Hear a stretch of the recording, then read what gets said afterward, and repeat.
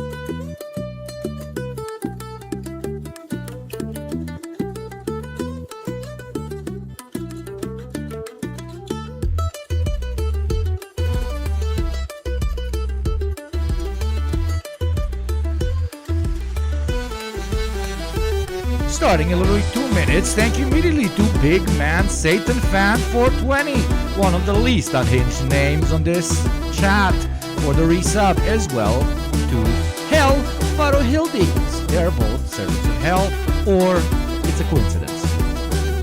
Thank you very much, starting in 1 minute.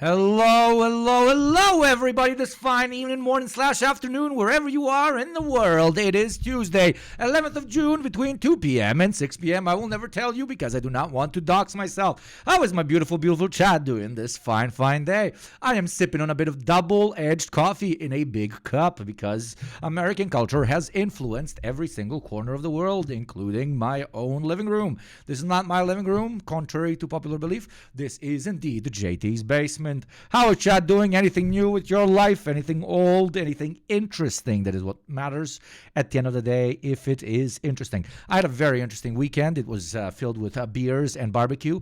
Very, very good. Very far Eastern European friend, like the border of Russia and China, made these incredible shashliks, and they were put on like actual metal spikes. We drank beer.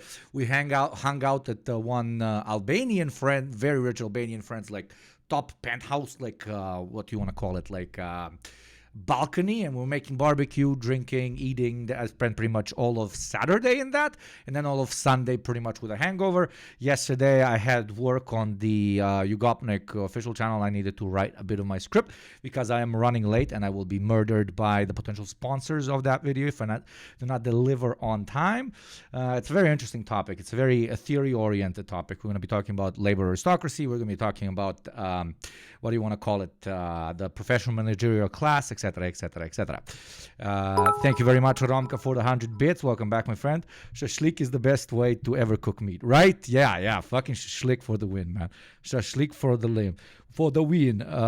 Poetica, I'm leaving Serbia, not a real Slav anymore. No, if you take that beautiful, beautiful Slavic soul of yours, you can be a Slav even in, I don't know, South Africa. But yes, today I have something interesting prepared for you. We're going to be looking at a bit of degenerate electoralism in the form of a good old European elections. Are the Europeans right wing? Are they left wing? Are they all cucked center? The only thing I know is that the third wave so-called capitalist girl boss feminists have won. Le Pen, the Italian fascist, the leader of the European Union in general. All incredible girl boss ladies. Back in the day when we said, if women are just put into positions of power without actually addressing things such as imperialism or the class dichotomy, everything will turn out better. No, it's just good old boots, but now they're better taken care of, and a smaller size foot is wearing them. So, yes, that is pretty much my update. I'm getting hit by the caffeine very, very, very hard. Hi, I see some of the OGs are in here, like Wichaethra, like Ban Reddit. Yana Gibashi, as always, the biggest of OGs. Romka, ora, 69420. Welcome, everybody. Welcome back. I was really planning on streaming yesterday, but unfortunately that was impossible. I'll be streaming today, and I will be streaming tomorrow as well. My mask is looking like shit today, man, and it's a bad hair day as well. Some are asking the outfit. The outfit is very clean, very simple, very light. Today it's like 30 plus degrees up in this motherfucker. I have to somehow lower the amount of sun I am attracting. Otherwise, this pale boy will look more like a red boy. What I am actually inside. Ha ha ha. Very funny. By the way, I never wear sunscreen. I keep telling my girlfriend to teach me how to wear sunscreen, or at least remind me that I'm supposed to wear sunscreen, because I don't want to look 45 years old in like 2 years. But I always forget, like somebody like this capitalism that promises us so much commodities needs to have like a male-oriented sunscreen product where the advertisement really concentrates on toxic masculinity. It needs to be like one of those Mentos or like the spray X spray. Yeah, it needs to be like, real men do not look old. You need to paint your face in sunscreen. And then maybe my toxic ass will actually do it. Thank you very much, Adelie, for the resub for the second month. Welcome back, my beautiful child soldier. And thank you, Jaws, for the 100 bits. Cheer. Hello, brother in chat. Hope you're doing well. With Jaws, we're always doing well. Jaws always walks back into chat and says, hope you're doing well. That is the single most positive chatter here. But with that being said, let us get right into the topics which we will be covering today. Let us all pretend that we know absolutely goddamn nothing about the good old European continent and what is happening there. So let's click on TLDR News EU. The EU Parliament election results explained, and afterwards we're going to talk about specifically what is happening in France, because France is a relevant and important country, and we really like French people here, as you all know. I unironically like the Ugopnik-Hakim split being caused by Ugopnik being pro-French would be absolutely legendary. Yeah, you're extremely high. Real men wear makeup. Absolutely. 30 Celsius is like 85 Fahrenheit. Yeah, for all you illiterate Americans, okay?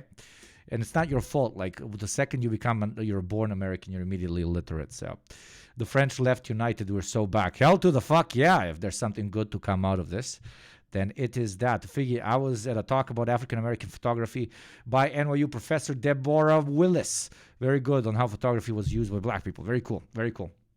Okay, let's get into this video. Maybe it starts a conversation. Maybe it ends it. Let us see where this goes. Last weekend. Immediately before we start, thank you to everybody who's subscribing. An ad will play right now. Twitch did not really warn me. If you do not like to watch ads, please consider supporting the show and having an adless experience. Also, very much thank you to my lovely, lovely mods who are always here and without whom my stupid lazy ass would not be able to do any of this. Okay, with that being said, let me just see my audio levels. My audio levels seem to be fine. My energy levels seem to be on top. I swear to God, I have not done cocaine. Only a double espresso, which I always want. Like, I've never done cocaine in my life. I probably won't ever do it. But like, I'm a de facto highly energetic person. Like, I think I would literally lose my mind if I did a little bit of that good old snow, baby. The good old snow. Okay, let's see what the fuck is happening. And nearly 200 million Europeans went to the polls to elect the 720 members of the European. Wait, this is playing too fast. I forget. Yes, I'm one of those eternal teenagers that actually unironically watches YouTube, like almost exclusively at 1.5, sometimes even 2x. Does do any of you do that as well? I don't know. In Parliament. Going into the election, the big story was about how the polls were predicting a surge for the so-called far right. But while the right did make... Ban Reddit, I do 3x. Jesus Christ. Like, you're either like extremely smart or your brain is too fucking melted, man. 3x is unhinged. You're either like fucking 7 billion IQ or like you need to be on medication. Which is nothing wrong with needing to be on medication, but I'm just saying. Go get that tested, brother, okay? Gains, their success was mostly driven by... I do 2x except on your vids. Oh, thank you very much, Omega. But that like... I had an editor where they were insisting on always making things a bit quicker, and I kind of like the idea. But then I don't think I've ever received a lot of hate comments on my videos from comrades. Of course, I would receive death threats and the like from right-wing cuckzillas. But from comrades, everybody was like, "Why the fuck is it going so fast?" I'm like, "But guys, I talk a bit too slow on the videos, blah blah blah." And they're like, "No, we like your slow tonality." So I was like, "Okay, I'm not gonna automatically make all my audio run at 1.5. All right. But while the right did make gains, their success was mostly driven by electoral dynamics in just 20 members of the Europe. This video is brought to you by Brilliant. Last weekend, nearly 200 million Europeans went to the polls to elect the 720 members of the European Parliament. Going into the election, the big story was about how the polls were predicting a surge for the so-called far right. But while the right did make gains, their success was mostly driven by electoral dynamics in just a couple of countries, notably France and Germany, and the overall... Yeah, just the two biggest and most important European Union states. Why is this trying to undermine the fact that they grew in France and Germany? Oh, it's just, it's two of the biggest and most important countries in the European Union. Okay. Picture was... And the reason that the right grew in France and Germany is because it's already at the fucking peak in countries like fucking Poland. So, šta? And Italy. Like, you don't need it to grow in Italy and Poland because it's on top.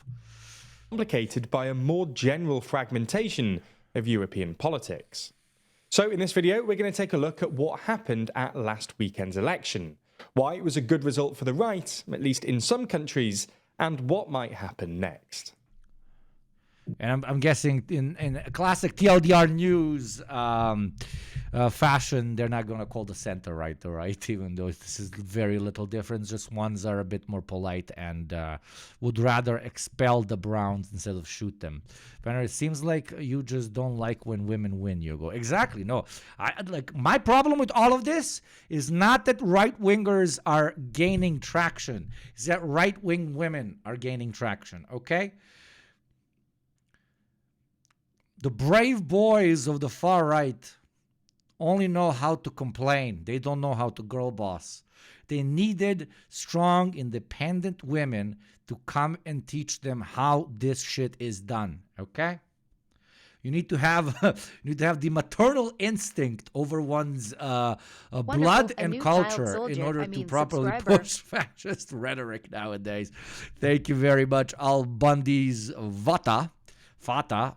Al Bundy's father for the resub.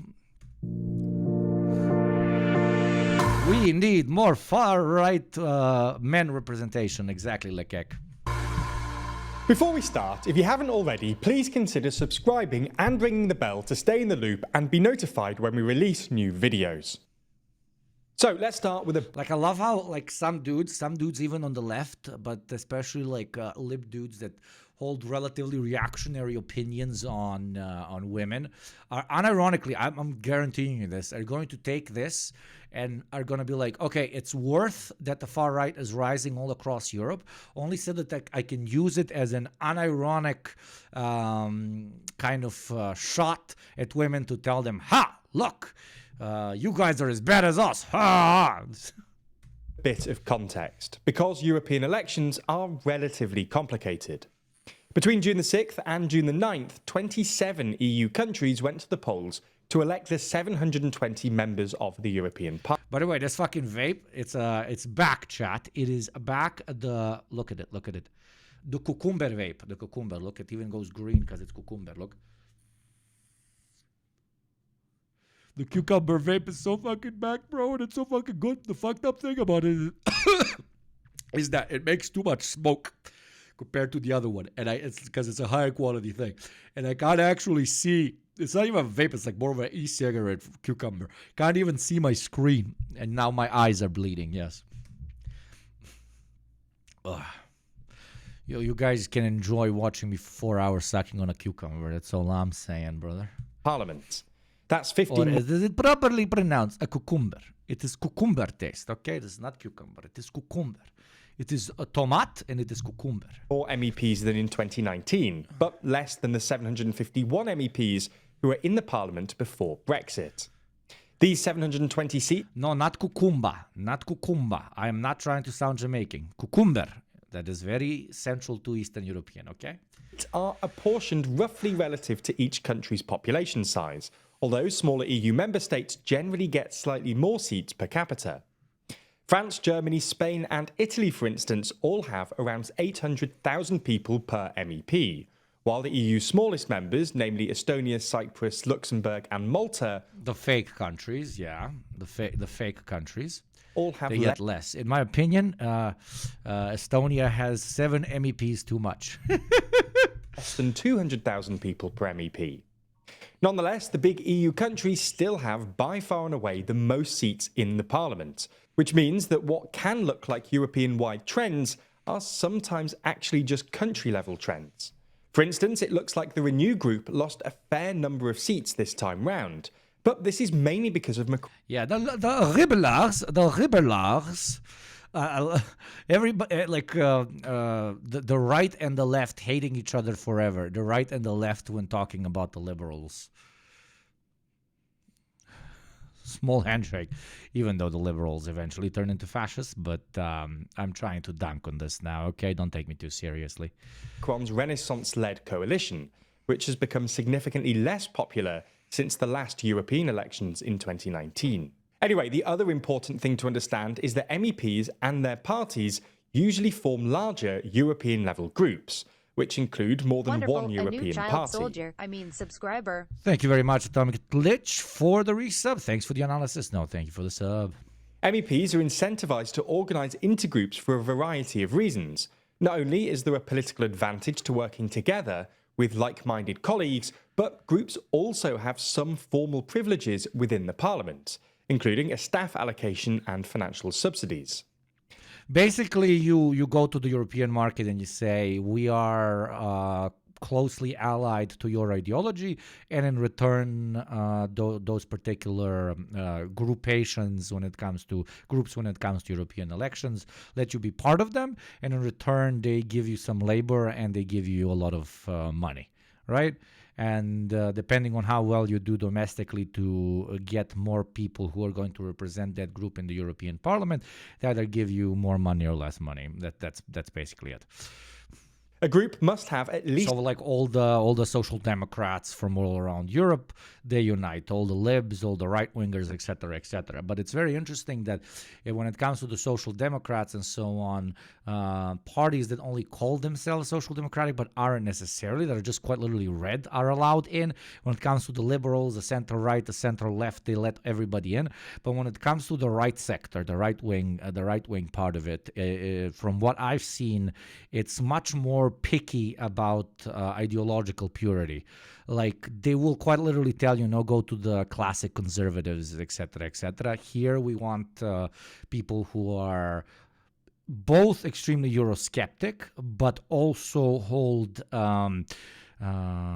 ethnic, specific, very important, very different than national, ethnic identity as one of its core principles.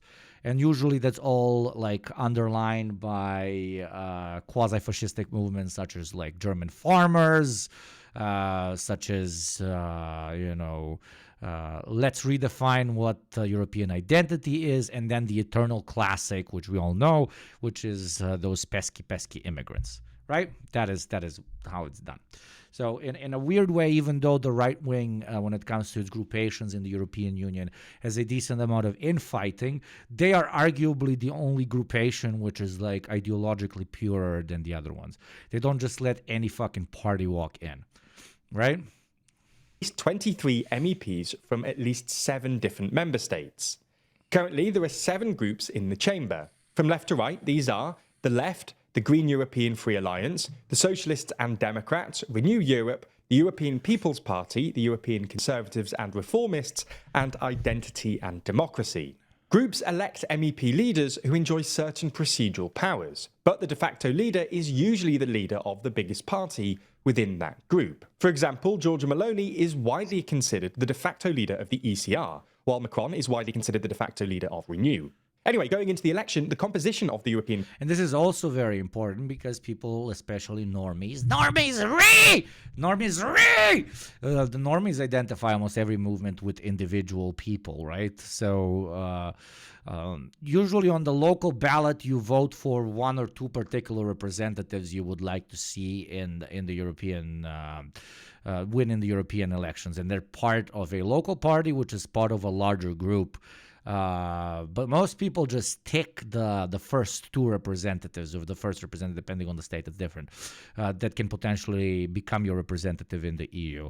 And they only tick it under the name of the big leader of that particular quadrant, of that particular groupation or local party. So very rarely, it almost doesn't happen. Like they really harp on, you choosing your direct representatives per, as we've seen, depending on the size of the country, per 800,000 citizens or per 200,000 citizens, etc., etc. But rarely does anybody actually research the particular representative they're voting for. They just vote for their bloc. And then it's on the internal policy, or internal politics, not policy, of those parties to decide who's actually going to be chosen. So you can either choose a bloc, and then depending on the votes of the bloc, they put the first, the second, the third, depending on how many they can into it, or you can choose the bloc and then choose the particular person, and then it's calculated differently because it goes. But it's very rarely that it happens for somebody to choose the particular person, right? Parliament was as follows. The EPP had 176 MEPs, the Socialists and Democrats had 139, Renew had 102, the Greens had 71, the ECR had 69, Identity and Democracy had 49, the Left had 37, and the remaining 62 MEPs were what's known as non-inscrits, i.e. without a group. According to current projections, as of Monday morning, after this weekend's elections, this is how things have changed. The non-identifying are usually like... representatives of special interests in certain countries, or just like professional politicians that are, whose whole life is being a bureaucrat and they have like a couple of thousand people that through different machinations always exactly pick them on the list and get them into these particular positions, right? And sometimes it's an artist or like a advocate for this or that is very popular in a particular country. Think like if they elected like Greta Thunberg to be in the parliament, but most of them are just representatives of very special interest groups, oil, guns, fucking wood cutting, right? And they get given some money, and then they don't even necessarily do large campaigns. They just make sure to pay off the domestic holders of power, quote unquote, who will then make sure they get the good old votes. The EPP won 8 more seats, taking their total to 184. The Socialists and Democrats have maintained the same number of MEPs with 139, although because the parliament has grown in size, this means that their share of MEPs has slightly fallen. Renew have lost 22 MEPs, taking their total to 80. The ECR won 4 more seats, taking their total to 73. Identity and Democracy won 9 more seats, taking their total to 58. The Greens lost 19 seats, taking their total to 52. The Left lost 1 seat, taking their total to 36. And the number of non-inscript MEPs rose by 36. For a total of 98. Now, in general, we should be wary of drawing definite conclusions from these results, because voters the easiest explanation of this is exactly what I posted in my fucking post for today's fucking stream, okay? Uninspiring centrist refuses to tackle the underlying social problems that led to the rise of the far right. Stagnating living standards create fertile ground for fascism. Far right win elections. Far right drives economy off a cliff, lowers standards of public life, and generally makes everything objectively worse, which leads to uninspiring centrist defeats far right with a promise of change, which leads to uninspiring centrist refuses to tackle the underlying social problems that lead to the rise of the far right, and in circle we go until it potentially breaks. And it breaks if only once the far right manages is in a place where the material conditions, meaning like shit is very bad in the country, but it's so bad and their rhetoric is so good, by so good meaning successful, not positive, of course, that they actually manage to grow their political power, that they actually manage to inspire so much hatred that it turns into outward political mobilization. Yeah. And this circle goes unlimited up until that breaking point, when capitalism can no longer hold itself up through typical liberal means, right? When what the libs like to call more authoritarian measures are supposed to be instilled.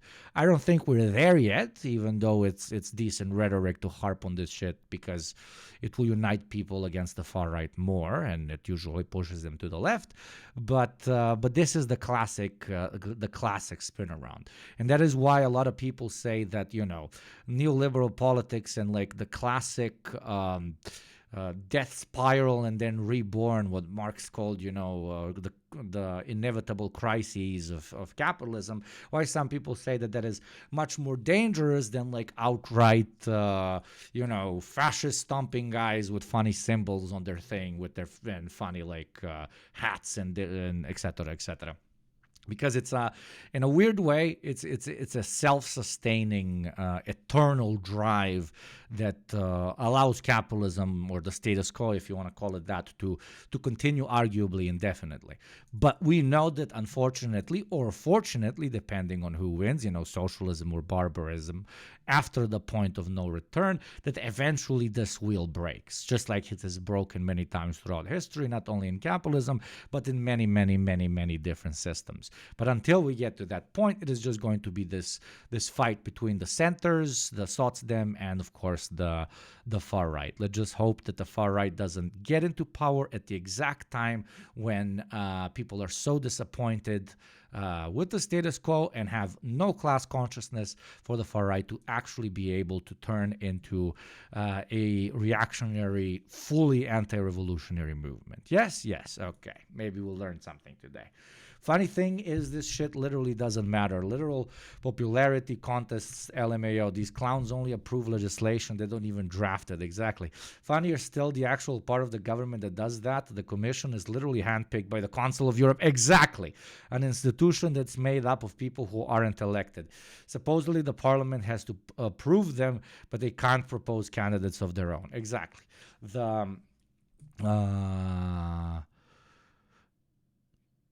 The Commission basically allows the European Union to do the bidding of Germany and to an extent France without needing to take into account what newer members or smaller members actually want. That was the original idea, intentional or not. And now it just turned into them representing domestic capital in the European Union.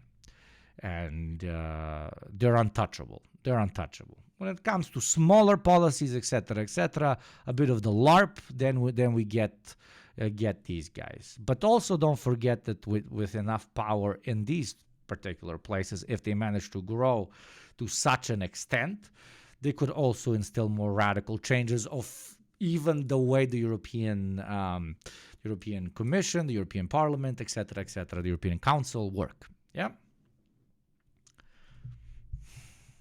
Different countries treat these elections very differently. In some countries, European elections are treated as distinctly European, with voters supporting Thank you parties very much to J-Tide for the sub at tier 1. Thank you very much, J-Tide. Welcome, my beautiful child soldier. And speaking of subs, in exactly 4 minutes, the far right shall conquer your lands by instilling itself in the commission of the ad and pushing different type of consumer objects you do not need upon your face. There is nothing I can do to stop it, but there is something you can do. Take your ballot box and vote to save yourself from fascist ads for $5 a month or for free through Prime. Trust me, this changes everything. It is not just another means for me to push you into subscribing to my channel and making it more sustainable. The ad will play in exactly 3 minutes and 30 seconds. Thank you. Their preferred EU-level policies. In others, EU elections are treated as essentially domestic affairs, with voters using them to vote with your dollars. Exactly, NRPX. To express satisfaction or dissatisfaction with their incumbent national government. And in some countries, there's thank you very much, Kristevsky, for voting with your dollar. Welcome, beautiful child soldier. Very little interest in European elections at all, which is sort of understandable, given that, according to various studies, a large number of European citizens neither care about them nor understand them. Nonetheless, there are at least 2 pretty clear trends at the European level. The first is fragmentation. Thank you also to Lil Baby B for subbing with Prime and voting with your dollar, as well as High 9H. Welcome, my beautiful child soldiers. Subscriber. We shall reinstill the great Gunner state of Jizrael when we hit those 1.2k subs. Indeed. That is the actual 4th way, or 3rd way. What did they call it? The actual 3rd way. A new child creating soldier. a great Israeli state. This is those who don't know are probably confused. Other chatters, please explain why a homeland for Gunners must be found and must be established. Most obviously apparent in both the fact that only the EPP has more than 20% of all MEPs, and we now have 4 groups with between 50 and 80 MEPs, but also in the number of non-inscrit MEPs, which has increased dramatically. There's also been fragmentation within and between groups. As we've covered in a previous video, the European right is divided on a variety of issues, including Ukraine and European integration. But love it, baby. I love it. But when you see the infighting not only being exclusive to the left, baby. Even though I think that they're just playing it so that it looks like they're actually principled in particular things, but they talk under the table all the time. But the European centre is also increasingly divided. For instance, the coalition that backed von der Leyen in 2019, which mostly comprised the EPP, the Socialists and Democrats, and Renew, is increasingly divided over stuff like the Green New. Also, I will never get over the fact that there is a whole fucking segment that is called EPP. EPP. It's got PP in the name. Okay, whatever. Jaws just earned a new 1K bits badge. Thank you very much, Jaws, for those 1K bits. And thank you very much, Zapatra, for the resub. Welcome, my beautiful child soldier. A hype train is close. Will we do the choo-choo? Will we do the choo-choo that goes very big and then falls directly on Netanyahu's house? Well, I shall puff on my cucumber vape and look at you with great intensity until the choo-choo goes very cuckoo. Does it go cuckoo? The choo-choo goes woo-woo, woo-woo, chugga-chugga. Thank you very much, NRPX, for the sub for 3 months, and for Jaws for the gifted sub, which started the choo-choo. Now let us make that choo-choo hit potentially level 5 and fucking run right through Netanyahu's house. If it gets big enough, it could even hit all the other prime ministers. And Yana Gibashi is always the biggest of OGs, and at this point, one of the biggest donors of this great train hitting Netanyahu's house project for the 5 gift subs, as well as Jocula, another OG, for the gift sub. Train goes true, level 4 already. New Deal, immigration, and further European expansion. This means that even though they collectively won a majority, governing... Also, whenever anybody gives you a fucking... Oh my god. Also, whenever anybody gives you a sub, please say thank you. We are polite here in Ugopnik chat. Always remember this. Hvala, Jokula. Šta je najjače? Što ću ja se vidim s jednim Đorđetom nakon 10 dana. I svaki put kad ti doniraš Đokula, uvek mislim da je on. I me sjebe skroz u glavu, sam fazonu, jebote, ljudi znaju čime se ja bavim, koji kurac. Okay, choo-choo train going, choo-choo. Would be more The single defining feature of leftism, me liking choo-choo. difficult this time around. The second is a shift to the right. Every group to the right of Renew won seats, while every group to the left of, and including Renew, saw their share of MEPs decrease, with an especially sharp drop for both Renew and the Greens. It's also worth noting that the non-inscript group mostly included parties on the European right, like Germany's AfD, Hungary's Fidesz, and Poland's Confederation, who could plausibly join or cooperate with either Identity and Democracy or the ECR in the future, or even form their own new group. Interestingly, a lot of this was driven by electoral dynamics in France and Germany. The right actually underperformed the polls in a whole load of countries, including Belgium, Poland, and Sweden. In Italy, while Meloni's Fratelli d'Italia did impressively well with 29% of the vote, she mostly stole votes. I love how, like, the purely lib Renew they're calling, like, even Sotsdem, that's fucking embarrassing as shit. That is embarrassing as shit. Votes from other right-wing parties, and the combined vote share of Fratelli d'Italia and Lega was unchanged on 2019. However, the right did especially well in France and Germany. In France, Marine Le Pen's Rassemblement National won a 31% plurality, more than double that of Macron's Renaissance-led coalition, who only just beat the Socialists. Macron's collapse also mostly explains why Renew lost so many seats, and the appalling results provoked him into calling snap elections, essentially daring the French electorate to actually put Le Pen in power. In Germany, not only did the centre-right Christian... I mean, in a funny way, Macron would not have a political career without Le Pen, because his whole pitch to the French people, when looked at it like just naked, is I am not Le Pen. Macron is the French Biden, and Le Pen is much more dangerous, in my opinion, French Trump. Macron would not exist without Le Pen. And to an extent, now they're so interlinked that maybe Le Pen would also not exist without Macron. Because they are both, at the end of the day, not offering necessarily original policies, at least when it comes to execution. We've seen Macron and Macron and what he does both with immigrants and domestic unions, right? And old people as well with the fucking pension reform, etc., etc. So in practice, they're not that different. The only thing they're pitching is, I'm not the other guy.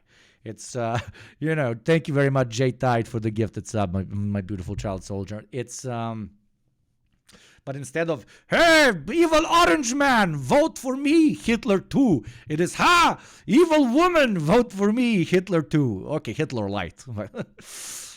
Democrats come first with a massive... Polarized working class to divide them. Classic, exactly. But orange man bad. No. But blonde woman bad. Evil orange woman. 30% plurality. But despite a series of scandals, the far Also, one more minute left for the hype train to reach level 5. Choo Choo will not be hitting Netanyahu's house without level 5. Are you really prepared to see that not happen? I'm looking at you with great, great judgment. right AfD also came second, beating Scholz's Social Democrats by a couple of percentage points. This was a truly terrible night for Germany's governing coalition, with all three parties losing significant ground on 2019. Similarly, Green and far-left parties actually outperformed the polls in a handful of European countries, including the Netherlands, Sweden, Denmark and Finland. But their gains here were more than offset by the collapse of the French and German Greens, who both saw their vote share roughly halved compared to 2019. All in all, while the right definitely performed well, the aggregate number disguises some pretty significant intra-European variation, and the Parliament's wider fragmentation promises to make governing and choosing a new Commission president remarkably difficult. So subscribe to stay updated. Yeah, there's a with chance the that she upcoming might chaos. not get it again, Now- but, we'll see. Level 4 hype train still very much. Thank you, chat. Thank you. I'm kidding. I will nonetheless send the great trains to descend upon Netanyahu's house. Even a level 4 train might do some damage on his garage. Understanding exactly what has or is going to happen here can be a little tricky, requiring you to evaluate lots of information from different, often partial sources. It would be sensible then to begin improving your critical thinking skills so that you can keep sharp and better understand what's going on. And well, our sponsor Brilliant.org can help you do just that. Brilliant is Yeah, we're good. Thank you. Okay. Francis Macron French calls a snap elections.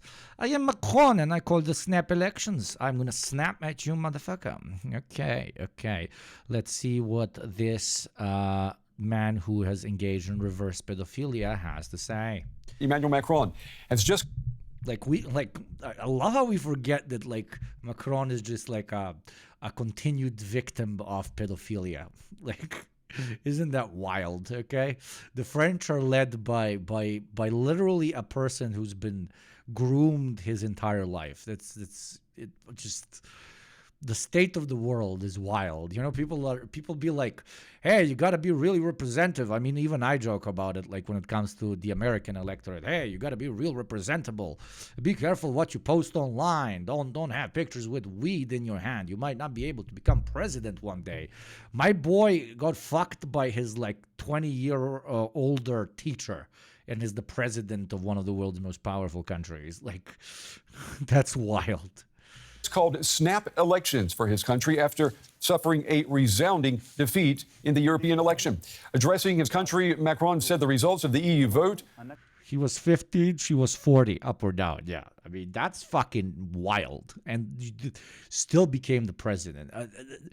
How that is not a talking point every fucking time anybody mentions him, I do not understand. If I was Le Pen, I would harp on that so fucking hard, dude. For his government were grim and could not be ignored. His coalition came in second, well behind Marine Le Pen's far-right national rally, which is on course for nearly a third of the vote. Let me go blow my nose. The first round of voting in France in these snap elections will be held on June 30th.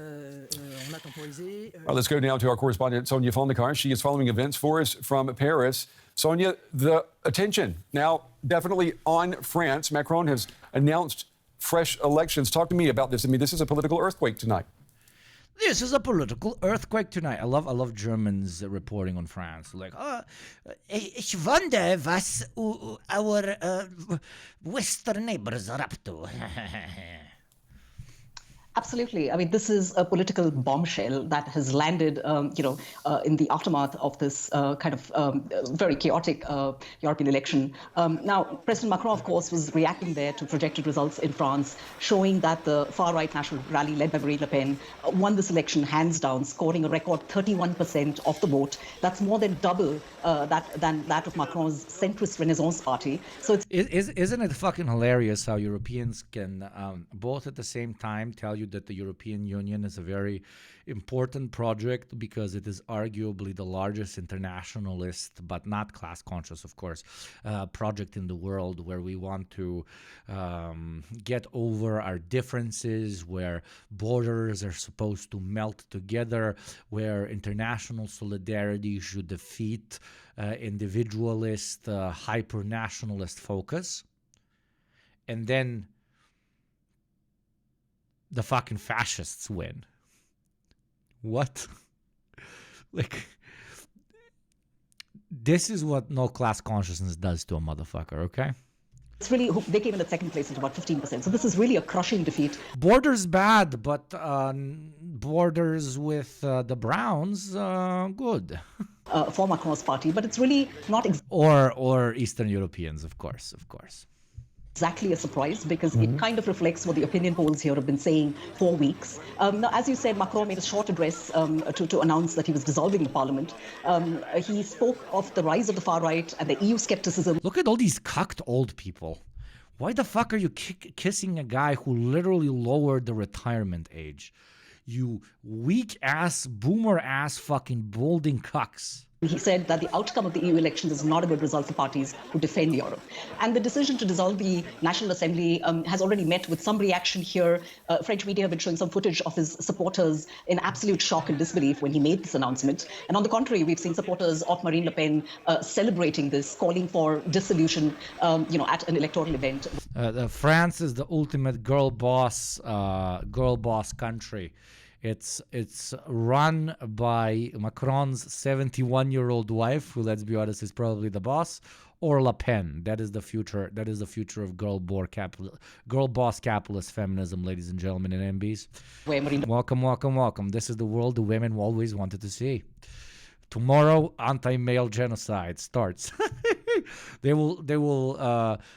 are hooking you with anti-immigrant rhetoric, but then they shall come out on top and say, no, this was all about men this entire time. Time for mass castrations. That Marine Le Pen is addressing tonight in Paris. And what does this all mean for Marine Le Pen? Thank you very much, Miudvi, for the resub. Can't eat for today, but it's worth it, Pog. What? Please don't give me subs if you can't eat. Jesus Christ. What the fuck? No, please don't do that. Don't do that, please. Fucking hell, what?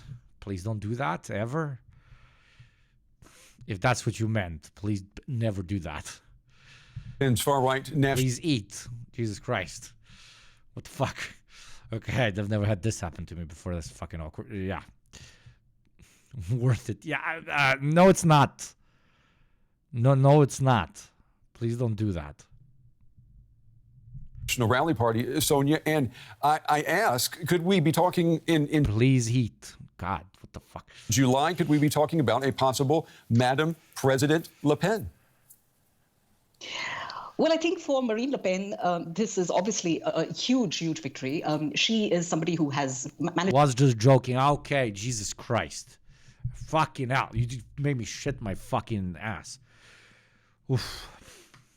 Rebrand herself essentially as a mainstream figure. She has managed to tone down, detoxify, if you like, the more radical aspects of her party, the kind of racism and anti-Semitism her party was known for. And for months, the far-right national rally has been led by the lead candidate, Jordan Bardella. He's a 28-year-old, huge. And that is always a win-win, what she's doing, especially in the right. In the left, somebody moves a bit further to the center, and we rightfully all lose our shit, and we no longer either vote or monetarily support us or participate in organizing. With the right, when you whitewash, with the right, when you whitewash a bit, your core super right-wing audience still supports you because they're just saying, dude, they're manipulating the normies, man. Le Pen is manipulating the normies right now, pretending to be one of them, etc., etc. But when she gets in power, we're all going to get our hours, And with the normies are fucking stupid, and then they go and vote because even the normies, is deep down, they were a bit racist, but they didn't want to be scolded by their community or by their girlfriend or by their kids for supporting her. And now they have an excuse for supporting her by saying, hey, it's not like the old right-wing guys, etc., etc. And the old right-wing guys will still vote because they're like, she's just putting on a mask for a little bit. This is always the right thing to do if you're a far-right party trying to get into power. Always the right fucking decision. hugely popular French politician. He's seen here as kind of new face of the far right. And for months, they kind of dominated the opinion polls. They hammered away at domestic issues like crime and immigration. They turned this vote into something of a referendum on President Macron, who remains hugely unpopular here. And I think this victory for Le Pen certainly has implications for France, because this vote is widely seen as, a barometer of the national mood ahead of the presidential elections in 2027, where Marine Le Pen is running for the presidency. It will be her fourth bid for power. And her hope, of course, is that the strong showing will boost her own chances and her ambitions to finally get into the Elysee. And so I just want to ask you about the timing of all of this. I mean, this seems like a lot of political uncertainty, and it's coming right before Paris is about to host the Olympics. Oh, can't wait for some motherfucking street fighting. The oldest Olympic sport to happen as the Olympics are going. Biggest far-right groups led by blonde white women, exactly. But yeah, it's the oldest Olympic sport, beating the shit out of each other outside of the Colosseum. So, hey, we're so here for it. Well, 1936 Olympics Part 2. Who's gonna Photoshop Le Pen's face on Hitler's face as he waves from the 1936 Olympics? For weeks, we've heard Jordan Bardella, the lead candidate of the far-right National Rally, saying that he would call for the dissolution of the parliament if Macron suffered a crushing defeat. But nobody really expected to do this, and he's also not constitutionally obliged to do this. So in that sense, it has come as a big surprise to people. I think the fundamental problem here is that such a big surprise that the continuous crises through which capitalism goes will allow for a parasitic underclass to come up and blame all of the problems of capitalism on foreign hordes, which will then lead them into political power. That has never happened in Europe. When does that ever happen in Europe and in the world in general? We will continue to vote for centrist and liberal politicians, and this will never happen eventually. No. It is not just a natural way of the system functioning. No, please re-elect me. I'm gonna lower pensions, lower the pension age, beat the shit out of students, instill incredibly fucking unhinged policies which put the weight off both the environmental disaster that the planet is going through, as well as local economic insecurities on the working classes. None of this can go wrong. Please re-elect me again. I am Macron. I fucked a fucking 40-year-old when I was 15. I am definitely not an unhinged human being. Macron is presiding over a minority government, and he emerges ever more weakened now. Okay, our correspondent Sonia Falnikar with the latest from Paris tonight. Sonia, thank you.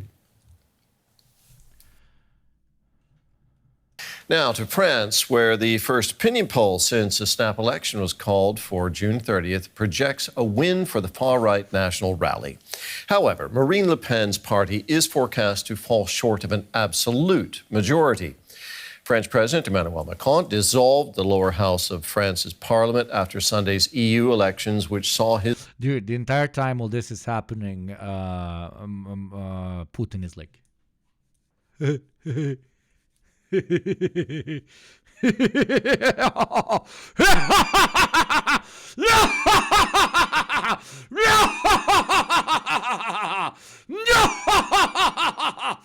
Pretty much, like... His centrist coalition suffer a resounding defeat. Kom się na aparaty, You got me proper. The streets of Paris look normal, but there's only one thing people are talking about here.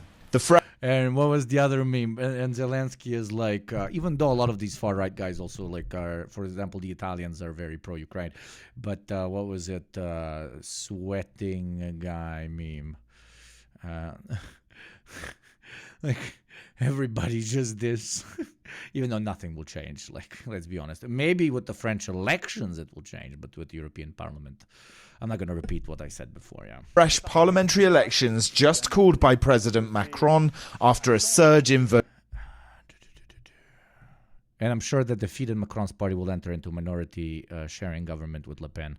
You think so? Yeah, pretty big chances to make sure that no socialist comes to power. Pretty big chances. As I said before, like both Macron's popularity is directly linked to Le Pen, and he literally came into power because he said, hey, I'm not Le Pen. And that's the whole pitch. But now he has grown to such levels of political establishment that Le Pen is linked to him because a big part of her pitch to the normies is, hey, I'm not Macron, right?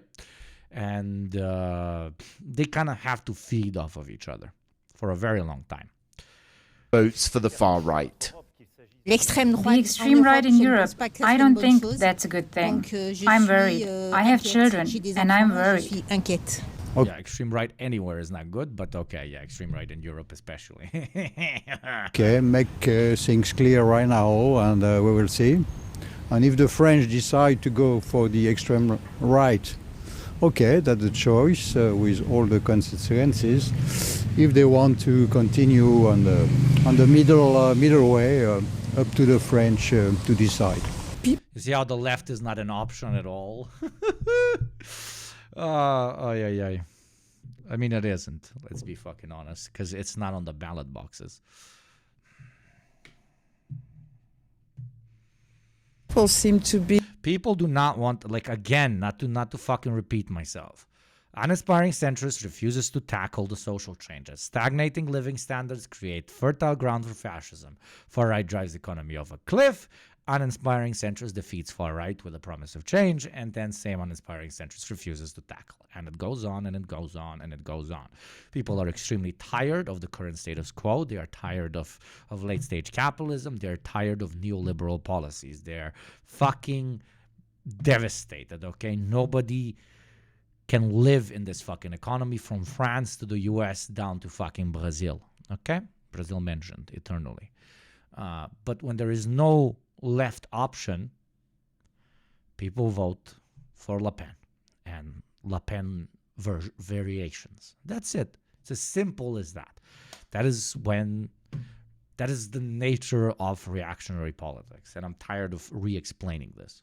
I think Chad is smart enough to get it at this point. Be not so worried about it. That's what puzzles me as well. I mean, people that never voted far right around us voted far right.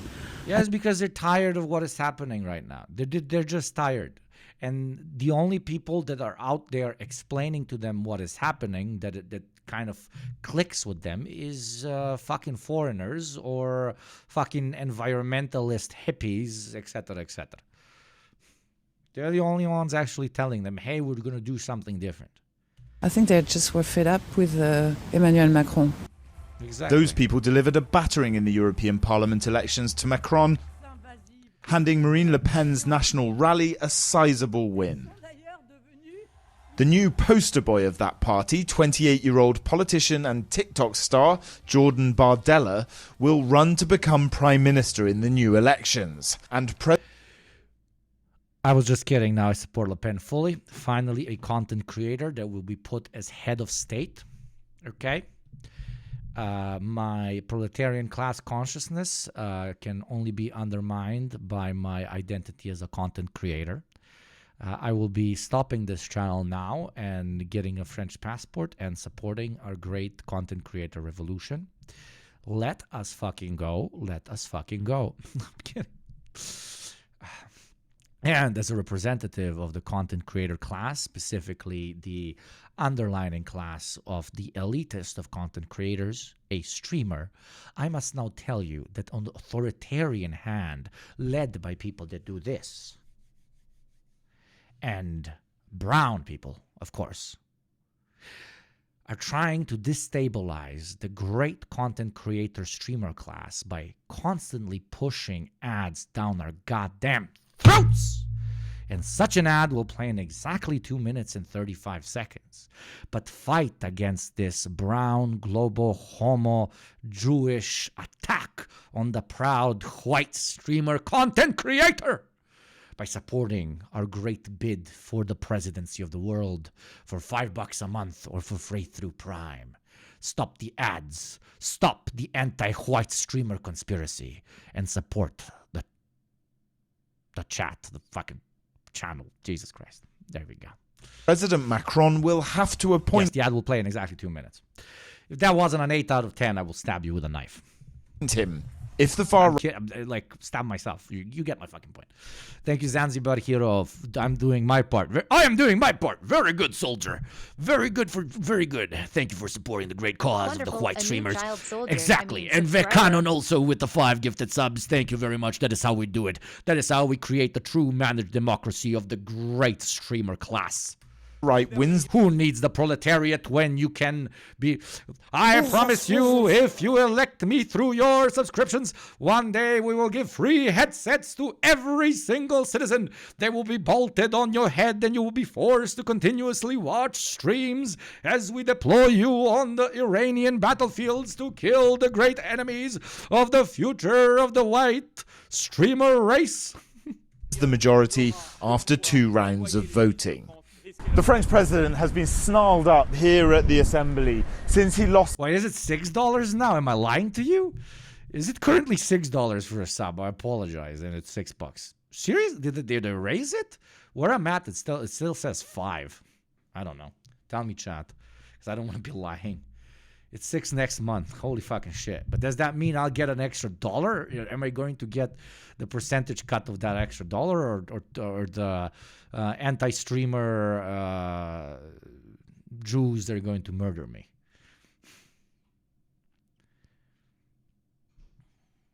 his majority in 2022.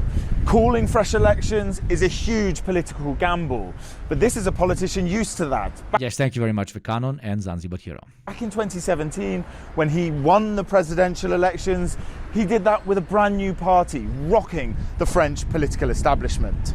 Some experts say Macron operates well when the stakes are high. Thanks to the biggest OG of OGs, Yana Gibashi, for also gifting me a new child soldier for the great Gunnar state of streamer white boys. The lore is expanding. It is no longer the Gunners of all stripes that will receive their absolution through the conquering of the British Isles and the re-establishment of Israel.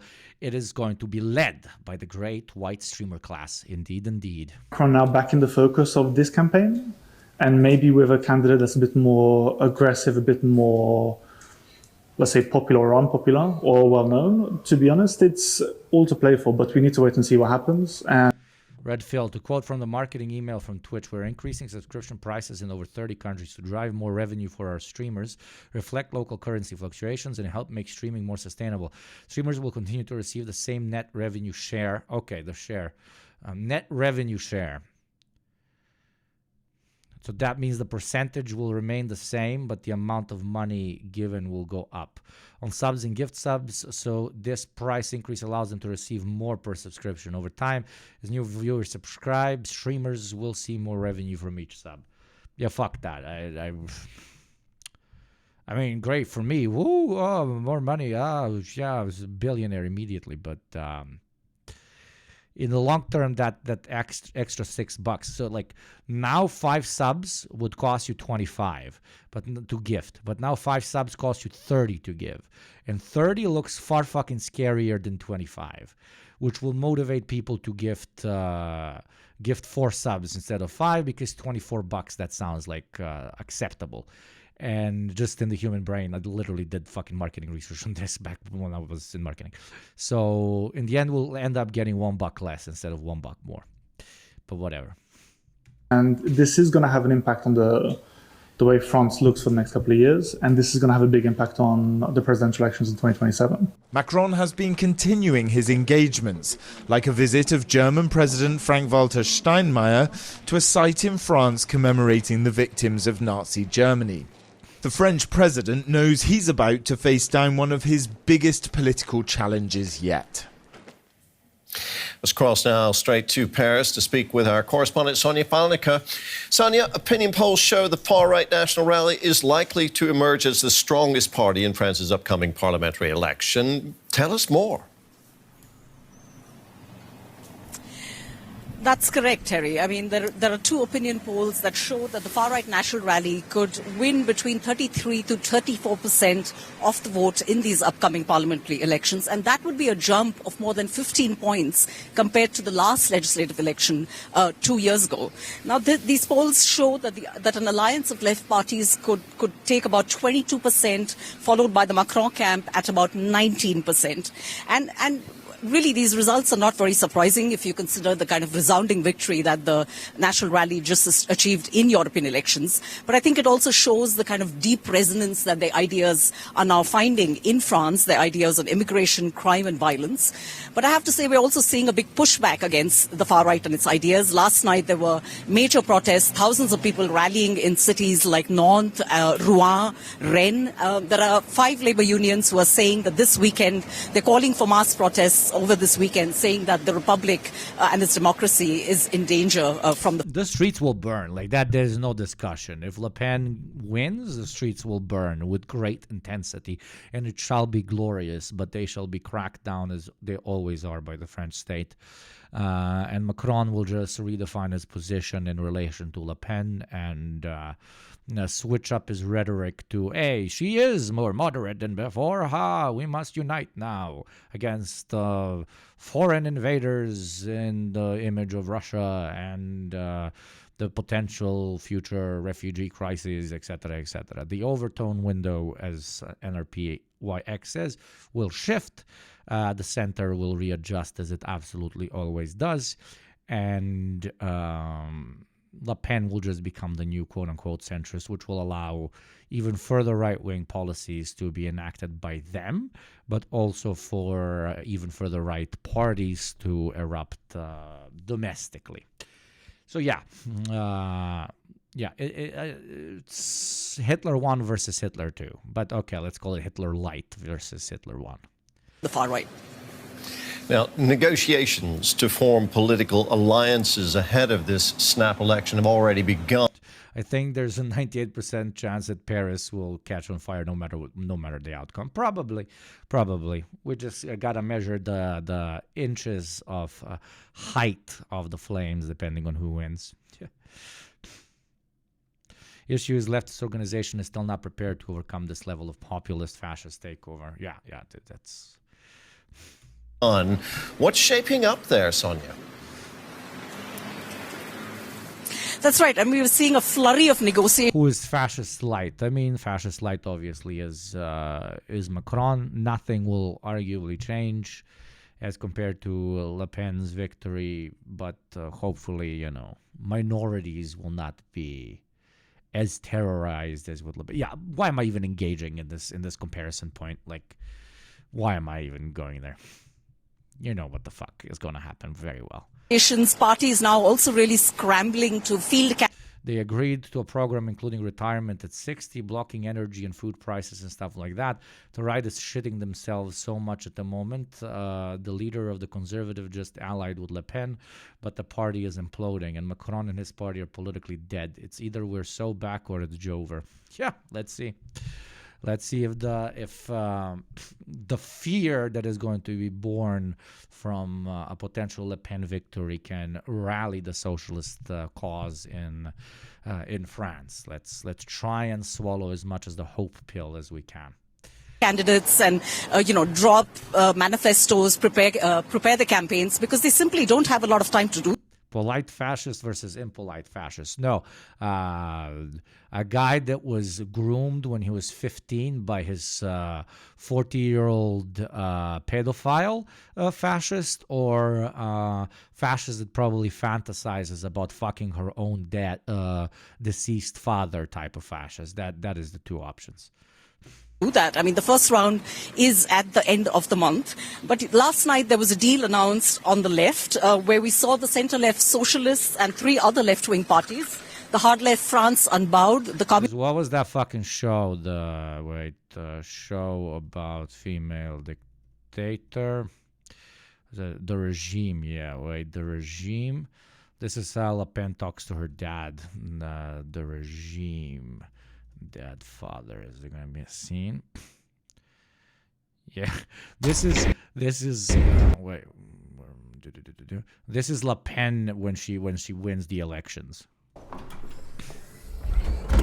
This is Le Pen when she wins the elections. Happy almost birthday, Daddy. Christ, look at you.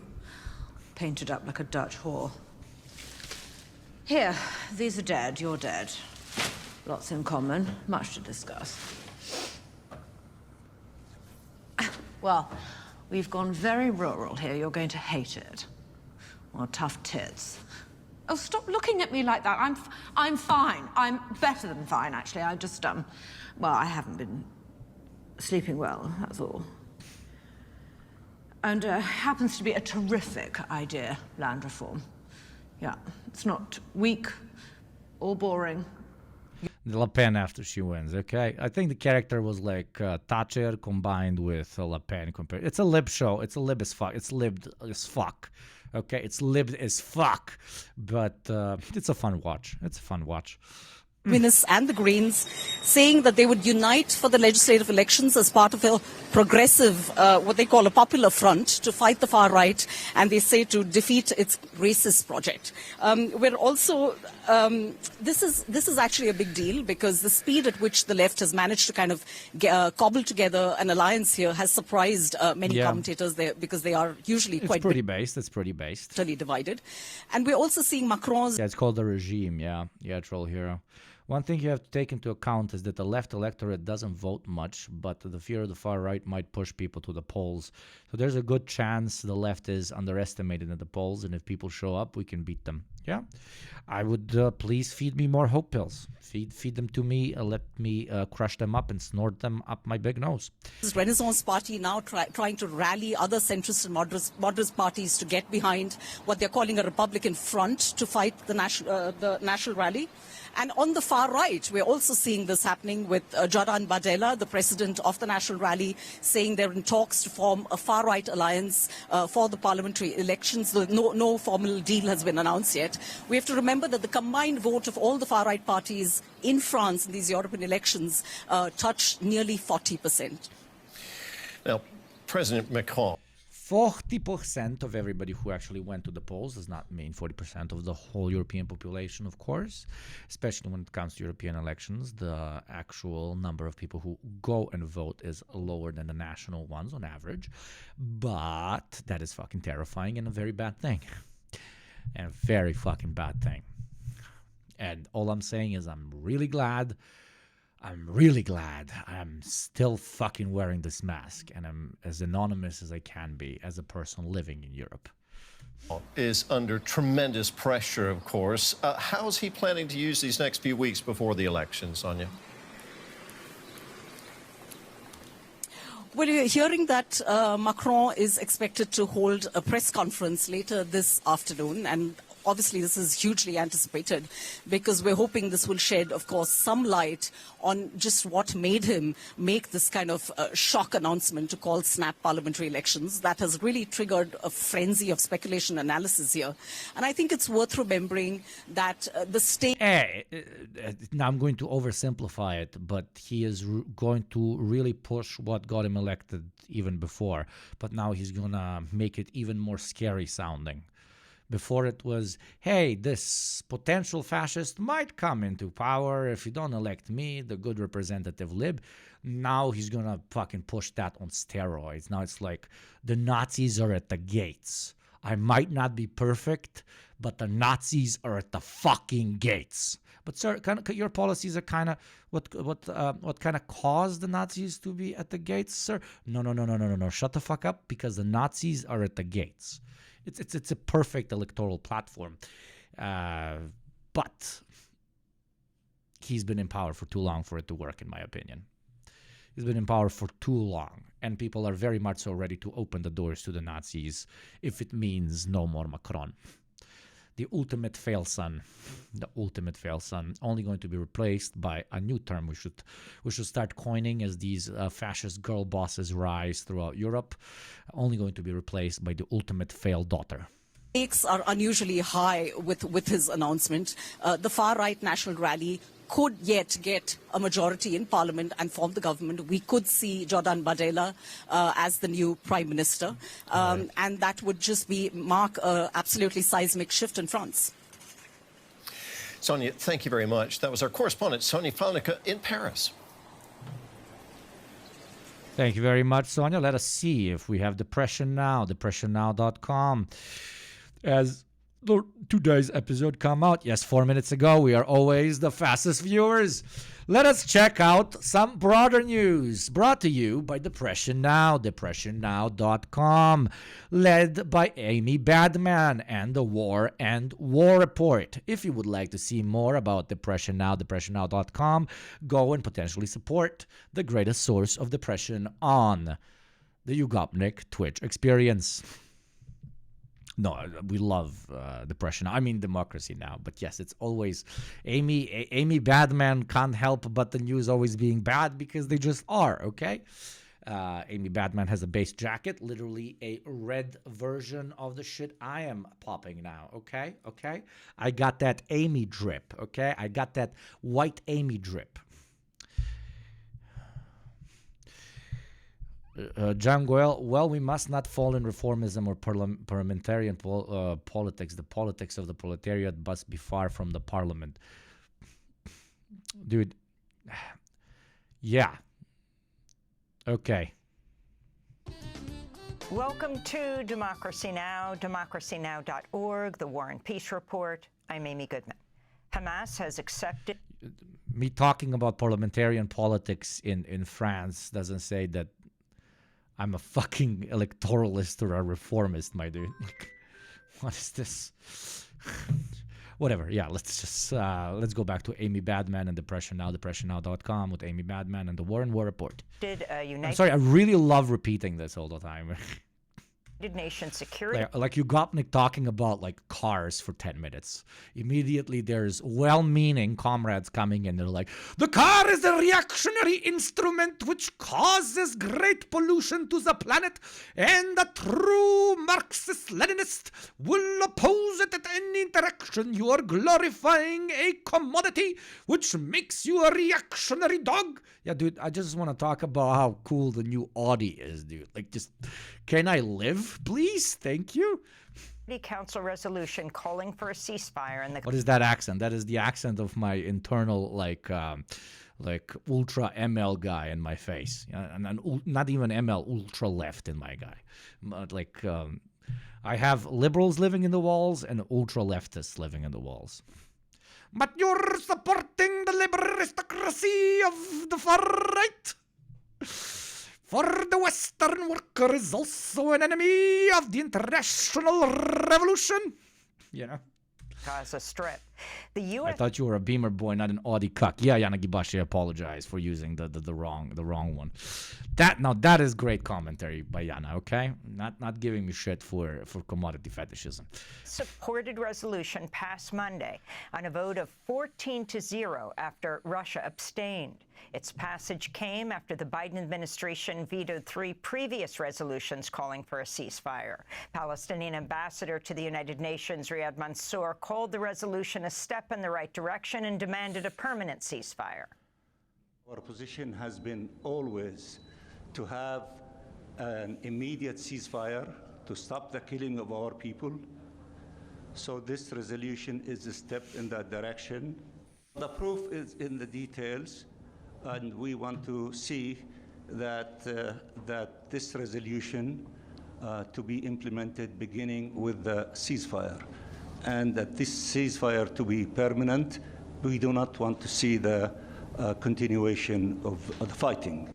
In a statement, Hamas said it would accept the ceasefire resolution and was ready to work with mediators to engage in indirect negotiations with Israel. Top U.S. officials have said Israel would accept the plan, contradicting statements by Israeli Prime Minister Benjamin Netanyahu.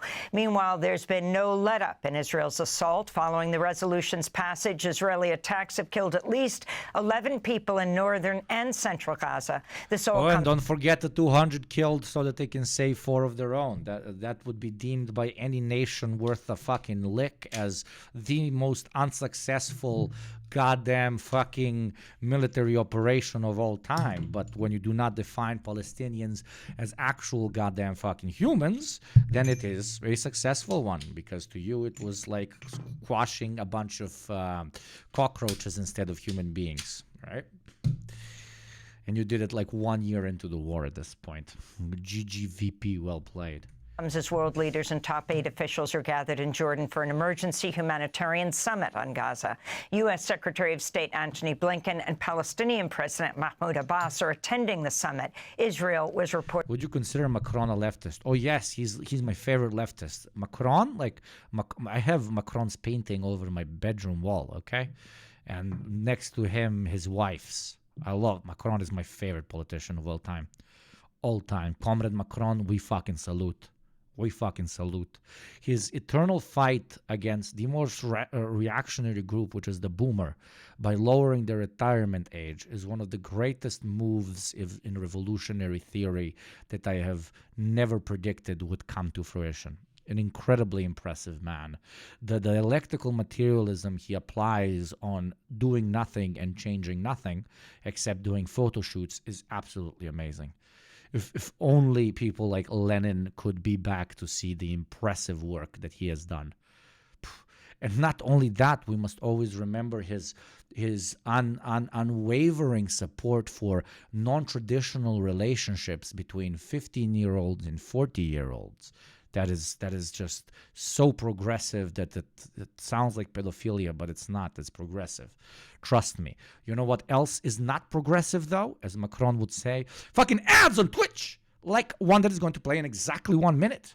Would you like to continue watching me? Watch depressionnow.com. Well, for $5 or for free through Prime, you can continue to be depressed with me. And alternatively, you can continue to be enlightened by the ad, which will tell you, do not be depressed. Buy a shirt, join the army, consume some McDonald's. The choice is before you. Sub or gift. Thank you for your consideration. Reportedly not invited. In the occupied West Bank, Israeli forces raided the Al-Farah refugee camp Monday. $6 now. If it's $6, I don't know what's happening. Killing at least 3 people, Thank you, Kit including a 15-year-old Palestinian teenager named Mahmoud al-Nabrisi. This is a resident of the Al-Farah camp. They raided the house and damaged everything, and the house and the ceiling, everything. They ruined the washer and refrigerator, the bathroom, not leaving anything in it. They are terrorists and do not care for anyone. Israeli forces have also arrested multiple children in the occupied West Bank and East Jerusalem in recent days. Since October 7th, Israel's killed over 530 Palestinians in the West Bank and arrested over 9,000. Here in the U.S., a federal court heard arguments Monday in an appeal to a lawsuit accusing top Biden administration officials of complicity in genocide. The case at the 9th U.S. Circuit Court of Appeals was brought by Palestinians and human rights groups, including Defense for Children. Thank you, Pizza Famine. Welcome, my beautiful child soldier, for the resub for 4 months. We love some pizza. Induced famines. International Palestine.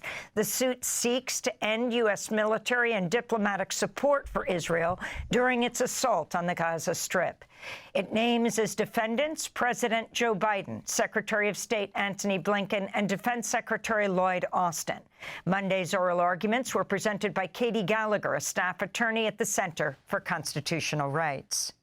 Your Honor, what this case presents is a clear allegation, a well-pled allegation of violations of binding law.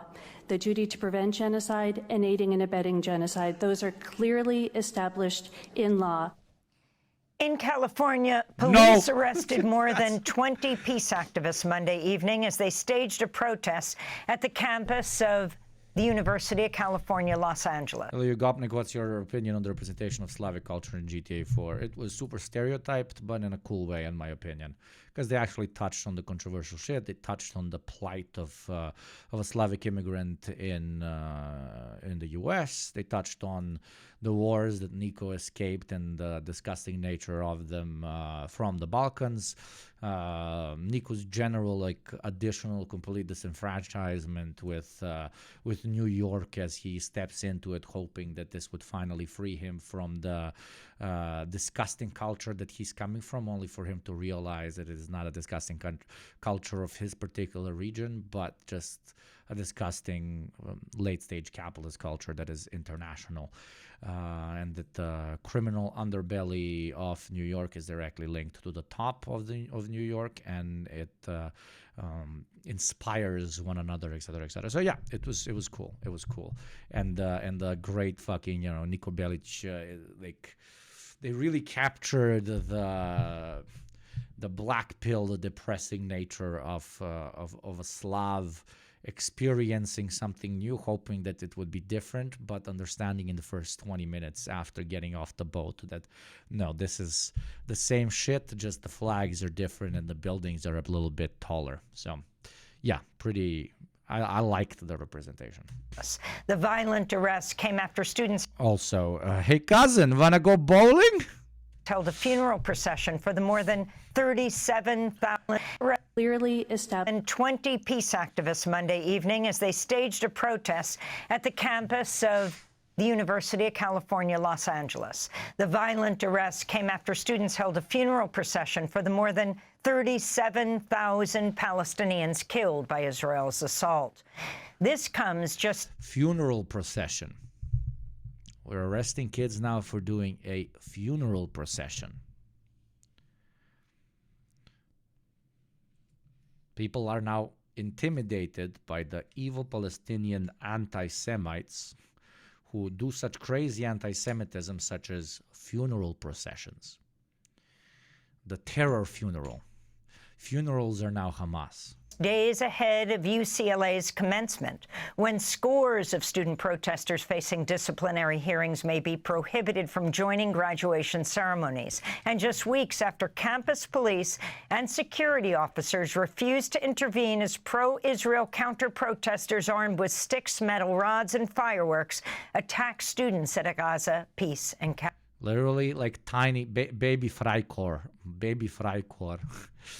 The cops step away and baby Freikorps walks in and beats the shit out of the students. No, like the land of the free and of free speech and of free assembly, where the college campus is the ultimate expression of freedom of speech and is supposed to represent the most progressive and forward-thinking institutions that will that continuously rejuvenate the American perspective on justice.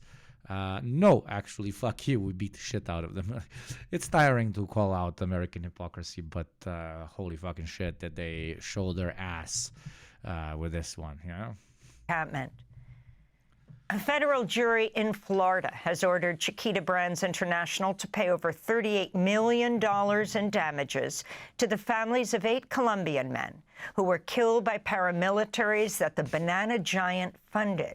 Chiquita previously pleaded guilty to paying the far-right United Self-Defense Forces of Colombia paramilitary group, or AUC, $1.7 million from 2001 to 2004, which Chiquita argued it did to protect its workers. The AUC has been found responsible for committing mass human rights abuses and murdering civilians from 1997 to 2006.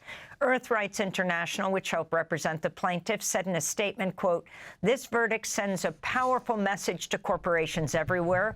Profiting from human rights abuses will not go unpunished. These families, victimized by armed groups and corporations, asserted their power and prevailed in the judicial process," they said. Good work, but why are we treating a corporation in a different way than we would treat an individual who has directly funded terrorist organizations? You fund terrorist organizations as an individual, and especially if they're anti-American ones, and then you get fucking, 100 years in prison, and you're justifiably called a fucking traitor. But when it is a corporation that is directly paid money to a terrorist group, then we just get a few payouts and they can continue to operate. I wonder why, man. So, Belgium's prime minister has formally resigned following a surge of support for far-right candidates on Sunday when Belgian voters cast It's so funny that it's so fucking easy to get away with mass murder and destruction. You just shouldn't do it as an individual Just do it as a corporate entity or as an LLC. And the laws, like the stricter aspects of prosecution, are no longer applicable to you. Like literally, a guy goes and shoots a person, 50 years in jail. A corporation pays someone to go and shoot a person. Okay, we will fine you $10,000. Like the fuck. So if you want to start a serial killer career, I guess just start an LLC that deals in acid, and then accidentally drop it on 50 people. They'll just fine you like $50,000, and you continue with your life. Ballots in general region. But if you're a normal human being that throws acid on somebody else, then fucking 100 years in jail. And European elections. The right-wing anti-immigrant New Flemish Alliance will lead negotiations. So is communism when LLC redacts billionaires? Yeah, that's a great fucking idea. Communists should just start a communism corporation. And then everybody's going to be like, but these guys are anti-corporate, but they are a corporation. They're one of us. We can't really fuck with them, man. Imagine what kind of precedent we would set if we arrested all of the representatives of this corporation. That will no longer be the free market, my friend. To form a coalition government in Belgium. This came as part of a wave of gains by Eurosceptic and far-right parties in EU elections over the weekend. We'll have more on those elections and the rise of the far-right in France after headlines. Newly published audio reveals Supreme Court Justice Samuel Alito questioning whether the United States can overcome its polarized political divide and appearing to endorse a Christian theocracy. Justice Alito made the comments at the annual dinner of the Supreme Court Historical Society June 3rd. The audio was secretly recorded by documentarian Lauren Windsor, who posed as a conservative activist. In the recording, Justice Alito agrees when Windsor says she hopes to, quote, return our country to a place of godliness. Ha! Allah, yeah. Writes itself out. Yeah, dude. Fourth world country with a Gucci belt, United States of America. Let's go, full. Hey, one of the key figures that gets to write the laws of a particular country where, he believes that man and sky should define everything. And Alito appears to rule out compromise between... Motherfucker watched Handmaid's Tale and he was like, based? Holy shit, fuck yeah. Hell to the yes, sir. Handmaid's Tale, now that looks like a utopia I can stand behind, baby. Polarized political factions. One side or the other is going to win. I don't know. I mean, there can be a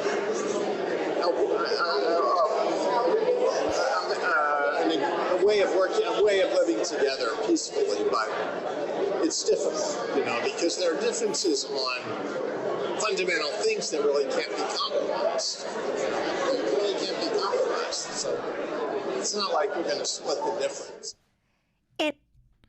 Civil War, Bagaloo, Samuel Alito. Let's fucking go. Holy shit. Yeah. In a separate recording from the same event, Justice Alito's wife, Martha Ann Baumgartner, complains about rainbow flags during Pride Month, quotes at length from the Bible, assails feminists as feminazis, and boasts of her German heritage. In May, Justice Alito told Congress he will not recuse himself from cases involving Donald Trump and the January 6th Capitol insurrection after photos emerged of two flags associated with election deniers flying in front of his homes in Virginia and New Jersey. Donald Trump sat for a virtual interview Monday with a New York... These are just like the idiots that were caught with these particular opinions, okay? I'm not a fan of theocracies, but sex, zdravlje, pravoslavlje. Absolutno, vrate, sex, zdravlje, pravoslavlje, uvek. Probation officer ahead of his July 11th sentencing for his conviction on 34 felony counts of conspiring to Jesus famously said, hate your neighbors if they're gay. Interfere with the 2016 election. In other Trump news, the presumptive Republican presidential nominee held an outdoor Las Vegas... Yeah, what was I saying? Yeah, these are only the idiots that actually say this shit out loud. You do know that, right? Like I would argue 50 to 60% of all high state representatives of the United States government think these things, especially in the Republican Party. Okay? So don't be surprised. Rally Sunday, at temperatures soaring over 100 degrees in the desert city. Trump joked to his supporters they should not die before they're able to vote for him. Today, a tempted Republican presidential nominee held an outdoor Las Vegas rally Sunday at temperatures soaring over 100 degrees in the desert city. Trump joked to his supporters they should not die before they're able to vote for him.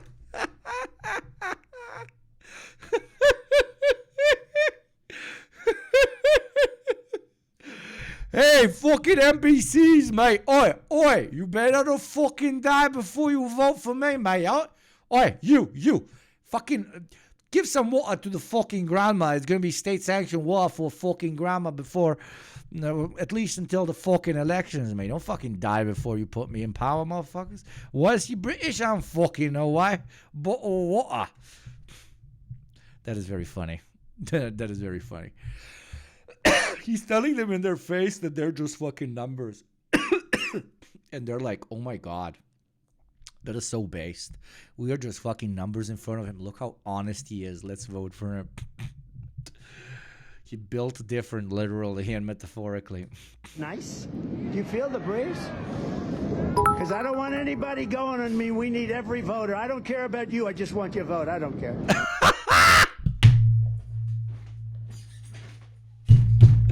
Fucking sick, dude. Whoa. This is the funniest man that politics and neoliberalism have ever absolutely fucking produced. Holy shit, my bro. Holy shit. And everybody would love that because people don't want a politician that represents them. People want a politician that is perceived as honest towards them. And they are so fucking mind-washed on like vrtimo se 300 that this is just going to be perceived as based, man. This is going to just be perceived as based. Let's watch this again. I'm gonna make this my fucking ringtone, man. My SMS ringtone, my messenger ringtone. Dude, I need to make this oh fuck. I need to make this like my subscription sound or some shit. Nice. Do you feel the breeze?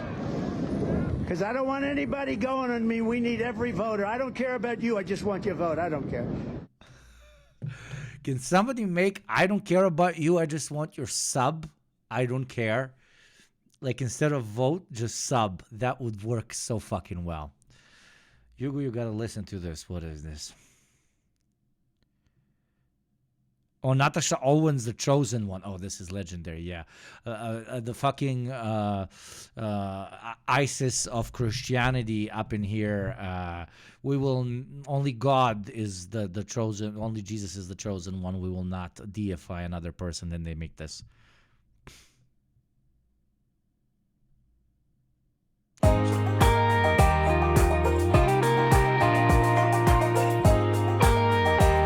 The chosen one.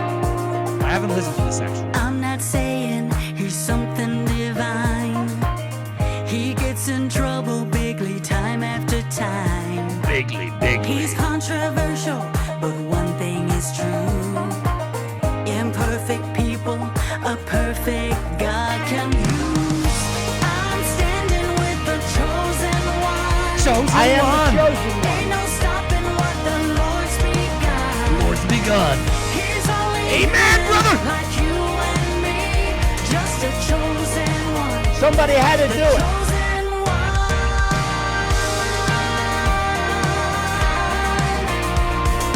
Classic. This great nation is under attack, and its real leader has arrows in his back. Zeros in his back. Many greet him with Satanists and communists want to kill him. God gave us a warrior for such a time as this. Trump Akbar! I'm standing with the chosen one. Trump Akbar! Ain't no stopping what the Lord's Trump Silla! He's only human like you and me. Just a chosen one. The chosen one. This is awesome. This is awesome.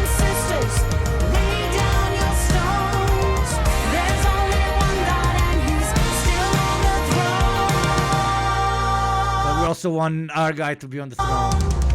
This is the most American song ever created in ever stand of every time of ever. I'm standing with the chosen one.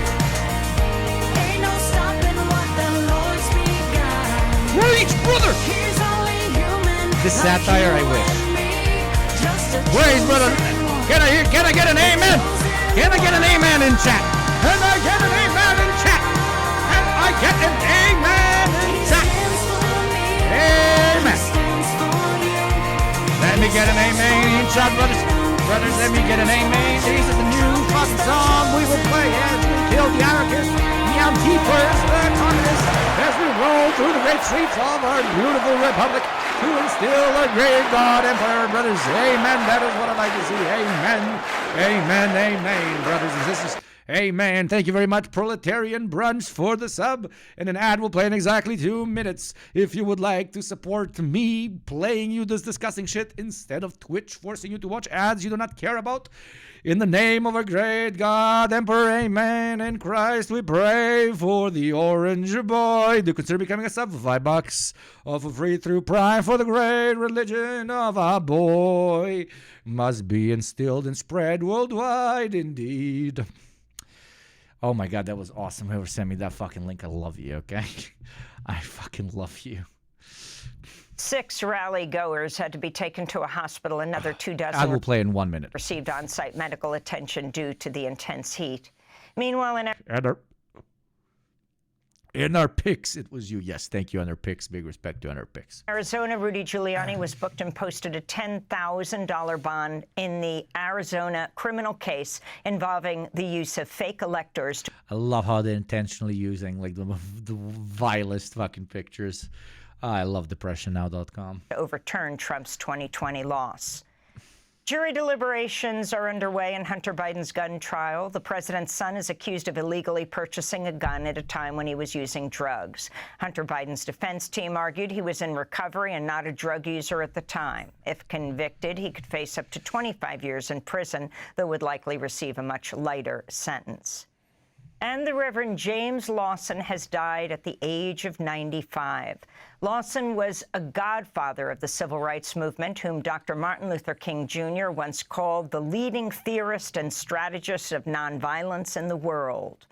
During the Korean War in the 50s, James Lawson was imprisoned for refusing to be drafted into the U.S. Army. He was later expelled from Vanderbilt University Divinity School for helping to organize lunch counter sit-in protests against segregation.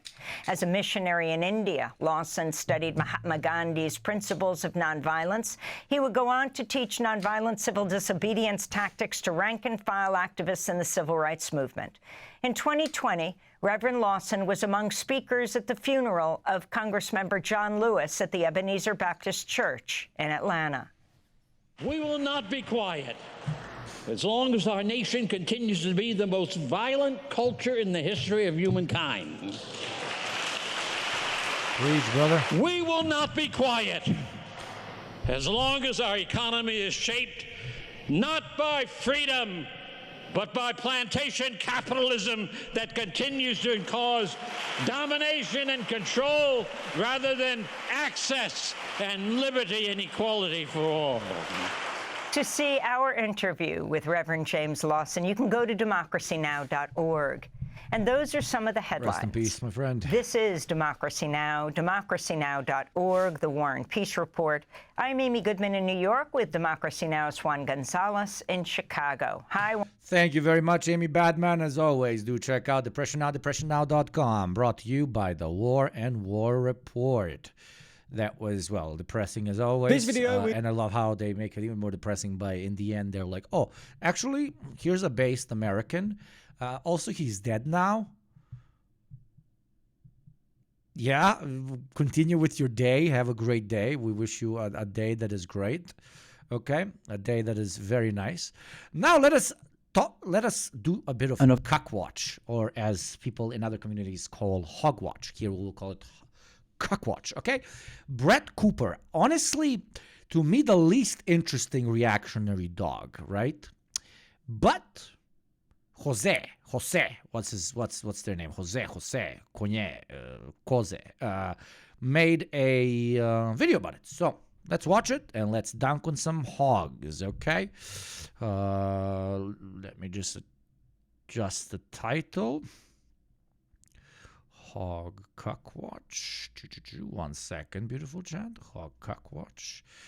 Jose on Brett Cooper. Okay, very nice. Okay. November 27th. Let's learn more about our youngest hog, the youngest piggy going bark, bark, bark. Pigs don't say bark, bark, bark. Of course they do. A 95 years is pretty good. Yeah, it's pretty good. It's pretty good. Okay, yeah, let's watch Jose and the manufactured authenticity of a Brett Coupé. 2023, Merriam-Webster declared that their word Ben of the just hired because he saw himself in another reality when he was a woman. Oh my God, you're telling me there is something worse than Ben Shapiro? The only thing worse than Ben Shapiro is if Ben Shapiro was a woman. Okay, I'm fucking kidding. Sorry, it was just there. It was there waiting for me. I had to say the sentence. I apologize to all the females, all the women's, okay? I give the apology, okay? It was too good. It was just too good. I had to go monkey, okay? year was... I had to make fun of the females, okay? The females. Like, females have nothing to do with Ben Shapiro. You got, like, still manages to make it about females, okay? Authentic. If you're like most people, you... Really does look like Ben. Wait, okay, let me Google this fucking person. Brett Cooper. Dude, it's literally... Oh, my God. Are you fucking pissing in my mouth right now? Are you... Dude. What the fuck?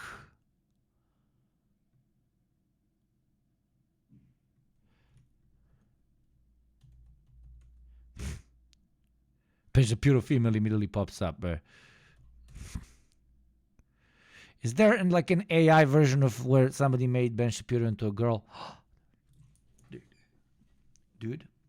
Dude. Dude. Dude. Dude. Dude. Dude. Dude. Dude. Dude. Holy shit. Holy shit. Probably read that headline and went, huh, and then moved on with your life. 2023 wasn't just the year for authentic. Ben has a sister. Oh, don't get me. Don't take me there. Don't take me there. Don't take me there. It was also the year for the new right-wing darling, Brett Cooper.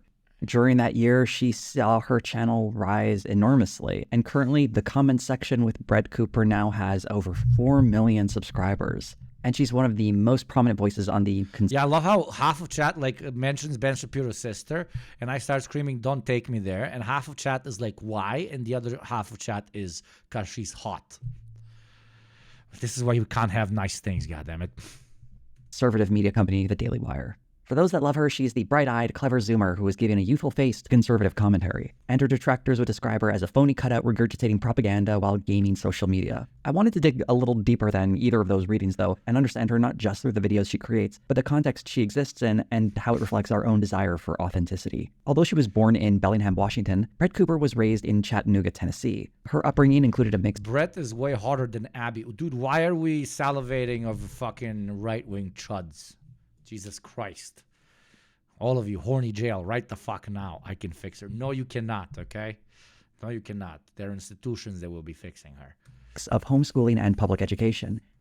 Also Chattanooga mentioned. And she emancipated herself at 15 to avoid being caught in the middle of her parents' divorce. She describes her... Chat, stop fucking infighting over who is hotter between Abby Shapiro and Brett. Is that her name, Brett? Brett. Stop infighting. Because it's obvious that it's hotter. Oh, what? The microphone glitched there? Let me say it again, because it's hotter. Between the two of them, obviously, is hotter. Jesus. Brett Cooper was raised in Chattanooga, Tennessee. Her upbringing included a mix of homeschooling and public education, and she emancipated herself at 15 to avoid being caught in the middle of her parents' divorce. She describes her upbringing as being focused on values, leading to her conservative political position in the present. Those values, particularly from her objectivist mother, with whom she is very close, were directly influenced by Ayn Rand. But I was not raised in a political household by any means. My mom is a student of objectivism. She adopted Ayn Rand's cat after she died. Objectivist mother, with whom she is very close, were directly influenced by Ayn Rand. But I was not raised in a political household by any I was not raised in a political household by any means. my mom is a student of objectivism. She adopted Ayn. My mom is a student of a radical political ideology. Words, they mean nothing. I want to jump out of a window and impale myself on a large stick. Why am I doing this to myself as a fucking profession? Jesus fucking Christ. I could just be selling sodas to people. I thought this would like enlighten my life and I could have actual purpose.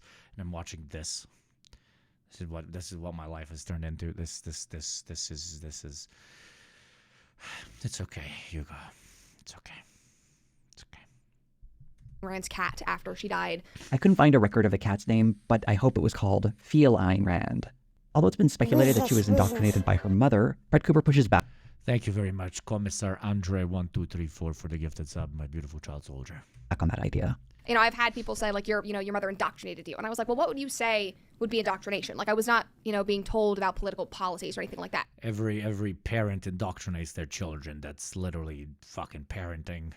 You're trying to create a new variation of yourself and your worldviews, and you're trying to create a, from your perspective, better individual than the one you were. So, yeah, if your mom believed in Ayn Randian fucking imbecilic ideas, it is very likely that you will believe in them as well. But that applies to any sort of household. She just raised me as any good parent would, with the values that she believed were important. This is a fair point and an important step to understanding how Cooper ended up where she did. A child having the same politics as their parent is not necessarily a product of brainwashing, and is likely just a product of growing up in the same household. Yeah. It's much easier to just say that Brett Cooper's politics were shaped by her upbringing, and having a close relationship with an objectivist mother obviously would inform her views in the future.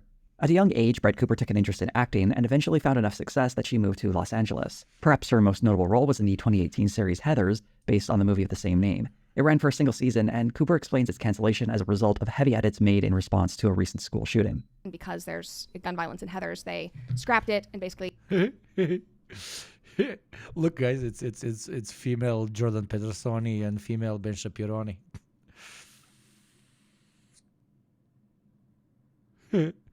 That was it. That was the whole commentary I just did there. It's just funny to me.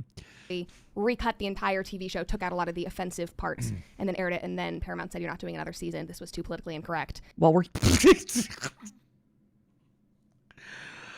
Fucking find another thing. Find another thing, please. In God's name, find another thing. Just find another thing. Another thing. Find another thing, please. In Los Angeles, Cooper started moving away from acting towards the production side of the entertainment industry. She explains that at the time she felt she had little control of her life as an actor. And why find another thing when this thing works so well? Yeah, Atomic Glitch, okay. Fucking smart ass. Fucking smart ass. Because it would at least be more fun to watch these fucks, okay? Wonderful. A new child soldier. Subscriber. I'm asking from the streamer class perspective. Thank you very much, Windowless Van, for the sub. Welcome, beautiful child soldier. And wanted to make some kind of change, but still be involved in creating entertainment. While on the production side, though, she became increasingly disenchanted. She started to feel a rising sense of politics in the industry and that her own values were not being represented. And then... What the fuck is Jose saying? Dude, she realized that she's not good at that fucking job. She looked at what other areas of business so she could make money. She found that Chuds fucking love these sorts of talking points, and she fucking switched. She had a relatively political upbringing, quote unquote, even though in my opinion everybody has one. But her mom was additionally political. I mean, she adopted fucking Ayn Rand's cat, okay? So she was like, okay, I have the experience and expertise to do this fucking shit. And the right wing really needs somebody to address the Zoomers, and it also is lacking in women. So this is a perfect fucking market for me to dive deep in. I already have experience of being in front of the camera. I have a political upbringing, and the right, at least in the Daily Wire currently, does not have one. So, perfect. Let's go on YouTube. And during BLM and COVID, the entire industry just became so political. And my job became less about find good stories and more about, could you find a Native American story for us? Could you find a Black story for us? Like, rather than just reading scripts for the value in them, it was like, we need something that is like politically woke. We need to be on the cusp of this. And I understood it because that is what was making money at the time. That's what people wanted. And there was a lot of pressure. I was like, okay, now I don't like this. Like, that doesn't feel authentic to me. That's an interesting use of the... So she was okay with it when the motivation was, we need to make more money. But when the motivation was representation, that she was not okay with it. This is fucking brilliant. Term authentic, and it speaks to how her values shape her career trajectory. During the 2020 COVID lockdowns, Cooper started making social media videos for PragerU and Young Americans for Liberty, perhaps feeling that this was a more authentic expression of her values. She was eventually contacted by the Daily Wire, saw her as a good fit for a project they were developing. What would eventually be called the comment section with Brett Cooper was not Cooper's idea originally, but rather came from young people within the Daily Wire. It was all people my age. They were sitting in the Daily Wire offices saying, we need content for us. Brett Cooper was... I did not pre-watch. What did I fucking say 20 fucking seconds ago? Okay. They are trying to approach different demographics. She was perfect for the Zoomer demographic, and she was perfect for them to say, hey, we do have female voices. We're not sexist. Please look, female here. She is female. I'm not racist. I have Black friends. I'm not sexist. I have a female person talking into a camera. Was discovered by Daily Wire staffer Gracie Blount Crook. I spent like 3 weeks. Her stream setup is fake. She does not stream, of course. I would have supported her immediately if she was a great representative of the white streamer class, the one that I proudly belong to. Weeks scouring the internet for like young, cute girls who could like be the host. Doing fake stream YouTube videos is even more embarrassing than doing actual streaming, right, Lele? Imagine doing both. That would be crazy. To the show or whatever. And I found you. And I remember very distinctly slacking Kobe and saying, BC is my girl. Like, we have to go with her or whatever. Crook also designed the set with the help of her mother, and according to Cooper, it cost a few $1,000s to put together. This YouTube channel's videos would be shot with a 3-camera setup, and we see Brett Cooper make use of that throughout many of her videos. The first video to the comment section was uploaded on March 1st, 2022. Okay, so we all do it. We stay up way later than we should, laying in bed, scrolling on Instagram and TikTok, trying to find content that is not angry leftists having a meltdown. I'm not sure what her exact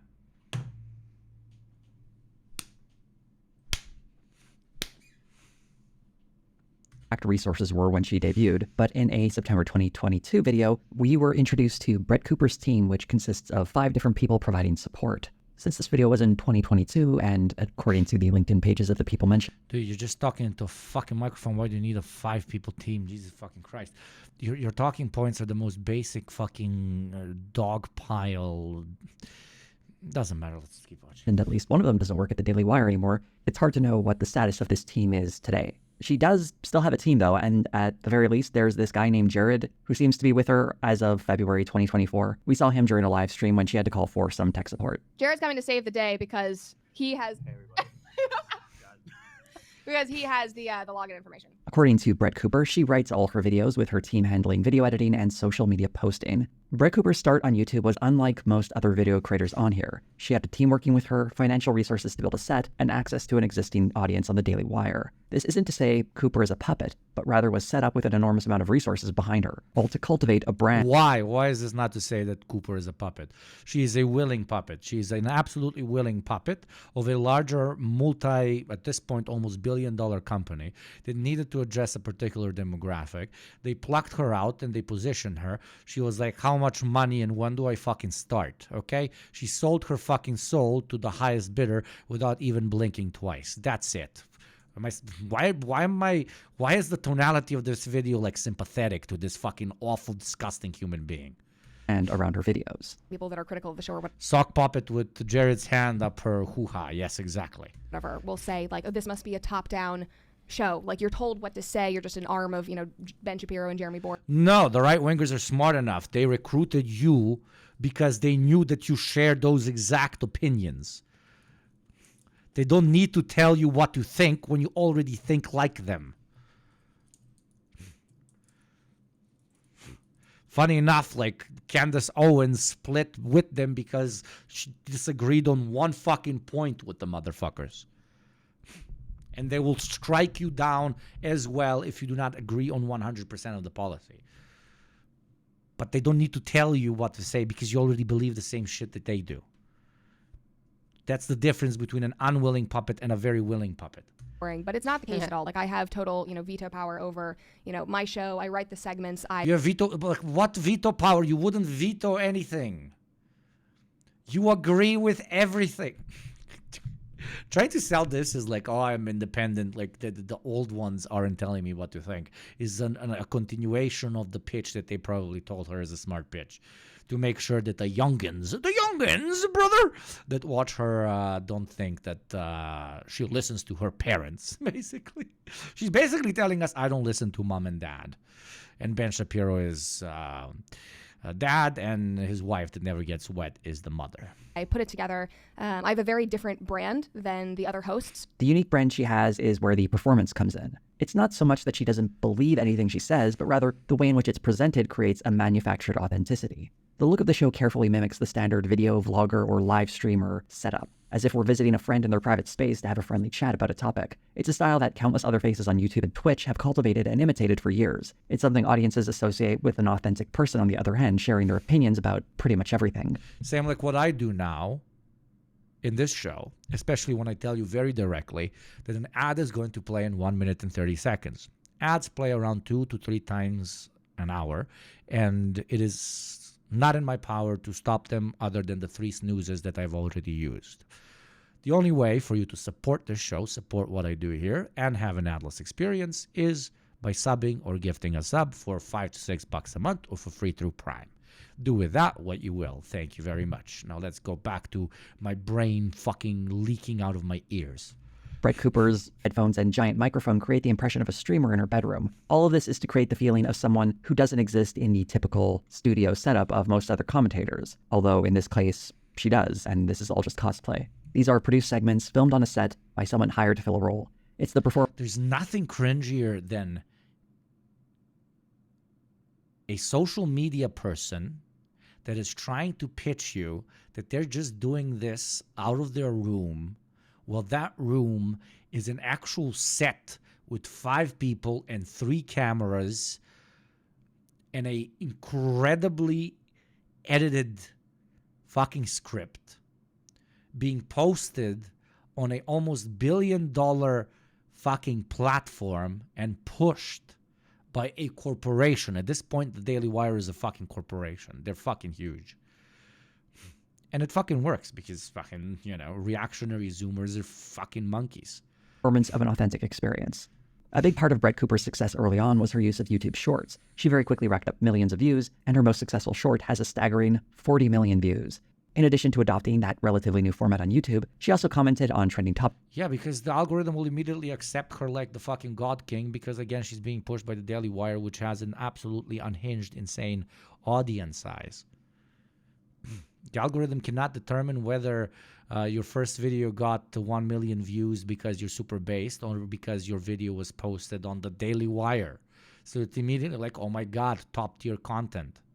And that is exactly what the right-wingers, because they have so much finances, because they have so many finances, and because they have so much power at this point on all platforms, use to give birth to newer and newer and newer and newer channels that target different demographics, but that will automatically be placed in front of these newer demographics because why? Because the algorithm thinks they're successful, and they're only successful because they're pushed by people that already have a very large platform.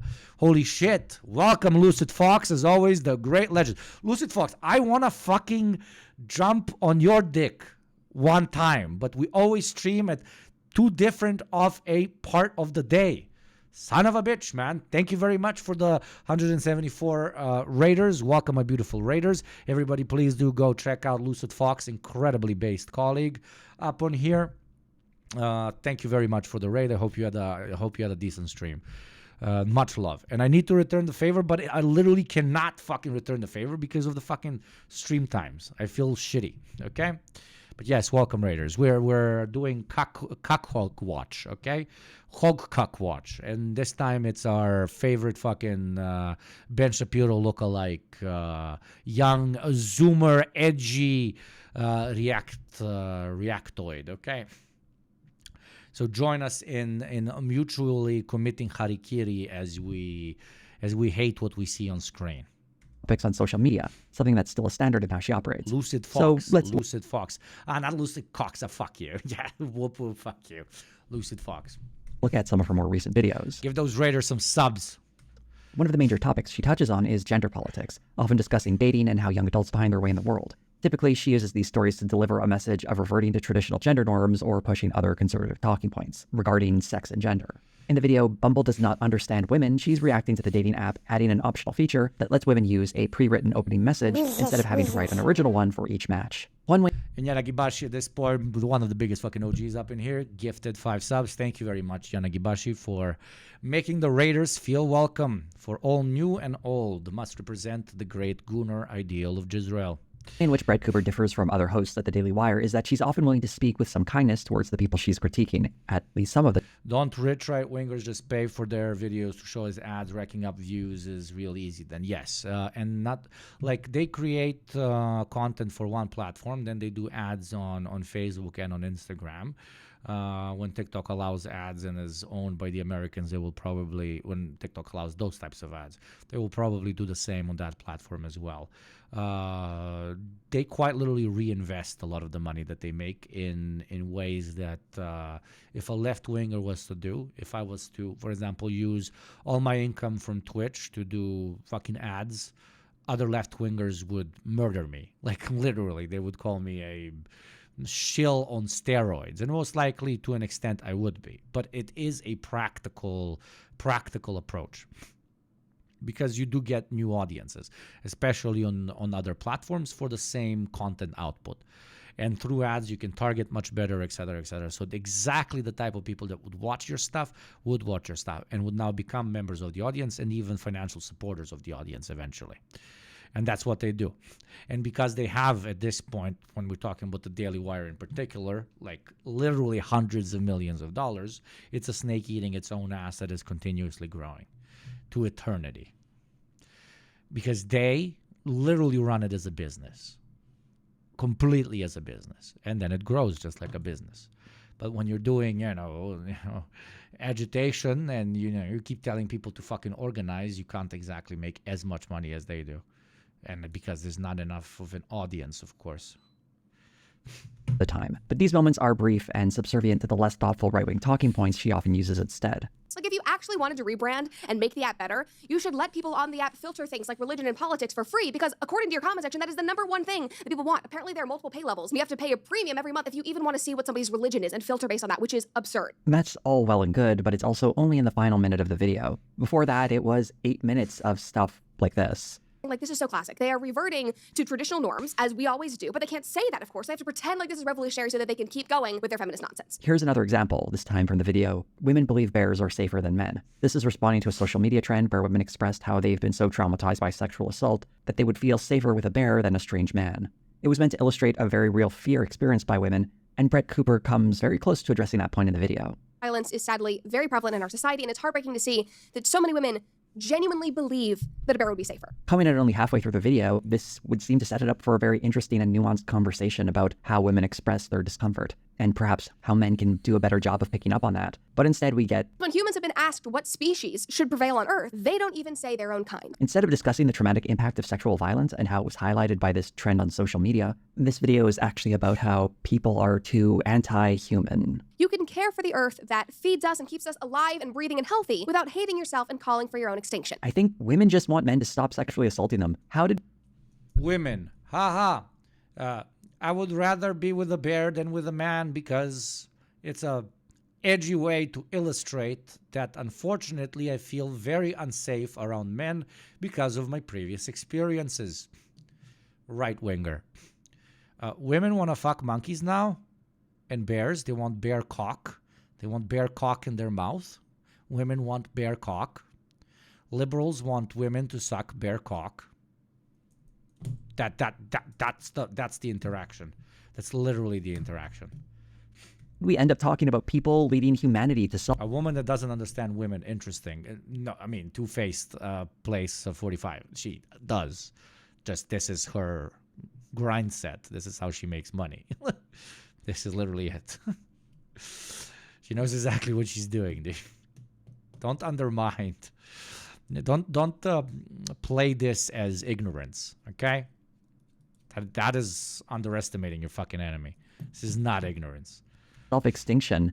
There's a web of talking points connecting these narratives together, but the leaps in logic she makes creates commentary that isn't informative. It's just a jumbled mess. It's very hard to understand what people are getting from commentary that isn't. I'm terrified of bears. I had a fear of bears from my childhood. They scare me to my soul, and I'd still choose a bear.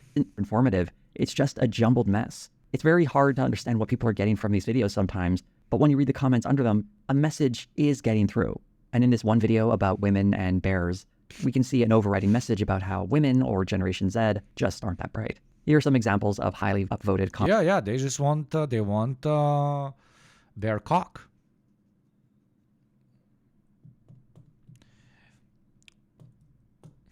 That's it. That's the commentary. Comments under this video. I can't bear the stupidity of this generation anymore. The same women who say they're safe around bears will run to the safety of a man as soon as an actual bear shows up. Oh my God. Oh my fucking God. Oh God. Oh God. Oh fucking God. Oh Lord. Oh my God. What fucking planet? What planet? What? You know, there's an old joke that if like you're continuously trying to argue with someone and it sounds like they're not listening to you and you're posing a point and they reply to it while addressing a completely different point that you at no point even mentioned. A lot of people think like, maybe I'm not arguing myself properly. Maybe they're not understanding my point because my argument might not even be correct, or I'm not putting it across the right way for them to understand. Well, there is a great plot twist that actually modern psychology to an extent agrees with, and there is research to back this. If this is made into a highlight, the editor is going to put it up, but I'm not going to search for it now. You're arguing yourself perfectly well. They're just, and repeat after me, incredibly fucking stupid. They're just incredibly fucking stupid. They do not know what the words coming out of your mouth mean. They don't connect the notions that you're trying to present to them because they do not understand the concept as a whole. So these people, when it comes to bear cock versus male cock or whatever, they don't understand the concept of a basic joke to explain away women's fear of very predatory men. So they hear this and they're literally like, holy shit, they want to fuck bears.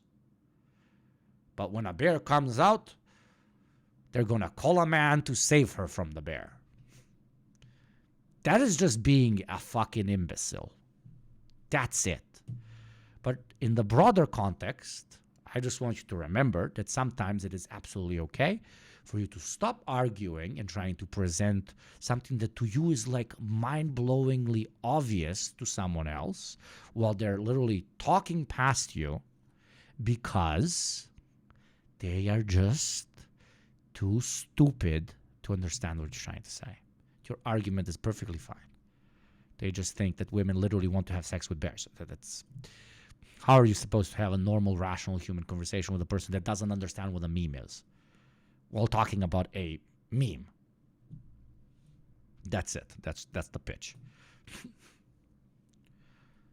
Up. If a lady wants to pick a bear to hang out with in the forest over a man, Yana Gibashi, I remember hearing that it's to some degree intentional in the alt-right playbook series. Works well to shut down an argument. Been a while since I watched the vid, so I might be misremembering. No, it's exactly important. They will see a point being made, and they will address it as if a completely different point was being made. That's what I'm trying to fucking hammer into your head when it's intentional. And when it's unintentional, they're just stupid. They're just stupid. I don't see the issue. She wants to go out in a very unique, terrifying, and excruciatingly painful way and feed the wildlife in the process. Unless it's a bear cub, but the mama bear is probably nearby, so you're probably checking out either way. Oh well, do what you do, boo. Dude. Do you see this comment? That has 480 human beings. This is just anthropologically fascinating to me. I'm sorry. I want to lament on this.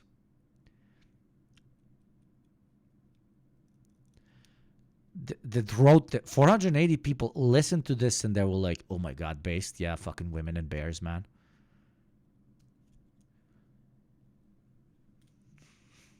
When people like ironically say we live in different universes to some of the people that we talk to, it is absolutely a materialist perspective that you do. And not only materialist, like they not only live in different material conditions which have informed their worldview, but now they are living in a constant, again, snake eating its own ass of ideological bias that feeds previous ideological bias that feeds future ideological bias in a circle. So they're just continuously and eternally fucking stupid. And therefore, you do literally live in a different world compared to them, in a different universe. You do live in a different universe. And that's why they don't get you when you're trying to explain certain things. Don't put it on yourself that you're not arguing it properly. Sometimes probably you aren't arguing it properly because you're silly. You're such silly little boys. But other times, no. They're just living in a different universe, different dimension. They don't get the words coming out of your mouth. Brett Cooper's videos are often designed to badmouth people in her gender and her generation. That's kind of the point of her commentary. Although she doesn't go as hard as some other commentators, it's... Yeah, there you go. Silent Moogle. Chatters. Imagine a girl cheats on you, and you say, I'd rather go with a little snake than go out with a woman again.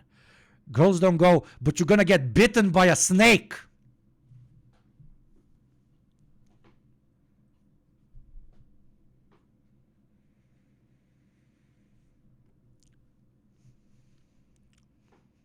Different universes. Very much a running theme, and is very consistent with a lot of messaging in the conservative space. In that sense, she is advocating for her ideals in that it lines up with a very specific conservative worldview, apparently unaware or willing to ignore that those ideals happen to dump all over women in Generation Z, often on spurious terms, and since she's joining in on that kind of mockery, she can safely consider herself one of the good ones. Even if it means selling out other women and girls who are just like her. The video that best encapsulates what I mean is... Thank you very much, Anonymous, for the 5 gift subs, which we all know means what?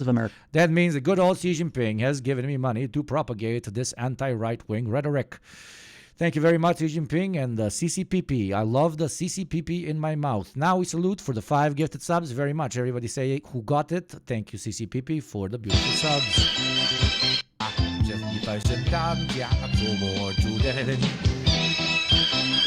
George Soros, you keep not returning my calls. I keep telling you, I'd rather take your money from those goddamn Chinese. Please pick up your phone, George Soros. Thank you. CCPP, and all of our mouths. Thank you very much. Wild chatter with the Xi Jinping poster. Oh, thank you very much. Thank you very much. Talk G. Time to jizz. Exactly, kid. Oh, this is always fun to do, man. Okay, let's go back to what I'm actually getting paid for by the communists. Are changing their name to Scouting America. When I was a kid, I desperately wanted to be a Boy Scout. Everything they did sounded so much fun. You know, they would come over the camping trips. I just desperately wanted to go. But of course, I'm just like you. I'm just like you guys. Because I was a girl, joining the Boy Scouts was not an option. Obviously, duh. My mom was like, suck it up, babe. There's nothing you could do. There's something really sad about this. A little girl just... Isn't there like Girl Scouts? But okay. Like Brett Cooper now has an opportunity that she didn't and desperately wanted. And Cooper seems to think this is a bad thing. This will be a simple but very important evolution as we seek to ensure that everyone feels welcome in scouting. Everyone did feel welcome. That's why this is so ridiculous. There was boy and girl scouts. Everyone felt welcome, except literally her, who was not allowed to do the cool stuff Boy Scouts did because she was a girl and the Girl Scouts didn't offer the same activities. It seems needlessly harsh telling other little girls to suck it up when the very easy solution of letting girls join the Scouts has existed for several years now. The principle supposedly being argued for here is that boys and girls need spaces exclusive to one another. Male camaraderie and community is vital. They need to play together. They need to learn together. They need to fight together. They need to push themselves away from girls, just like girls need spaces to grow together away from men. That is important. This supposed principle really just boils down to administering strict gender roles into children. Camping, jamborees, paddling, and other outdoor activities aren't inherently gendered, but presenting these as the domain of boys is just a way to exclude girls. Girls like Brett Cooper. When getting into a bit of the history of the Boy Scouts, this video goes in a very weird direction, though, when we see Brett Cooper wax the... Misogynistic men are now saying, talk to women or a tree about your emotions to counter the man versus bear thing. Yeah. But now they're getting the joke, huh? When it was about them, they were definitely unintentionally not getting the joke. But now when they can talk about the women's, now they're getting the joke. Haha, I would rather talk to a tree. Haha. Nostalgically about what appears to be the introduction to the first Boy Scouts field guide. This, it will be seen, is a reproduction of the condition that ended in the fall of Rome. In her days of growth, every man was a soldier. In the end, a few great gladiators were in the arena, to be watched and applauded by the millions who personally knew nothing at all of fighting or heroism. Degeneracy is the word. For anyone familiar with far-right dog whistles, the fall of Rome and the term degeneracy are very big ones. And to hammer it home, But we're taking back both degenerate and cuck here on Ugopnik Twitch, okay? Because they are the fucking degenerates. Gives us the classic far-right meme. Because their brains are literally degenerated by ideology. Genuinely do not think that I have seen a better example of that maxim, that hard times create strong men. Get a new thing. Get a new thing, okay? I need a bingo card. I need a bingo card. Please get a new thing. A new thing you should get. A new thing, please. Kindly, respectfully, a new thing. Strong men create good times create... Rome fallen, degenerates, political correctness, and of course... Tudum-tum, tudum-tum, tudum-tum, tudum-tum. I have seen a better example of that maxim, that hard times, good men. Times create strong men. Tudum-tum, tudum-tum. Strong men create good times create weak men create hard times, and then again, hard times create strong men. This commentary, especially in regard to Rome, is deeply silly. An article by historian Brett Devereaux. But you know what else also exists in that cycle? Ads create bad times, which cause you to subscribe, which makes good times, which causes the subscription to expire, which causes ads, which are bad times. Well, in exactly 20 seconds, the bad times will begin. Instead, be a strong Roman legionary for $5 a month free through Prime while supporting the show. The choice is yours. Are you the cause of the good times or the bad times? Provides context when he wrote, Western cultural memory fixes on the Gauls, Vandals, and Huns who broke the Roman frontier, but it is quick to forget the rather long list of non-state peoples broken by the Romans. The Samnites, Cimbri, Teutons, Ambrones, Helvetians, Ubronis, Arveni, Celtiberians, Lusitanians, Pannones, Dalmatae, Catuvellani, Iceni, Marcomanni, Quadi, Iazyges, and all the other hard people crushed under the Romans do not become household names. Most successful large states in history can boast similar butcher's bills. Thank you very much to the legendary Keith Litzer for the gifted sub. Closer inspection, hard times creating strong men turns out to be a child's version of history, simplistic and unhelpful. The invincible barbarian or insurgent or terrorist was always just a mirage, a trap in strategic thinking. This poor reading of history has been used throughout the years and in recent history by right-wing figures trying to enforce strict gender roles and a more authoritarian style of government that fashioned young men into soldiers rather than simply letting them choose how they wanted to grow up in society. But even worse than misreading history, we also have an example of Brett Cooper navigating gender topics and getting science completely wrong in the video Stop Playing Politics with the Pill, in which she fearmongers about birth control pills. I suggest checking out Dr. Danielle Jones's video response to hear what an actual doctor has to say about this subject. Nothing in that video was helpful or beneficial. It was fearmongering. All of this light and not so... Yes, and Ashley has a very good video on on the pill. And we even talk about the right wing using the pill to push women for the right on the program episode. Do check it out. It's an important topic, and they're very, very much so harping on it. Thank you very much, Hunima, for the gifted sub. Like commentary on gender issues is not informed by facts or even decent research. Rather, it's a strict adherence to ideology and finding whatever little bits and pieces of evidence support it. It does raise the question that when she gets lost in a topic, going from talking about bears to the extinction of humanity, or argues against something that seems like she should naturally support, like wanting to let young girls into scouting so they can enjoy all the activities she wanted to do as a child, it raises the very obvious question of, is this how she really Wonderful. feels? A new Ultimately, it child doesn't soldier. really matter, though. subscriber. In some Thanks to the legendary ZFAH for his 132nd gift sub. ZFAH, the big fucking G. Thank you very much. way, shape, or form, she probably does believe what she's saying, but her role in all this and what she truly believes doesn't matter as much as what she's putting out into the world. And that's why the aesthetics become so important. Presenting her as an authentic, genuine person creates the impression that these videos are expressing a form of genuine politics. In the video, we're back, baby. duh. Brett Cooper celebrates various conservative wins within the culture. In this instance, frat boys protecting American flags and diversity, equity, and inclusion programs being scaled back. Now, in the same vein, which is just so Thank you very much to the fucking other big G for the 11th gift sub, the 5 gift subs from Anarch Charlie Marks. One of the most difficult names to read in this chat, but one of my favorite chatters. Thank you very much. epic. We are Seriously, thank you.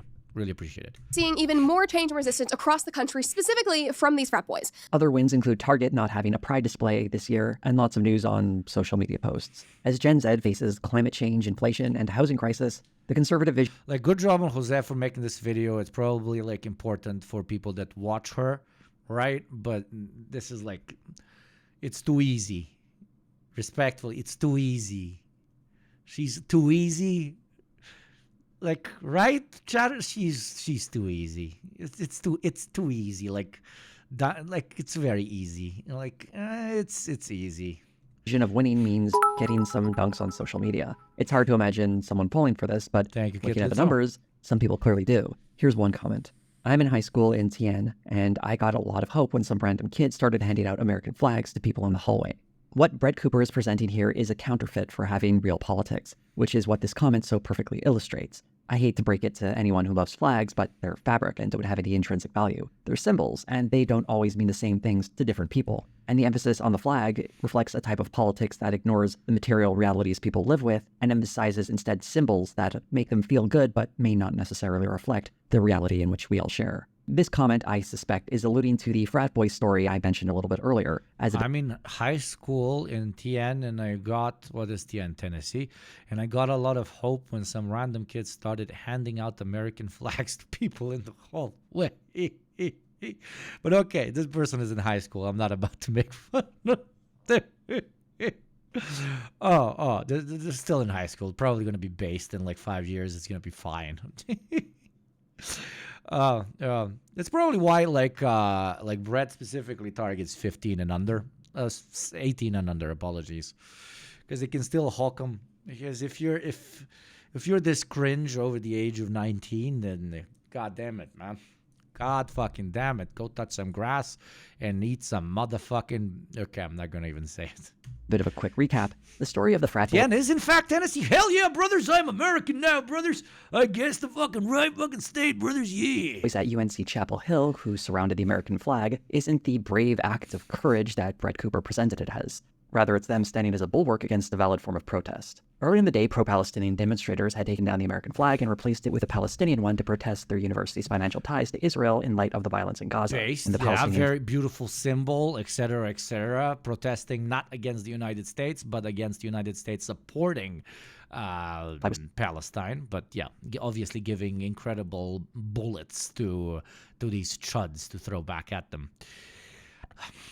But again, get a new thing. Like, okay, so we had the degenerates, we had Rome, we had bad times, good times.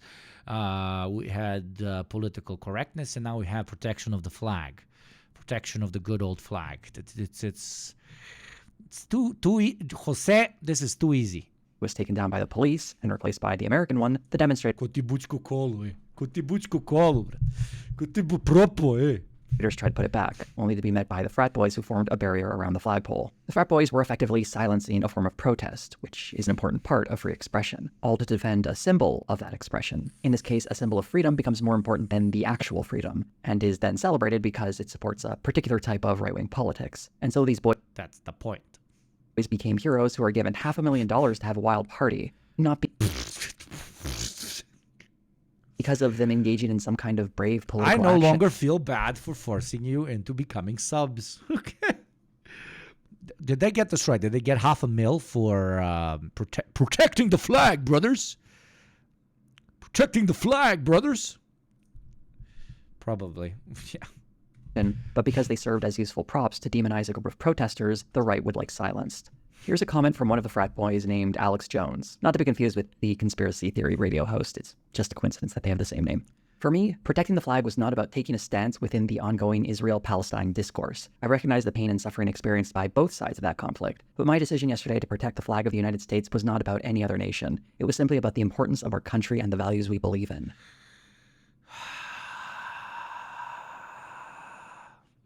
Not every frat boy had such a...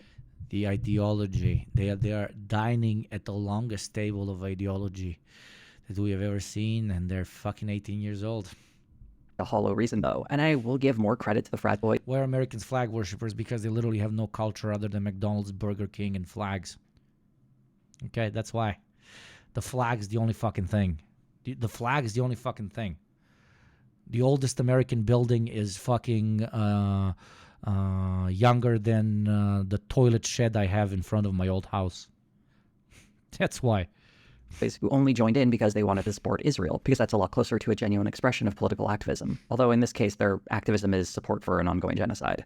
But to the other frat boys who are talking about laying their lives down for a flag and what it represents, they are silencing a demonstration for a literal symbol of allowing that protest to happen. This is what I mean by counterfeit politics that Brett Cooper is endorsing, where symbolic gestures matter more than material actions, at least when the symbolism is conservative. And it's a shame that she's been so successful in reaching young people with the message that saluting the flag matters more than upholding the ideals it supposedly represents. Kid Litzer got sent to detention in high school for not taking my hat off for the national anthem yet. This isn't to say everyone is falling for this. Other creators on YouTube, including Gabby Bell, have great videos looking at Brett Cooper's work that reveals she looks exactly like Ben Shapiro. I think she looks more like Ben Shapiro than Ben Shapiro's sister looks like Ben Shapiro. Brett Cooper's videos have this pre-watched, highly produced vibe that attempts to camouflage her in this React space. But let's not be a Euro-Native American architecture still exists. By American, I mean United States American, okay? Come on, Anna Charlie Marx, you really thought that I was talking about Native American culture? Jesus Christ, of course not. The Colonial American Project, the oldest colonial American building. Did I really need to like? I think you, under the context of what I do here as a profession, that's pretty given that I'm not, you know. She hopelessly gives away the game with... Good point, though. Yes, good point. I agree. Good point. Maybe a differentiation should be implied, but, you know. Watching a communist here, do you really think that I was shitting on Native American culture? Boomer-esque splicing of movie and TV clips. Some of these cutaways are references that are so old I can't imagine she has the faintest clue what they are. Benny Blanco is not a quad six, and he has Selena Gomez wrapped around his pinky finger. Maybe there's hope for you yet. That was a cutaway to The Dukes of Hazzard, a show that ran from 1979 to 1985, ending 16 years before Brett Cooper was even born. This sort of reference is fitting in that Brett Cooper's commentary often sounds like it's coming out of your grandpa's mouth, but I suspect any youths who recognize the Duke boys are probably only understanding that because their dad or grandpa sat them down and made them watch a couple of episodes. Another way these videos feel very artificial is when we get to the ad reads. Brett Cooper slides into them seamlessly. We are all sharing the same problems and grievances. We are all fighting this mind virus together. And if you're fighting your own virus, you might need Jace Medical. This is very goofy and completely unnatural, and these ad reads take up so much time in each video. The example I showed you ran for a minute. Yeah, because it's an almost billion-dollar company, my friend Jose. Video that was only 7 minutes and 21 seconds long. That's close to 14% of the video's runtime devoted to an ad. Other videos aren't quite so bad, but still give up a lot of runtime to advertise these products, often close to 10% of a video. Hey, chatters, don't rate her fucking ad read better than mine. God fucking damn it. You keep giving me 4s, you're giving this fucking asshole a 9. Kinds of ads are pretty common on YouTube, so Brett Cooper participating in them isn't that strange, but coming from such a big business production, they hit differently. This isn't Brett Cooper, who has taken up video blogging as a personal project, who's found a way to make some extra money. She's someone who was hired to fill a role, and part of that job includes reading ads. She's using the guise of an amateur. Dude, there's no difference at this point between the Daily Wire and Fox News. Yeah, Fox News is bigger, and Daily Wire is more radical in their politics, but, like, this is a massive corporation. I don't think you even need to address this. It's like, it's so in your face. When she's actually a professional. And usually the appeal of these ads is that they come from an amateur who is following a passion. But because it's a digital platform, specifically, I'm talking about Daily Wire here, they are much smarter and much quicker to adapt to the needs of the future of the news medium, the future of the political commentary medium, right? In a weird way, the Daily Wire is putting a nail in the coffin of mainstream media, just not in a progressive way where we're like saying, hey, mainstream media sucks because it's corporate owned and it's fucking disgusting. No, they're putting a nail in the coffin because they're like, you guys don't know how to fucking talk to different demographics properly. Nobody gives a fuck about a suited guy next to a suited woman talking very formally into the camera. That is dead. Okay, so in a way, again, they are killing mainstream media just for all the wrong reasons. Project, and is therefore considered more trustworthy rather than some kind of celebrity who's just getting a paycheck to endorse a product they may or may not believe in. I mean, streamers are technically hired to do ads too. It's not unique to companies, just that for streamers is a gig job. Being on a salary for CNN or Daily Wire is very different to me sitting in my fucking JT's basement right now, dying from the AC up above me, setting up my whole fucking thing, and then talking to you guys for 4 hours. She has a 5-people crew in a Hollywood-style set. And she has like 5 fucking editors. And she's pushing a very particular ideology for which she gets paid in literal money by the company that she's pushing for. Comparing that to random Joey on fucking Twitch is like, okay, I get it, fun point, but it's unhinged. It's different universes. There's a line on the Daily Wire about... It's like comparing the fucking ice cream stand guy to Ben and Jerry's, whatever the fuck thing. Page that reads, "We're building the future you want to see." And when they speak to their audience, they often use grandiose terms about how they're going to change the culture and take it back from the left. You'll also hear folks from the Daily Wire make reference to Andrew Breitbart's famous saying that politics is downstream from culture. It's important to remember that the Daily Wire is presenting itself as a political project, spreading conservative values. One of the major differences between the Daily Wire and other conservative advocacy groups is that the Daily Wire is run as a for-profit business. As such, it's far more aggressive with its advertising and other monetization practices, and its conservative branding is often a means for making a quick profit. Some examples are the anti-woke chocolate bars and razors of dubious quality. They're sold to people as if buying a chocolate bar is somehow political activism. It's very similar to the counterfeit politics we saw Brett Cooper pushing in her videos, cynically telling people they can buy their way to a better world, or that the best way to celebrate free speech is to honor a flag then respect the voices of protesters. In the article, Constructing Authenticity, Social Media Influencers and the Shaping of Online Identity by Maureen Eben and Elizabeth Bull, the authors describe the complementary strategies of transparent authenticity and passionate authenticity. This is pairing advertisements that are transparently presented with regular media that include an authentic persona. They write in their article, "When used in tandem, the two strategies balance the tensions between the influencer's persona as a seller and the influencer's persona as human, relatable, and authentic." Yeah, it's different, dude. I wrote a fucking book on this. But in practice, not just in a fucking academic piece. Social media personas are very different than when you have an ad playing on CNN or Fox, even though in this case the two companies are the same, but they are approaching marketing in a different way because first they're manufacturing your close friend Ben, your close friend Candace, your close friend Brett. And when your close friend is telling you, hey, buy this VPN, it's very different than an ad playing on TV because it's not a faceless corporation telling you to do this. It's your dear friend friend Brett, who has already taught you how to get with good boys, who has already told you that it's insane to want to have sex with bears, who is continuously teaching you and guiding you in your political viewpoint, etc., etc. And if it's not a friend, then it's a mentor.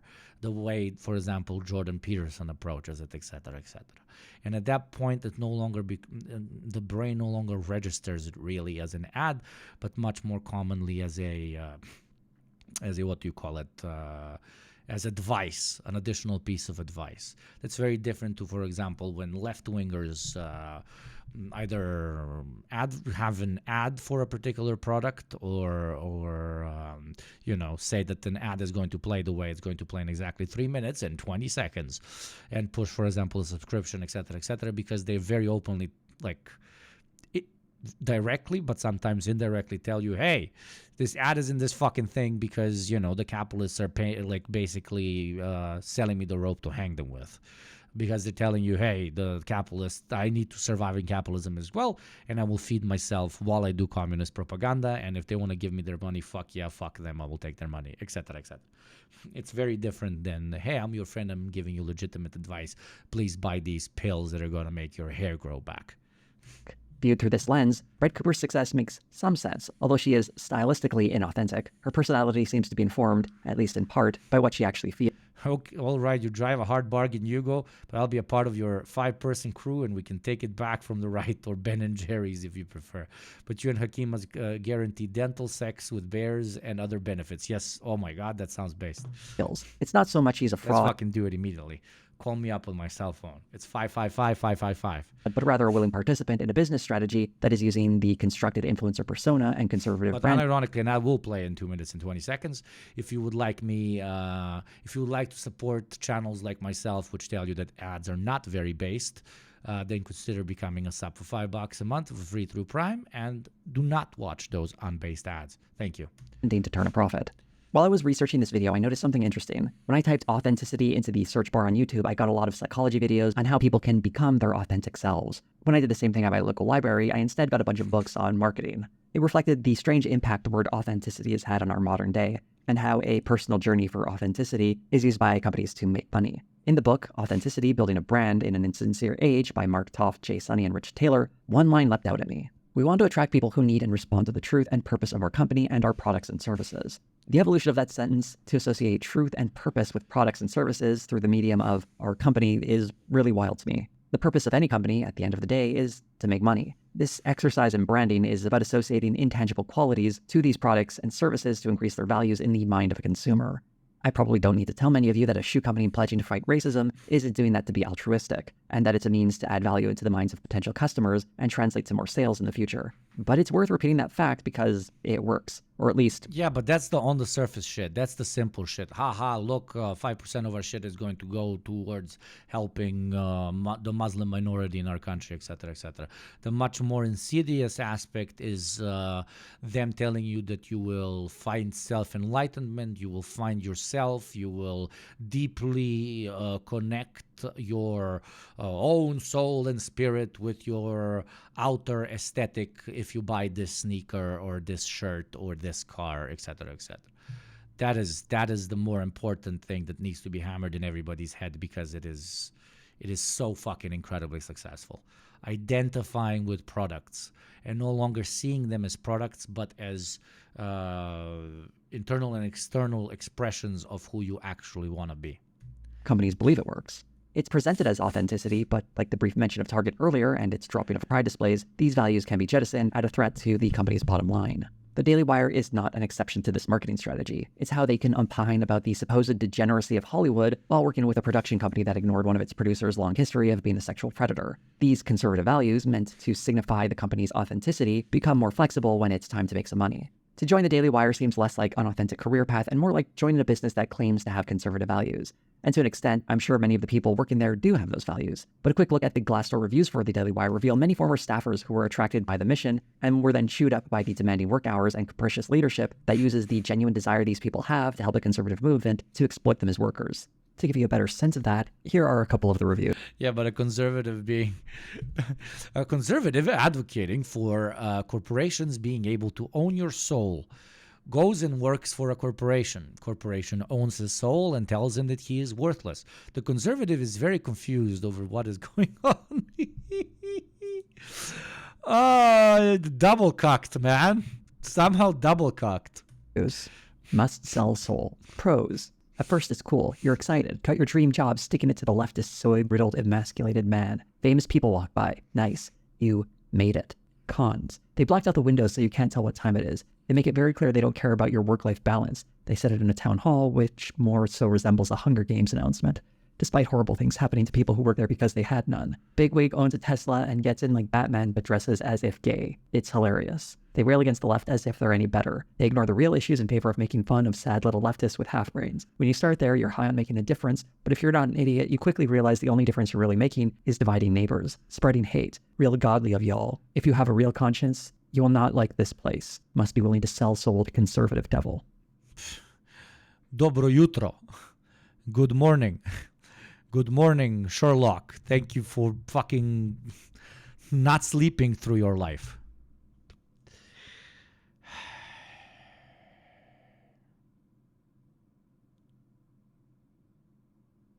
How could these people who base their existence around fighting against workers' rights treat me poorly? I'm so depressed and mind blown with your behavior. Of the 15 or so reviews, there are a few positive ones, although they strangely all seem to come at around October of 2022. There's a review here that sheds some light on why that is. You have been warned. Pros. You get to work with some really smart people. Plus, having the DW on your resume is like gold in conservative circles. You also get to make a real difference in the culture wars. Hashtag SBG for life.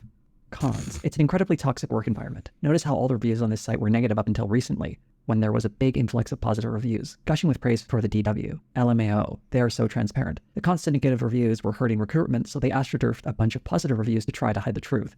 And the truth is, I don't know of anyone at the Daily Wire who is happy. The firings and the resignations have reached crisis levels. Everyone has at least one eye on the door. I would never want anyone I care about to work here. Terrible, unethical company. Pros. There is no pros to working at this company. It is built on lies. Cons. Many cons. The founder of this company is truly a terrible human being and has created an organization based on lies and unethical behavior. The company is so disorganized and has no clear direction or philosophy. You know, reading this, like listening to this, is like, this is what it feels like to me.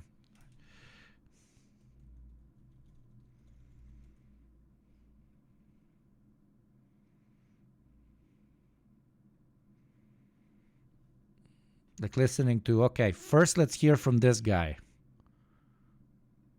Lies. Cons. This Many guy. cons. The founder of this company is truly a terrible human being and has created an organization based on lies and unethical behavior. The company is so disorganized and has no clear direction or philosophy. Its mission is to spread lies, sadly. There is also a lack of transparency. A company full of narcissists. Advice to management? It's 2022. This company needs to be shut down This is already. another No guy. real values. The Daily Wire seems like a miserable place to work. This guy and now. many of these reviews are clearly not from people on the left, but rather conservatives who went in This there guy hoping too. to make a difference, only to find themselves exploited by their employer, using their passion for political change to extract as much labor out of them as possible. While it's doubtful I agree with the politics of any of these people, I still think as workers they are deserving of some level of respect and... No! No, you fucking lib! What? What? I believe that the members of the SS deserve to be treated decently as workers. What do you think? Cops are workers too, man?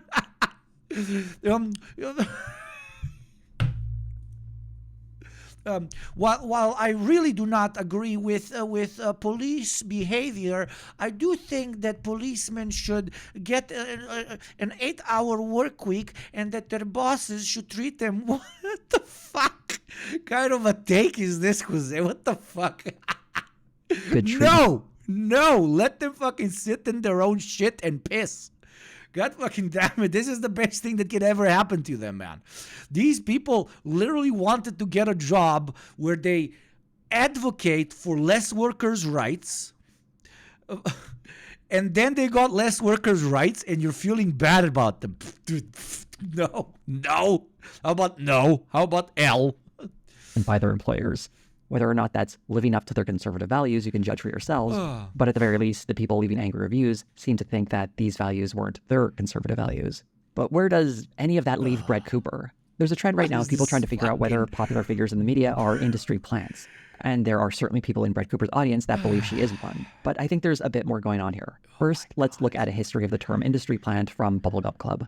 The term industry plant is derived colloquially from hip-hop, which is understood to mean an art. I believe workers' rights are universal, and it has to start with the people actively trying to destroy said rights. What a principle to stand on. Yeah. How about no? Artist who has a major indie label backing their movement, but presents themselves as a homegrown startup to create the illusion of an organic following. The definition of an industry plant doesn't negate any prior work an artist has done in their past before their label. However, it just questions the legitimacy of one's growth and establishment in the industry.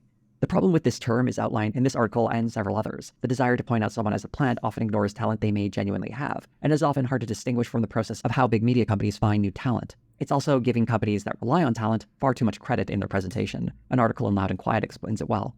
There are many reasons why industry plants are a bogus construct. The first, most glaring and unsurmountable, is that if there was some kind of ready-made workable formula to break young artists into overnight sensations and viral megastars, then we'd be drowning in industry plants. That would be the de facto industry method. When applying this loose label to Brett Cooper, we have to be even more careful, as the article also highlights how this term has been used to target women. The overwhelming majority of artists attacked and accused of being plants are young women. The idea being that they are not capable of attaining talent, fame, and success on their own at such a young age, with no help, and therefore are immediately suspect. In the Daily Wire's case, Brett Cooper is far from the only obscure talent they've found and groomed for the spotlight. Matt Walsh, Michael Knowles, and Ben Shapiro have all been, to varying degrees, polished and marketed to a wider audience. A 2018 Vanity Fair article in particular highlights how Ben Shapiro was groomed for the spotlight, and is very much a precursor of what would later be done for Brett Cooper. And we can see the limitations of the Daily Wire's ability to create stars when we look at its less successful commentators. If they were truly capable of taking anyone from anywhere and simply turning them into a popular conservative commentator, we wouldn't have such a wide range of success, such as when you compare Ben Shapiro or Brett Cooper to the far less successful Michael Knowles and the even far less successful Crane and Company. Yeah, they have different demographics that they're trying to target, and some demographics are not as radical or as large. Their point with these industry plants, which they are inside of Daily Wire, is to address different demographics after they've probably invested like $100K into market research. Them being less popular than the other guys is simply because they're targeting a smaller audience.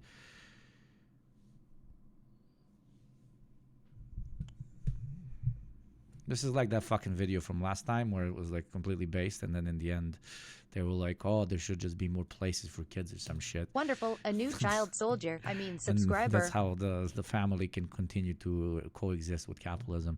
Thank you very much, Cosmonaut, for the resub for 5 months. That's fucking based. Thank you very much. Daily Wire can only go so far in creating these conservative commentators. I think it's clear that Brett Cooper is bringing some degree of talent into this role. What the fuck is this video? What talent?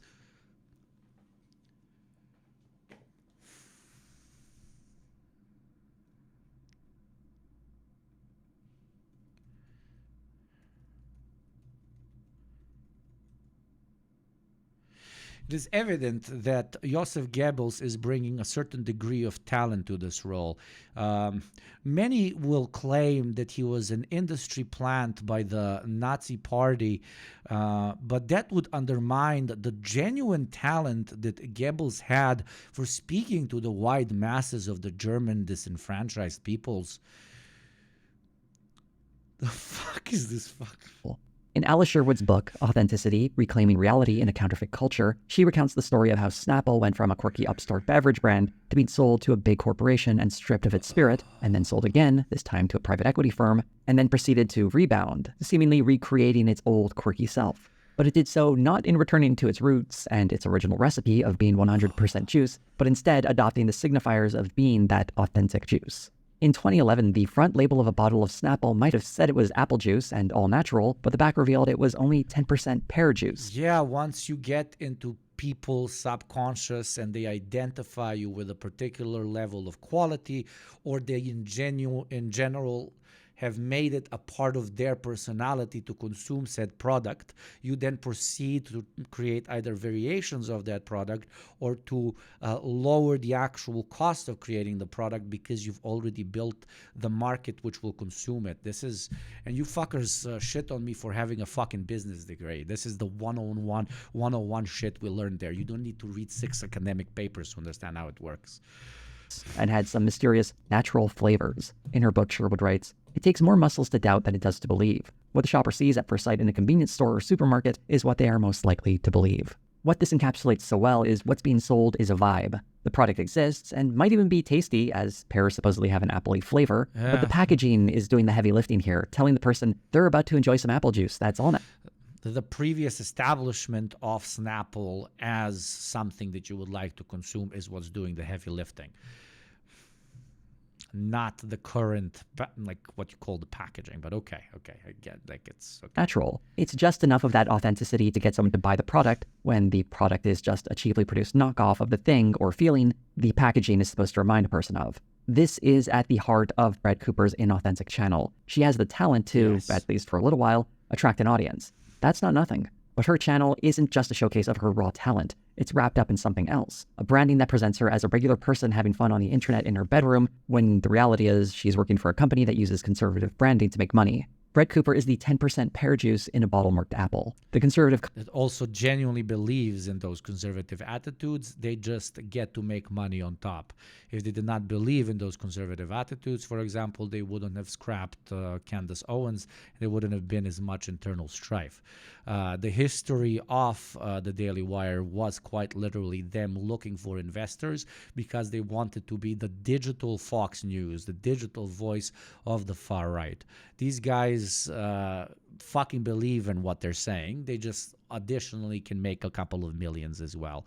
Trying to say that the Daily Wire is inauthentically conservative is literally just excusing away conservatives. Because what? Would we like a more authentically conservative Daily Wire? What? Criticize them on that front too, please. Not that they have ads, which at this point, that is what the criticism has become. That they're hypocrites. Calling a conservative a hypocrite is calling water wet. That's literally their bread and butter. Commentator for Gen Z, presents a counterfeit politics to maintain an audience to generate ad revenue. But let's just remember that the problem is not Brett Cooper. In the same way industry plants are agonized over because of the influence music labels have on what we hear. No, it is also Brett Cooper. The problem is Hitler, but the problem is also Goebbels. And it is also the guys that join the fucking SS or work for the fucking Nazi party. Both of them are... What?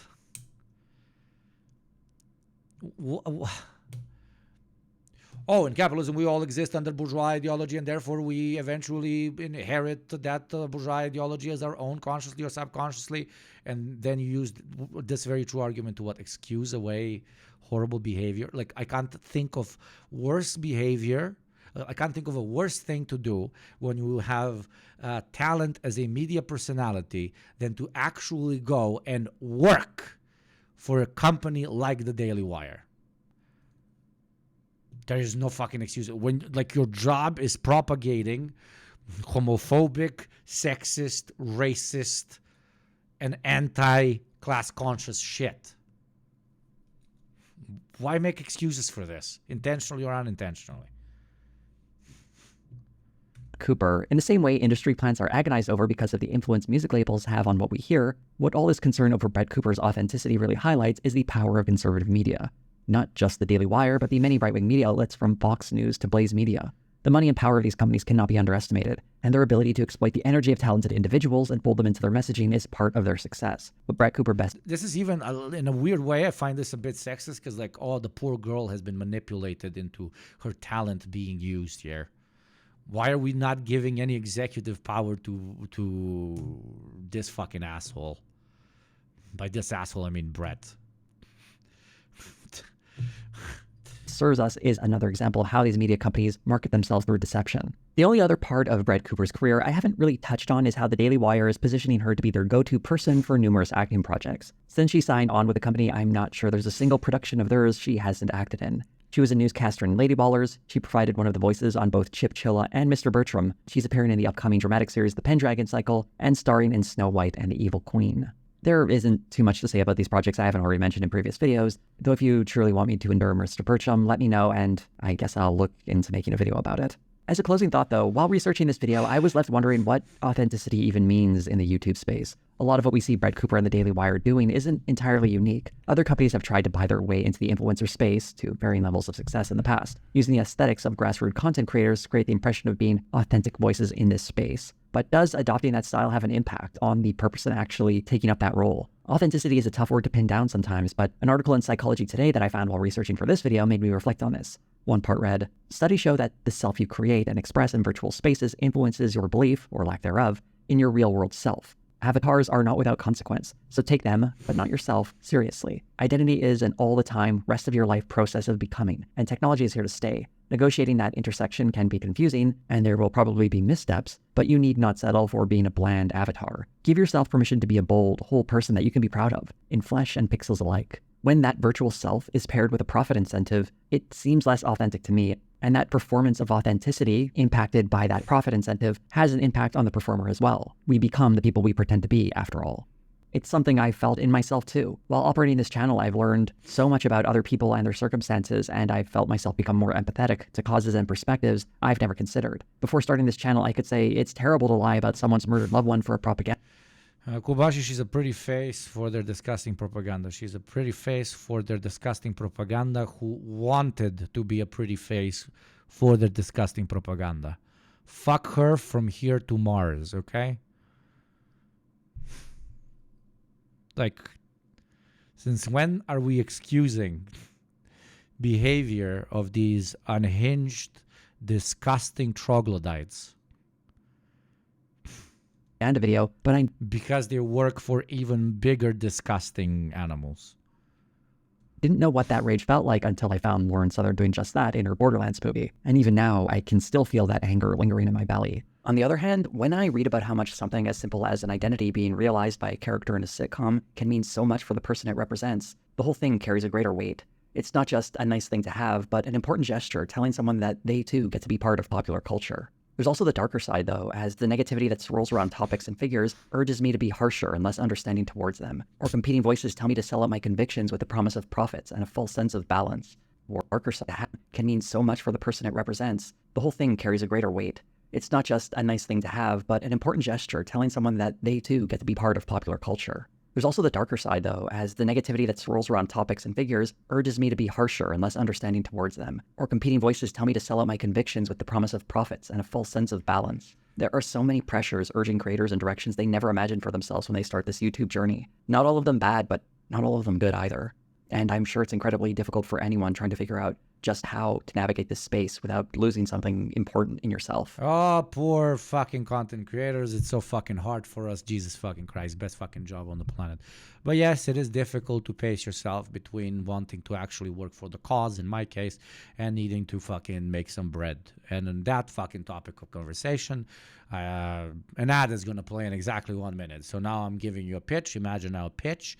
Now I gave you a pitch about how ads bad. You got me good. And then I'm going to say $5 a month or for free through Prime. And then I'm going to make another comparison between the ads being bad and you supporting the channel and how I wouldn't be able to do this without you. This part I'm not saying ironically. This is actually correct. And then I'm going to say thank you very much for your consideration. An ad will play in 30 seconds. There you go. Oh my God, now I sold my soul to the devil. I won't be able to sleep at night. There are a lot of phonies and fakes in this political commentary space on the right and the left. And I'm not entirely convinced that Brett Cooper is one of them, at least not yet. When watching her videos, she'll often have like a line or two where she reflects a kind of kindness and sympathy towards the subject she's discussing. There doesn't seem to be that level of cruelty or harshness you see from someone like Matt Walsh or Ben Shapiro or Steven Crowder or Tim Pool or many of the other commentators who have been doing this for far longer than she has. This, I think, is one of the long-standing impacts of doing this work. adopting that harsher messaging is, I think, part of how this platform changes you. It hardens you and calcifies your opinions, and it dehumanizes the other side so much that it becomes so much easier to use the most hyperbolic language in describing them. And it's a shame to see someone who's only 22 years old falling into that same trap. Maybe it's simply too late for her, and she'll keep producing these terrible videos, getting increasingly harsh and mean and hardened by this space, and that will be her new authentic self. Perhaps the one lesson for at least me or any other YouTube creator to take from this whole video is to not let this website turn us into what it has turned so many other people into. You're both citing this. You're both citing. You're telling me it's bad for me to feel genuine hatred towards somebody who has made it their career to pitch hatred towards other nations, minorities, fellow leftists.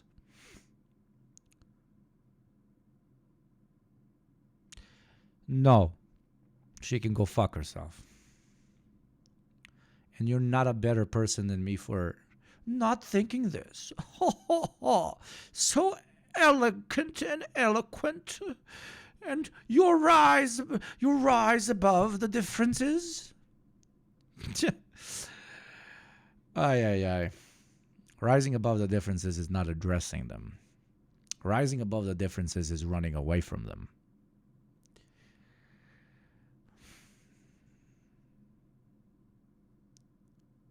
There is wisdom in understanding the other side, sure. But there is cowardice in excusing away the behavior of the other side. That is cowardice, not wisdom, not greatness.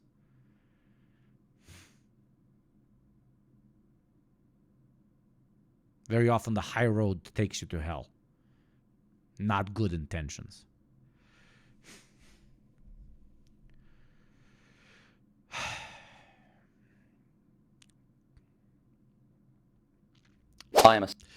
Dostoevsky's Guide to Destroying Your Life.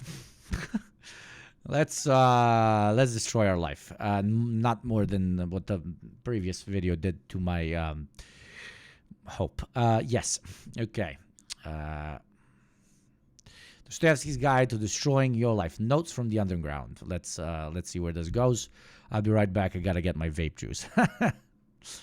Sick man. I am a spiteful man.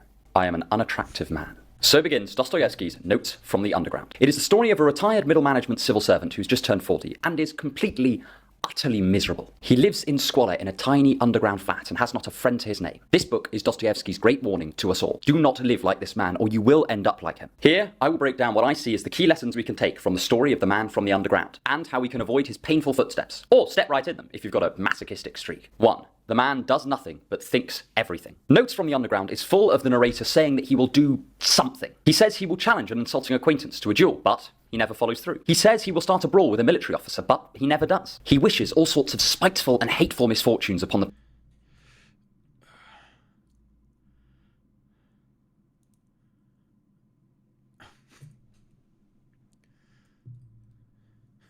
Why the Zoomers hold lav mics in their hands, oh God, why, right? We need to return to tradition. Return to tradition. Mods, please adjust title. Thank you very much. People around him, but barely raises a finger to make this happen. His inner monologue is all bark, but his outer actions show no... I'm putting cucumber in my vape. Time to add the cucumber. It is time to add the cucumber in the vape. That is what your sub money goes to. More cucumbers in my vape.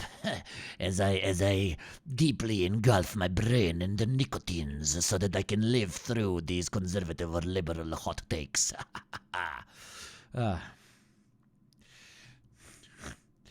Both sides. God fucking damn it.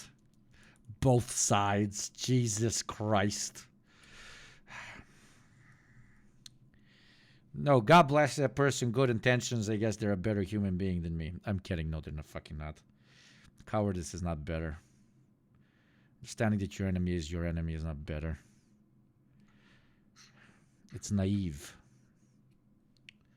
And naivety is death.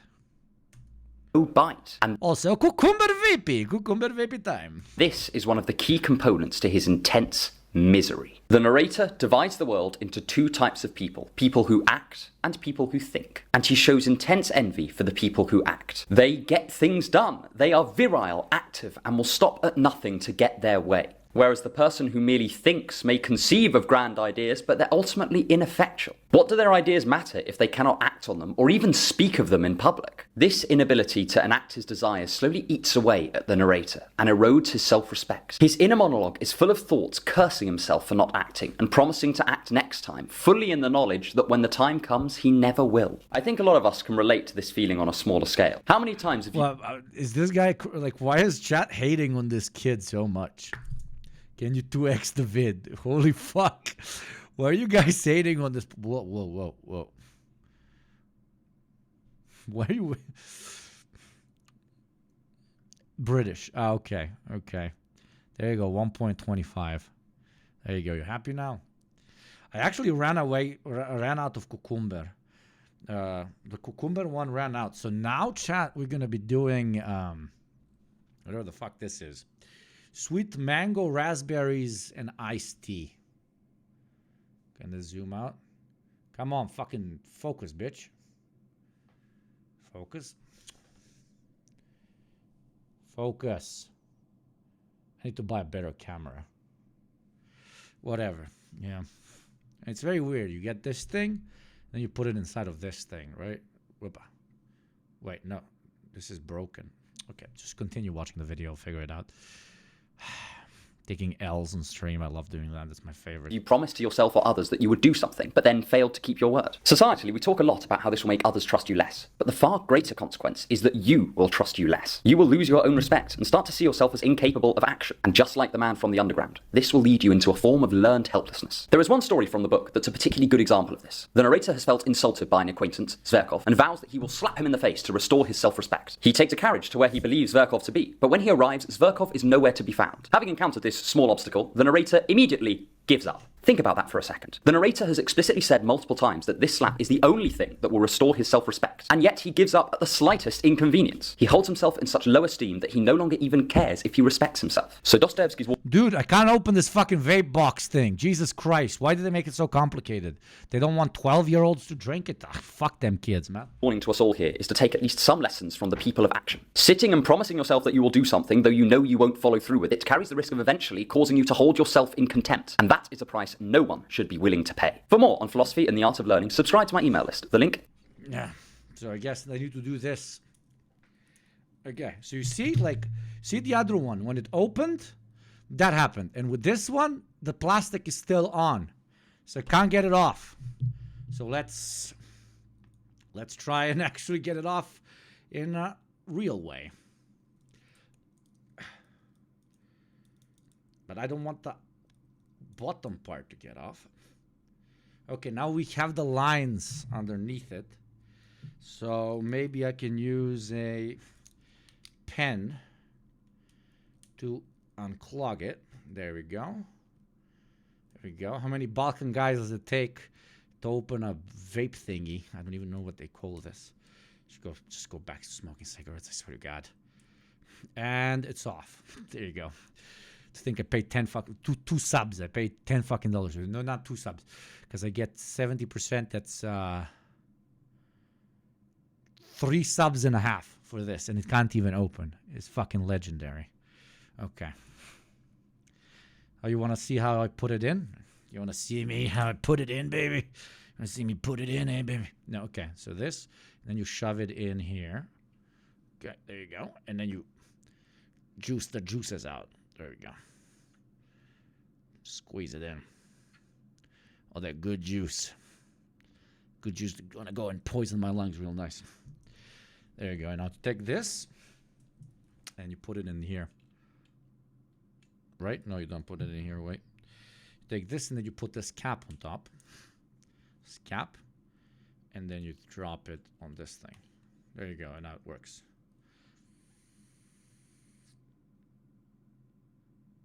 Not bad. Not bad. I can live with it. Is in the description. 2. He is a nihilist. The man from the underground is a little bit like an edgy teenage boy that has never grown out of his bleak nihilistic phase. One of the most telling passages from a monologue by the narrator reads, "I say, let the world go to hell, but I should always have my tea." He's essentially saying that he cares nothing for his fellow man, but is happy to see them all burn as long as he himself remains okay. This, as far as Dostoevsky is concerned, is the ethics of a demon, and he displays perfectly well how this sort of attitude leads to misery. Since the narrator feels no commonality with other people, he is always on the defensive. He only sees them as potential threats or enemies, but never as friends. After all, to consider someone a friend is to say that you care about their well-being, that they are close to your heart, and the narrator has already ruled out anything of the sort. He is convinced that to believe anything else is just superstitious, and he considers this nihilism to be the educated position on ethics. Of course, this inevitably leads him to conflict. The narrator perceives every action someone takes as a danger to him. He interprets neutral actions as threatening and annoying actions as if they were mortal wounds. In one lengthy section of the book, he describes how he was so irritated at the haughty demeanor of a military officer that he spent months tracking him down. Haughty demeanor? Sir, I am intimidated and annoyed by your haughty demeanor, sir. So he could bump into him on the street. He did this because, as far as he was concerned, the officer had dealt him a grave insult by not paying him adequate courtesy. The officer, for his part, did not even realise the narrator existed. So deep did the narrator's hatred of others go that he would spend this amount of time attempting to correct some imagined wrong that didn't even exist. He describes how he would wake up in the middle of the night in a fury at this total stranger who had done nothing more than ignore him. The man from the underground is tormented by imaginary demons. This is like the fucking 19th century version of shower thoughts. You know, shower thoughts when like somebody did you a great injustice, but you didn't have the balls or the, I guess I can call it, wit to react right on the spot and tell him, no, your mom's stupid or whatever. So that when you're showering, you remember that moment of great disrespect and you're like, I should have said this or I should have said that. And then you're talking to yourself while in the shower, imagining that you're talking to the person that showed you great disrespect. I should have said this, but days later, exactly. Born from his own lack of goodwill towards humanity. And this stretches to how he treats people he doesn't even think have wronged him. He describes at length how he was needlessly cruel in his civil service post, inconveniencing and denying people whenever he could, just so he could enjoy watching them suffer. In his twisted worldview, it was every man for themselves, and he did not owe anyone else in the world anything at all. But this view distorted him, made him full of spite, alienated him from everyone around him, and ultimately ruined his life. And again, I'm sure we can see small tendencies of this in our own lives. We all sometimes unjustly treat others with suspicion they have not earned. Perhaps they remind us of someone that has wronged us in the past, or they just caught us in a particularly paranoid mood. In recent years, some attention has been drawn to how unfair this is on the suspected, but very little attention has been given to how much it harms the suspector. Treating other people with ill will, spite, and hatred will do more to hurt you than it will ever do to hurt them. And this is a rare point on which Nietzsche, Jesus, the Buddha, and Dostoevsky all seem to agree. 3. He evades challenge. Time and time again, you see the narrator running from challenge, and as a result, you see how he will never grow as a person. One of the first things he says in the book is that he quit his job the first chance he had, and he has not applied himself to anything since. He has nothing that fills the void left by this lack of challenge in his life, and this leads to suffering. In his avoidance of challenge, he has given himself the greatest challenge of all, a life with no point. This is all in spite of the fact that he fully recognizes that struggle is an important component to a meaningful and fulfilling life. He describes people like chess players that would not want to give up the game if you offered them all the riches in the world. The point is in the playing. The man from the underground is somebody who has given up the game entirely, and then he wonders why he's not having any fun. This attitude has consequences both in the short and the long term for the narrator. In the short term, it turns him into an utter coward. Every time he faces a challenge, or feels fear, or has to rise to an occasion, he avoids it like the plague, and as a result, he never becomes any braver. At various Reminds you of anybody, chat? Reminds you of anybody? Oh my God, you guys are hating on this kid so much. Or you hating on the character. Hating on the character, right? Because I don't know, the kid's chill. The kid is chill. Both. What? Oh no, the kid. Myself. No, him as a person. What? He's calling me out again. They both suck. What did the kid do to suck? Jesus. At this point, he describes wanting to get into fights. Except being British. Like, holy fuck, man. Even my hatred of the Brits is being outdone today. Holy fuck. I think I have nurtured a toxic environment up in here. Ugly ass jacket. What? Shooting the messenger. He's British. He thinks he is so Sigma. British stay losing. The kid has a slightly affected accent and zoomer hair. Gulag. Okay, yeah. We have being British a fate worse than death. He looks like a banker, bro. We toxic. Yeah, you such a pro IRA place. someone to a duel or in some way put himself in harm's way, but he never follows through. He is a victim of his own cowardice, and that cowardice has only arisen. The fact he's wearing a suit doesn't mean he's a fucking tough. Holy shit, he wants the Phantom tax. Yeah, Oxford coded. God. The aesthetics don't tell you that much, Jesus Christ. Little bro thinks he's peaches and cream. Okay, goddamn. Because of his continual retreat. It's pretty funny, I have to admit, but poor kid, man. From any meaningful struggle in his life. One of the most interesting passages in the book is when the narrator briefly strikes up a connection with a prostitute, Liza, and gives her his address. This could have formed a way out for the man underground. It could have been the beginning of his reconnection with society and with his fellow human being. But instead, he is immediately seized with irrational terror and embarrassment at his humble flat. And when she visits, he insults her to such an extent that she leaves and he never sees her again. He was so scared of human connection and so cowardly in character that he threw away his one shot at slowly reclaiming his life from despair. Dostoevsky. Literally every streamer, when he brings over a girl and they see his streaming setup, man, and it's just like cockroaches, mice, and the 3-year-old pizza boxes. And He here hammers home the dire consequences of cowardice. Without some modicum of bravery built from overcoming challenges in our lives, we doom ourselves to whatever circumstance fate happens to throw in our laps. So it would be a very funny reinterpretation to rewrite Dostoevsky, specifically Notes from the Underground, in a modern context where the guy is like doing all of these things and is so incredibly toxic and self-hating and self-reprimanding that people start fucking loving him, because in the modern capitalist context, you know, the more toxic you are, the more it means that you're probably successful and can allow yourself to be so toxic, and therefore you end up attracting people. I mean, who are some of the most popular people on planet Earth right now? Elon Musk, right? So, think to your own life. What challenges are you avoiding? I'll start. I'm a singer in my spare time, and I've been avoiding certain auditions for fear that I will be rejected and told that I'm not good enough. But with this tough love... Smegma male grind set, bro. From Dostoevsky, I've booked 2 auditions in the next month. I don't know Asmon Goon Cave. What will come of them, but I think in my own small way, I've learnt a lesson from Dostoevsky's cautionary tale. 4. He avoids responsibility. It has often been said that the hallmark of an adult is someone who can take responsibility for their own actions. There is a reason we don't throw toddlers in prison for hitting one another in the playground. We don't... No, fuck toddlers, man. Shoot old toddlers. ...consider them responsible. I'm kidding. Wait, what the fuck? Why can't I zoom out? Zoom out. Oh, okay, I did zoom out. Jeez, that was a boomer moment. Holy shit, chat. I was completely zoomed out, but I kept trying to zoom out. Okay, I think we'll learn everything we could from this video. I think it would have... I thought it was going to play in a different context. It was fun. It was fun. I'm not talking shit. It was fun. Oh my god, it is a 1 hour and 25-minute video.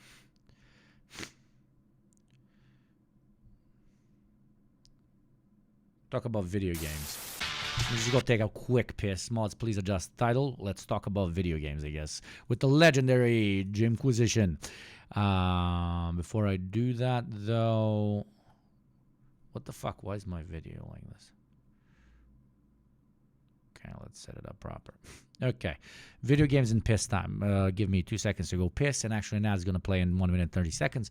If you would rather watch my chair as I piss instead of watching an ad, do consider becoming a sub.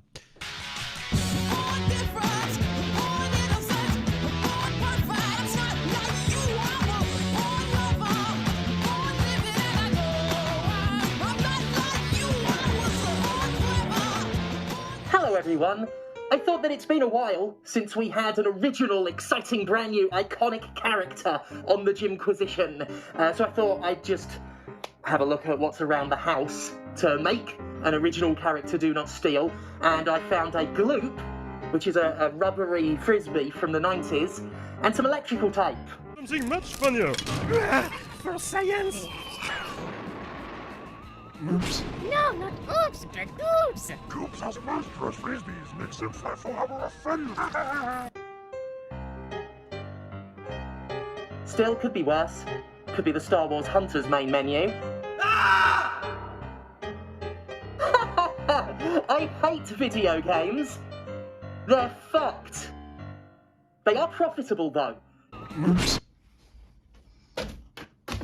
This headline isn't as fresh as it was a week ago, but I had a choice between relevant industry news or shitting on Konami last week, and I made my choice. I did want to get to this subject, however, fresh or not. After all, when it comes to news in this industry, you're in for a rotten time either way. So yes, let's talk about Sony's recent boast that this generation has been its most profitable to date. But first, let's talk about something a little less recent than that.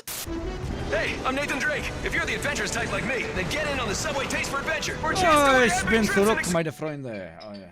Holy shit, no, it's fucking... Exclusive access to Uncharted 3! Get your code on 30-ounce drinks today! Subway, where winners eat.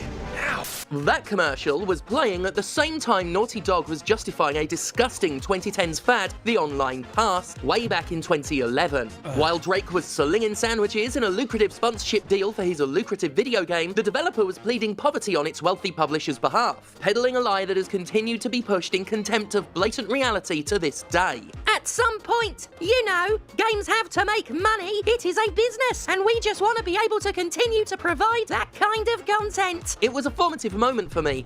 Naughty Dog's ridiculous suggestion that video games are too expensive to make and sell for the companies explicitly making money by making and selling video games. It's when I realised exactly how unscrupulously shameless the so-called AAA industry is. The absolute obvious bullshit on display and the determination to brute force that bullshit until people are conditioned to believe it's the truth. Even to this day, the corporate line is that anything a publisher wants to sell, be it DLC, battle passes, microtransactions, Crucial capitalism killed gaming, not wokeness. Preach, brother, preach.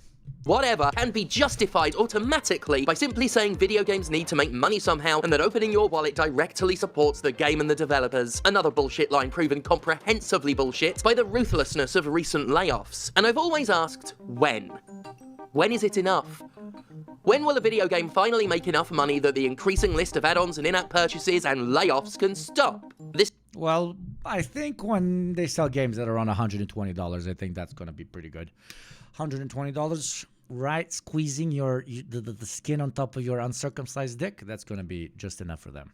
This excuse has been in use since at least 2011, and in that time it's been trotted out for at least half a dozen different forms of aggressive monetization and a myriad of other harmful business practices. Surely, in all those years, with all those billions of dollars, games have, you know, made enough money, right? Of course, we all know the answer. Say it with me.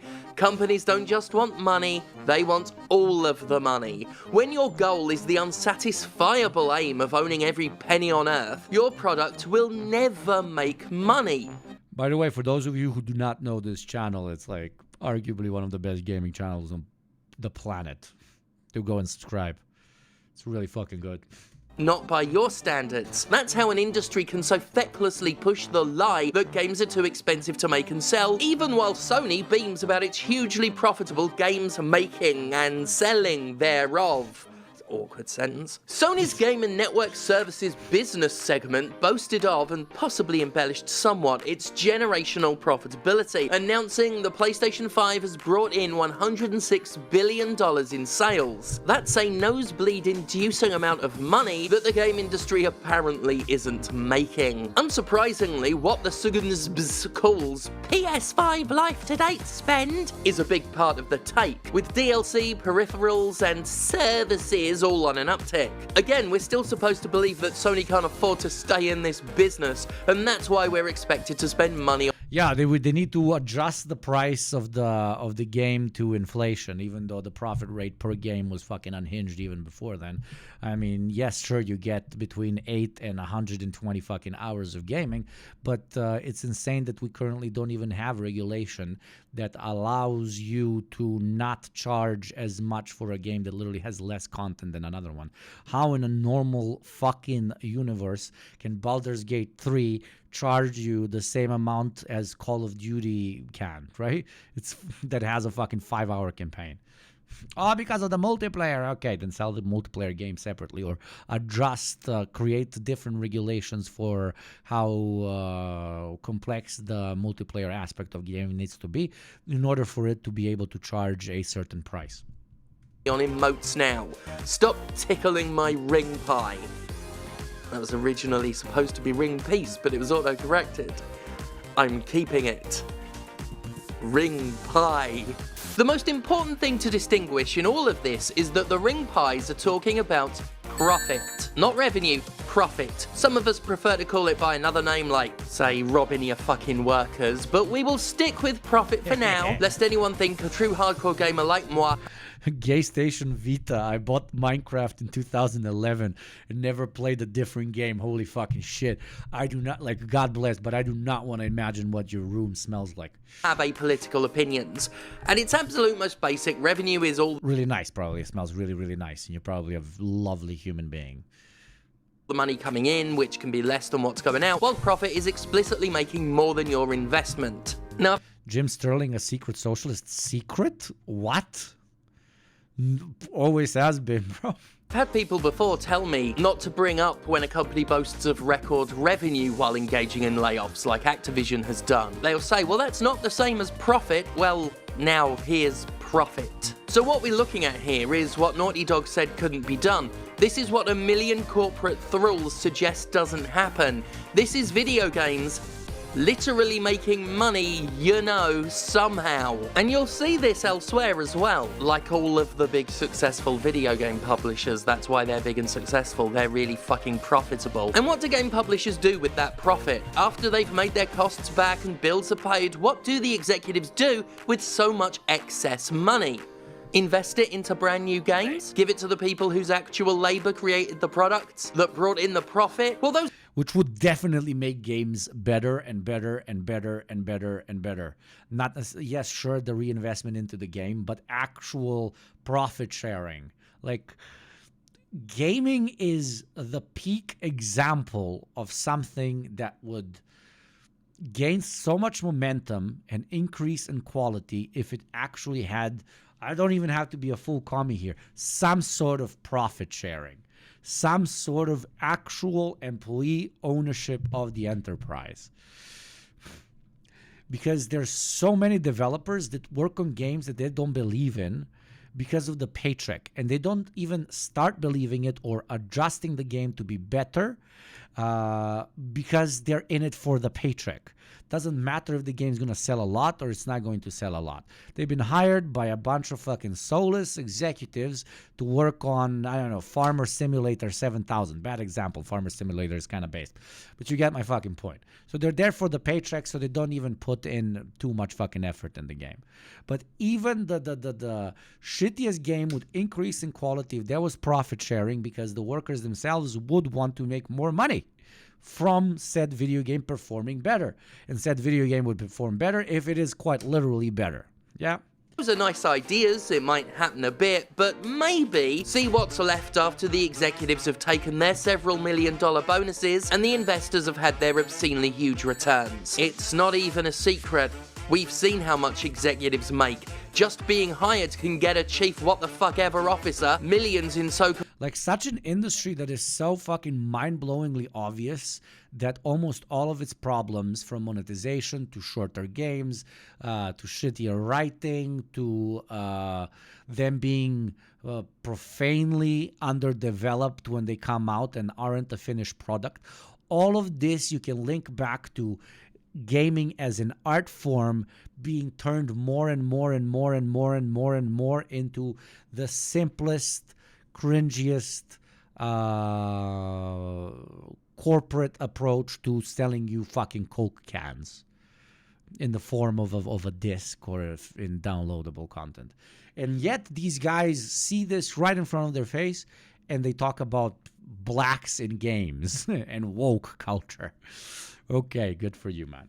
Called incentive bonuses, and they announce it with pride as if it's fucking okay. On the one hand, the game industry indulges in thousands of devastating layoffs while wringing its hands about how unavoidable it was. Hugo, have you ever looked into development of the first quadruple A game, Skull and Bones? Yeah, there you go. Great example of a soulless shit sty ran by suits that don't even play games. And on the other, it's handing tens of millions, if not billions, to a handful of already very wealthy people. Most layoffs often occur as a result of a company making money, by the way. If a company is still making money but is making even slightly less than it did a year before, investors panic like the greedy little brats they are, and Remember the same investors and owners that say that the reason they need to get more money and this is a cliche, but I'll repeat it nonetheless because it applies to gaming on steroids. The same guys that say that they need to be making more money because they are the ones risking the most. Well, those same guys that are risking the most are what? The second they lose money, they start fucking firing everybody. Incredible amount of risk. The risk of I'm risking putting people in homeless shelters so fucking hard. The company desperately tries to appear more lucrative through savings. Funnily enough, their savings always seem to look like a very human cost. You are fired. And that's their first choice before they even consider just not paying the executive class so much for a bit. And I hate it when actual developers parrot the whole gotta make money shit, because this is who they're protecting. A class so wealthy as to be alien, helping itself to money they generated for it, and perfectly delighted to sacrifice them to save itself a slight inconvenience. Honestly, convincing devs to go along with that shit is just plain sick. I've reached a point with the money debate where I no longer care about any individual excuse used to justify aggressive monetization. I don't care about resources, don't care about the market. What is this game? I want to play it so hard. Why is Kratos mass murdering suited Simpson guys? What is this mod and what is this game and how do I get it?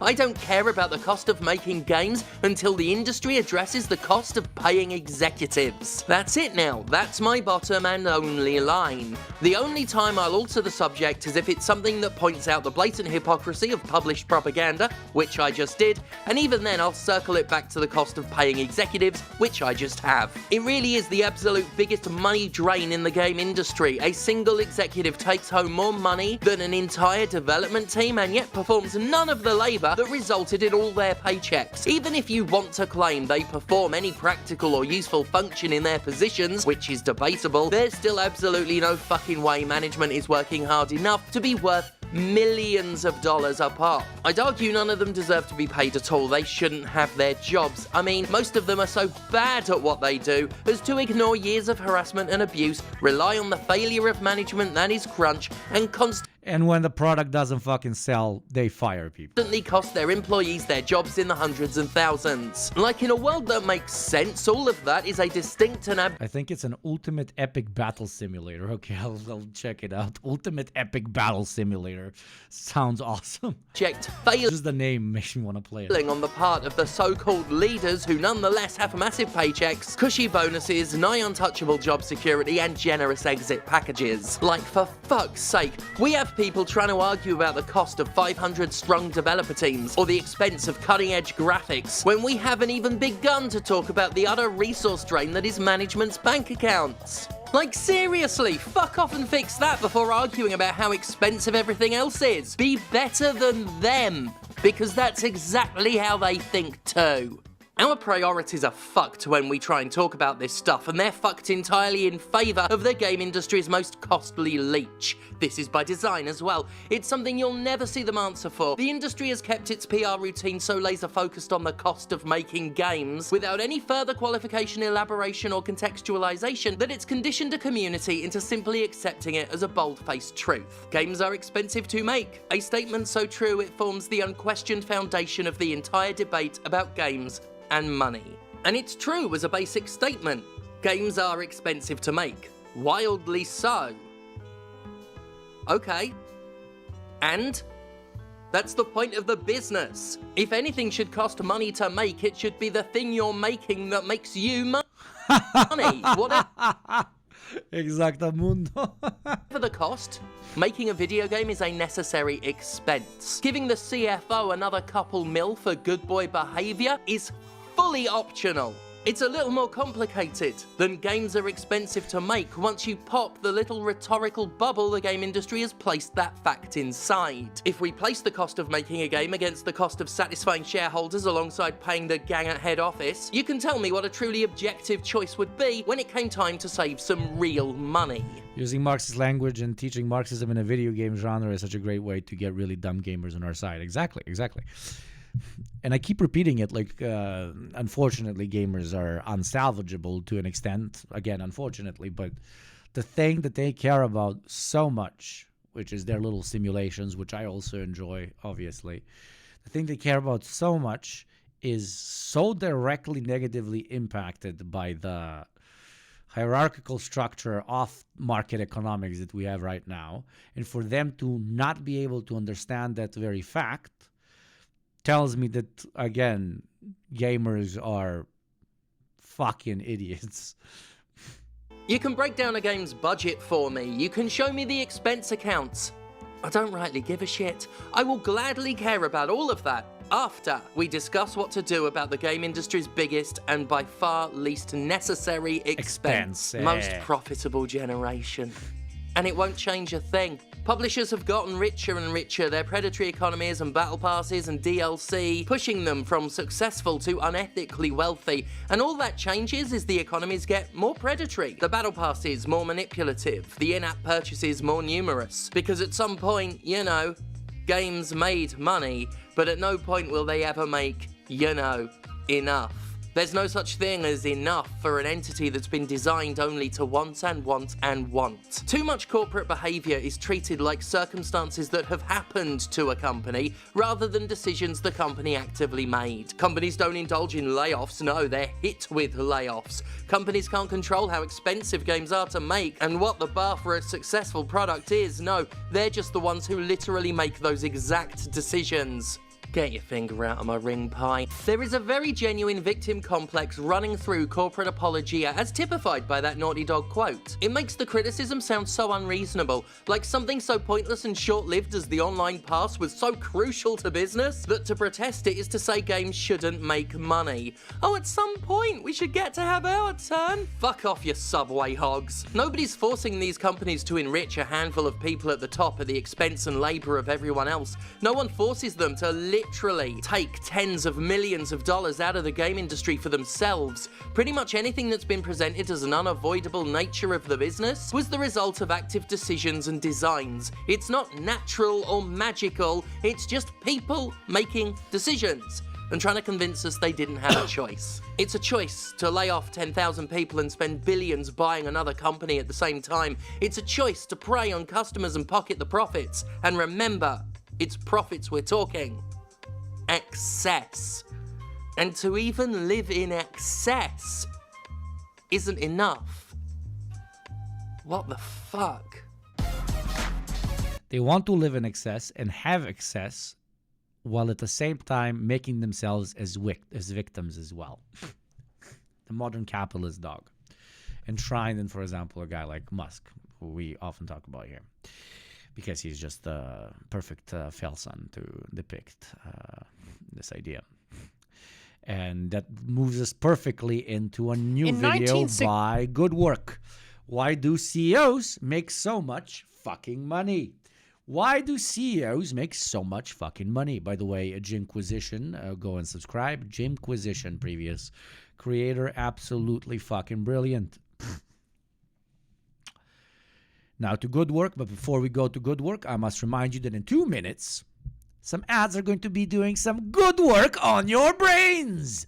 Do you want to be inspired by capitalist propaganda to consume more and consume eternally? Or do you want to be consumed by my propaganda that communism good, communism based, communism is the real red pill? Well, those two choices are ahead of you, and the payment for it is $5 or free through Prime. Choose what type of propaganda you want brainwashing you in the next 2 minutes before the ad starts. Thank you very much for your consideration.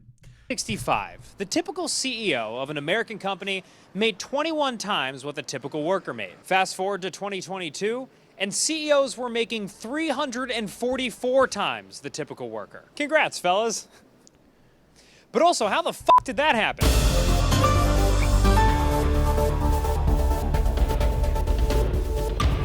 As I embarked on reporting this dangerous story, I decided the first thing I had to do was take some precautions, because if I was gonna publicly question whether the richest, most powerful people in the world actually deserve their paychecks, I was gonna have to do it incognito. Now that I was in disguise, it was time to do some investigative journalism. Why the fuck do CEOs make so much money now? That's a really good question. And I don't think there's a super simple answer to it. Sorry, Dan Toomey only does simple. Next nerd, please.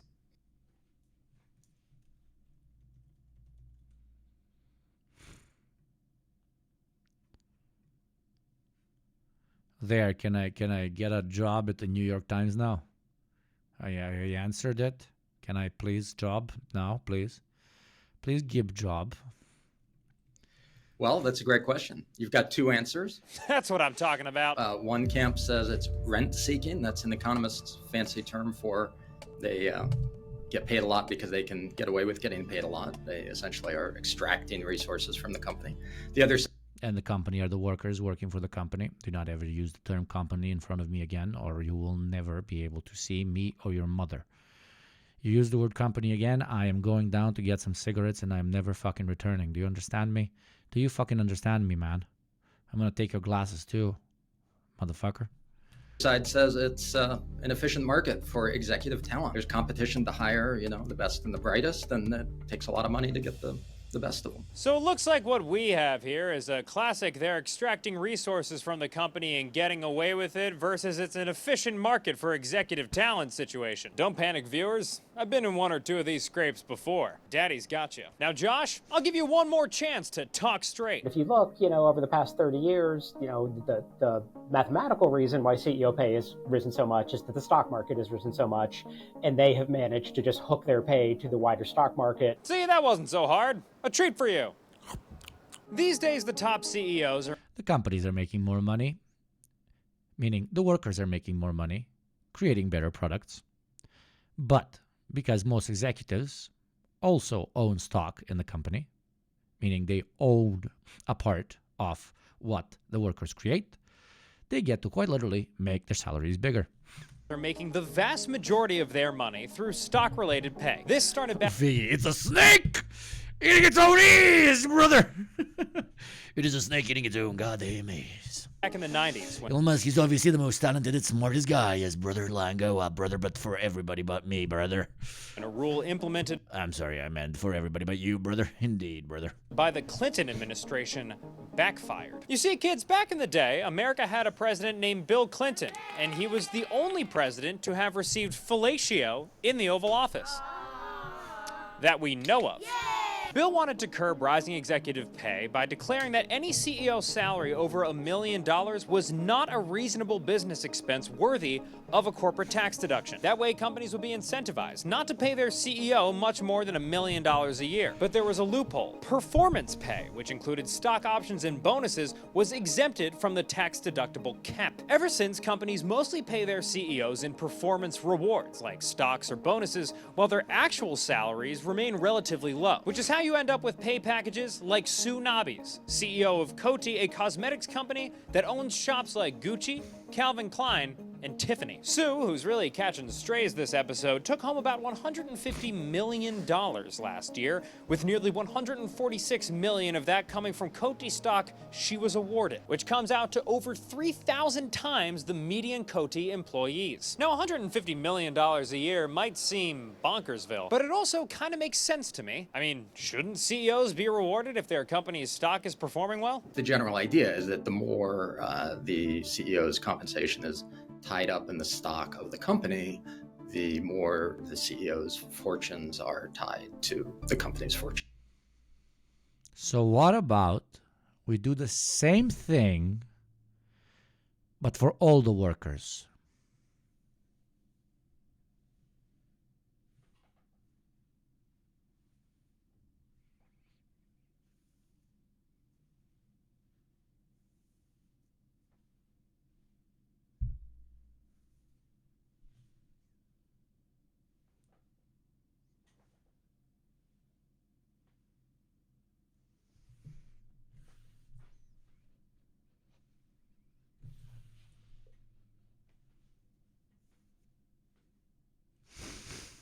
However, wet towels like Josh are quick to ruin the fun and point out the problems with linking executives' pay to their company's stock prices. In practice, there are many things that can make a company's share price go up, and many of those things are well outside the CEO's control. The hater's argument here is that if a stock goes up, well, it doesn't necessarily mean the CEO is doing a uniquely good job. It just means something happened that drove up the stock price. If you look at the CEO pay of oil companies, when the global price of oil rises, their pay rises because that causes their share prices to go up.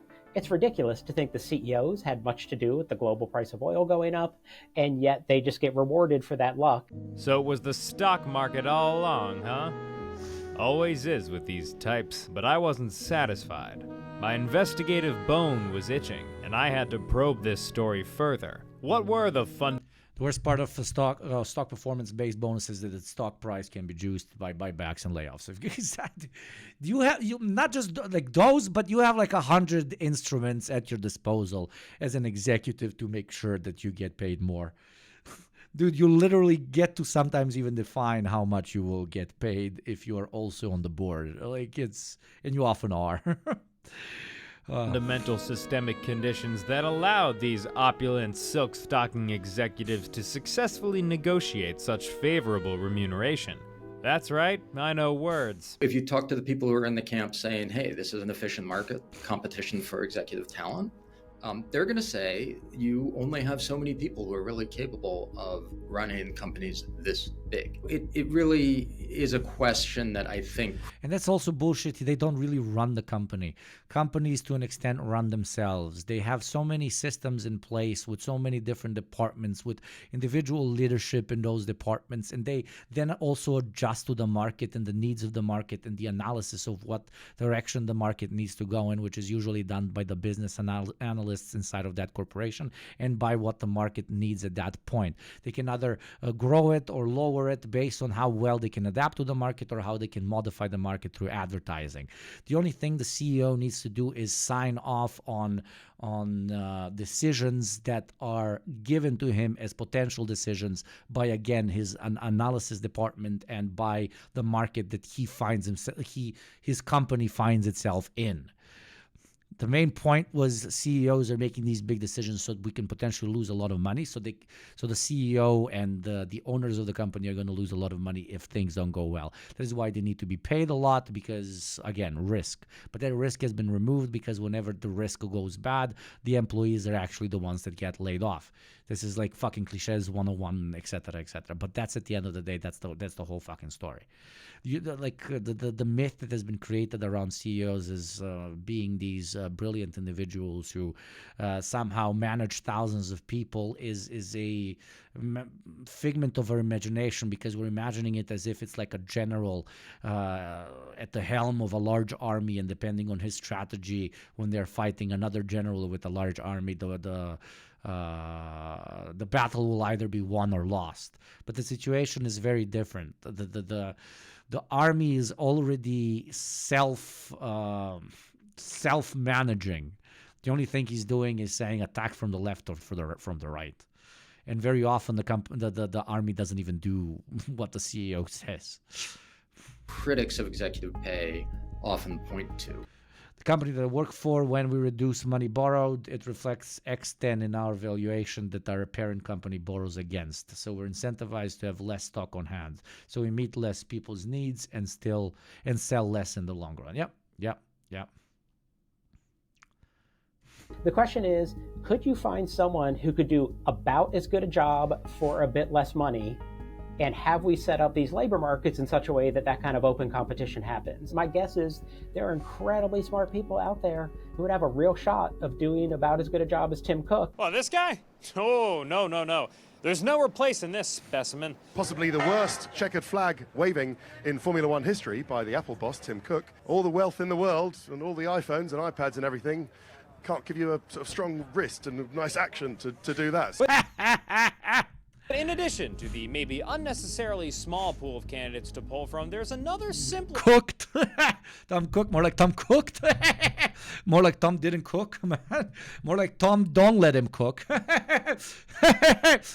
Indeed, sir, indeed. The reason why CEOs end up with mad stacks. They tend to be pretty cozy with the people who are deciding how much they get paid. In theory, the CEO is supposed to be the people that shareholders hire to run their company and maximize their profits. CEOs are supposed to be like doing the bidding of shareholders, and the shareholders' representatives are basically the boards of directors of big companies. But it turns out these are really complicated companies, and there's millions of shareholders in each one, and it's up to a single person, usually the CEO, to even decide who sits on the board of directors. And so basically the CEOs are picking the people who are supposed to be their overseers exactly. and the people they're negotiating with about salaries. Like Josh says, in theory, at a big public company, the CEO reports to the board of directors, who represent the shareholders' interests. And it's typically the board's job to decide how much the CEO gets paid. But if you're on the board and you're buddy-buddy with the CEO, it might be a little tough to decide on their pay objectively. I mean, who doesn't want to see their boy get a bag? Now, granted, there are tons of public companies. But if we look at the core, like more like let's do a little bit of Marxism, mate.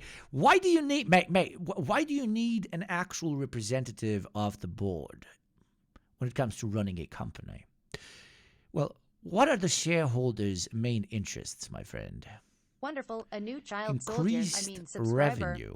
What is the biggest enemy of increased, not revenue, apologize, of increased profits? Either the company doing badly or the employees wanting more. So, if we've learned that the company will not necessarily do well or badly because of the executive decisions of one particular individual, that the only real job left to a CEO is quite literally managing just how much the workers of a particular enterprise identify with the enterprise as owners instead of workers. You need to have a king atop an authoritarian structure such as a business to remind the peasants that they do not own it. It is both a symbol and a practical method to control. And that's why they're paid so much, because they're literally getting paid to betray their own class. And in a weird way, let's imagine a CEO that doesn't own any of the stock of a firm, is not a shareholder. In a funny way, he's like a quote-unquote highly skilled proletariat, because he doesn't own the means of production. He just represents the owners of the means of production. But he is an ultimate class trader, for his whole job is to create a barrier between how much money the company makes and how much money the workers get. That's it. Thank you very much, Velja478, for resubbing. 5th month, 6 brate 6. Companies, each with different dynamics between their boards and executives. But still, Ultra labor aristocracy, yeah. Folks are getting suspicious about how these companies decide on executive comp. For example, in Delaware, where earlier this year a judge ruled in favor of Tesla stockholders who sued the companies, saying that Elon Musk's 2018 pay package was unfair. Judge in Delaware said, no, this process was not right. This was flawed. The board, too conflicted. Too many people on the board and on the compensation committee had too many close ties to Elon Musk. There's also the United Auto Workers Union, who in negotiations with top car makers last year demanded a 40% increase in pay over the next... Welcome, Monkey. Did you cover the EU elections already? Yes, in the beginning of today's stream, my friend. We have covered it. 4 years, which they said would mirror the same pay gain their CEO saw over the previous 4 years. Meanwhile, Bernie Sanders proposed taxing companies whose CEOs make more than 50 times the salary of their average employee. But here's the thing, it's not all unions and socialist Gandalfs lining up. I mean, if you pay your CEOs less, you need to pay the CEO a lot, because you're basically paying for his soul. You're paying for him betraying the class he was originally a part of.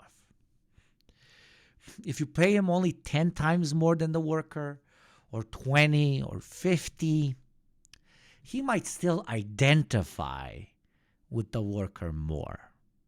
And that is the main reason why they started giving them shares as well. Because they really want to solidify in their brains that he is a part of the owners of the company. And why is this so necessary? Because that is how you dehumanize the worker. Because you no longer identify with him. And that is why the CEO is so important. Up to take a closer look at executive pay here. Even capitalist zaddies are speaking out. Carl Icahn has said that many top CEOs underperform, are overpaid, and aren't held accountable by their boards. Warren Buffett has described some Exchange fire.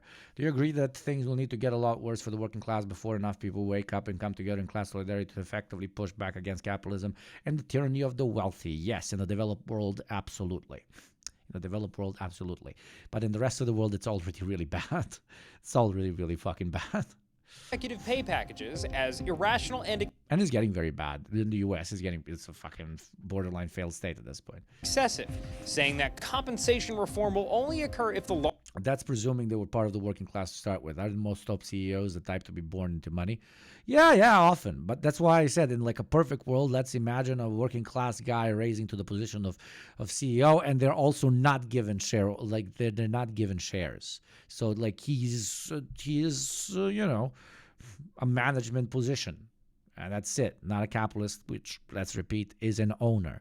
Then he's just being paid to betray the class he came from, right? Largest institutional shareholders demand a fresh look at the whole system. Meanwhile, the federal government is getting in on the action, with the SEC announcing new regulations in the past couple of years designed to CEOs and execs are to workers what compradors are to colonialized and semi-colonialized nations. Exactly, Seamus. Okay. I like when Chad is smart. You got what I wanted to say. Tap yourselves on your beautiful little shoulders. That's my beautiful, pretty, smart little chatty. Beautiful, pretty, smart little chatty. But yes, good job. shine a light on the closed process through which boards decide on executive pay. And yet my top secret sources agree with Buffett, saying that it's going to take a lot to change the status quo. It keeps going up.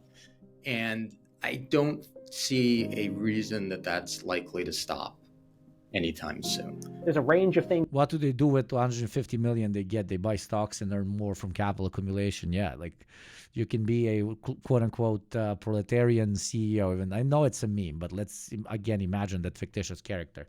You can be a proletarian CEO only for a month, and then you get your salary, or a year, and then you get your salary. And you, unless you're stupid, you're immediately going to buy stocks to make even more money. Things you can imagine doing to get at this problem, but they do require systemic policy changes. I think it is weird because often people think about CEO pay and it feels like a very populist issue, like CEOs versus workers, and that it's true. Well, I love when we call it populist. It's like the fact that a lot of people care about it means it's not necessarily correct. Yeah, fucking legendary. That is a clear contrast. The number one group who's really getting hurt by CEO pay directly is shareholders. Ah, the shareholders. Us red-blooded Americans who get up in the morning, put in an honest day's work, and after a microwave chicken pot pie, do it missionary on the couch while Monday Night Football blasts through the old rabbit ears. We should all care about this, because if you own stock or if you have a retirement account, then these corporate boards who are supposed to be awarding CEOs with fair pay packages are representing your interests. And while there is evidence that people do care, there's also evidence that we don't fully understand just how much money top CEOs are making. A 2016 survey from Stanford Business School, you know the one, estimated that about 70% of Americans believe CEOs are overpaid. To update that, we had our And while CEOs are obviously a fucking problem and they're parasitic class traders, they're not the root of the problem. Ownership of a company by anybody, of an enterprise as it would be called, by individuals, and not the workers of said enterprise, is the core problem. And that core problem will always be addressed by the capitalists by instilling basically a quisling, a general on top of it to keep all of you stupid poor schmucks in order. Publisher Morning Brew poll a sample audience of corporate hardos. 401k Andes, baby. And 87% of them agree that the discrepancy between CEO and worker pay is too high. But from each of these surveys, another thing was clear. People literally cannot imagine how much money CEOs make. The Stanford survey estimated that the average American believed CEOs made just 1/10 of what they actually make. And in our Better survey, almost 75% of Morning Brew's sample audience guessed that CEOs make 100 times or less than the average worker, when the answer is actually 200 times or more, which is like a lot, on a completely different scale than what most of us were thinking. So now that we all know about this runaway train that is CEO pay, maybe we can think about slowing it down a bit. Our companies would be a little more profitable, our economy a little more equitable, and god damn it, we need to get Tsunami under control. So for shareholders everywhere, I'm Dan Toomey. And I have been this entire time. Oh my god. The YouTube end card. One of the last sacred... Yes. How fucking lovely. I can't believe it. He was actually the guy from Good Work the entire time. the guy from Good Work. Well, with that, my beautiful, beautiful chat, I must say that I will be seeing you tomorrow. Tomorrow around 2 hours to 3 hours after we started today's lovely, lovely stream. Now, I want you to go out and multiply. I'm kidding. No, unless you want to, then go out and multiply. Check out the other streamers of this beautiful platform and come meet me tomorrow for even spicier topics than today's. I encourage you very much so, before we go our separate ways, to check out this thing by this very based guy who wears a mask and screams about things he cares about. Ugopnik Live. I repeat, Ugopnik Live on YouTube. Whenever you miss anything that I talk about here, you will be able to see it over on Ugopnik Live on YouTube. Please go and subscribe or face my motherfucking wrath. Indeed, that is intimidation, and it is against the TOS, and I could get into a lot of trouble. I don't know why I said it. Indeed, that is intimidation. What? I just play my own shit. Okay, and now, who should I send you to? Who should we say hello to? Who should we raid? Please tell me. Love you, chat, very much. Thank you especially to all the subs, especially to all the gifters, and as always, to my lovely, lovely mods. If you've been watching and you're still not a follower, click that button. It literally costs you nothing. Thank you for the very, very nice stream. I really enjoyed this today. It was very, very, very chill.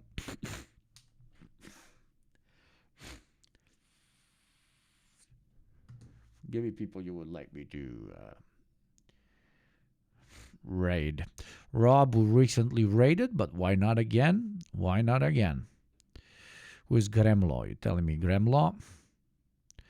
Breaking Hunter Biden guilty. UNSC ceasefire agreement. Kick streaming PDF scandal. Majority Report? Is Majority Report streaming? Let's send our love to Rob Russ as always. Let's send our love to good old Rob Russ. Or no, did I do Rob Russ last time? I just want to be fair.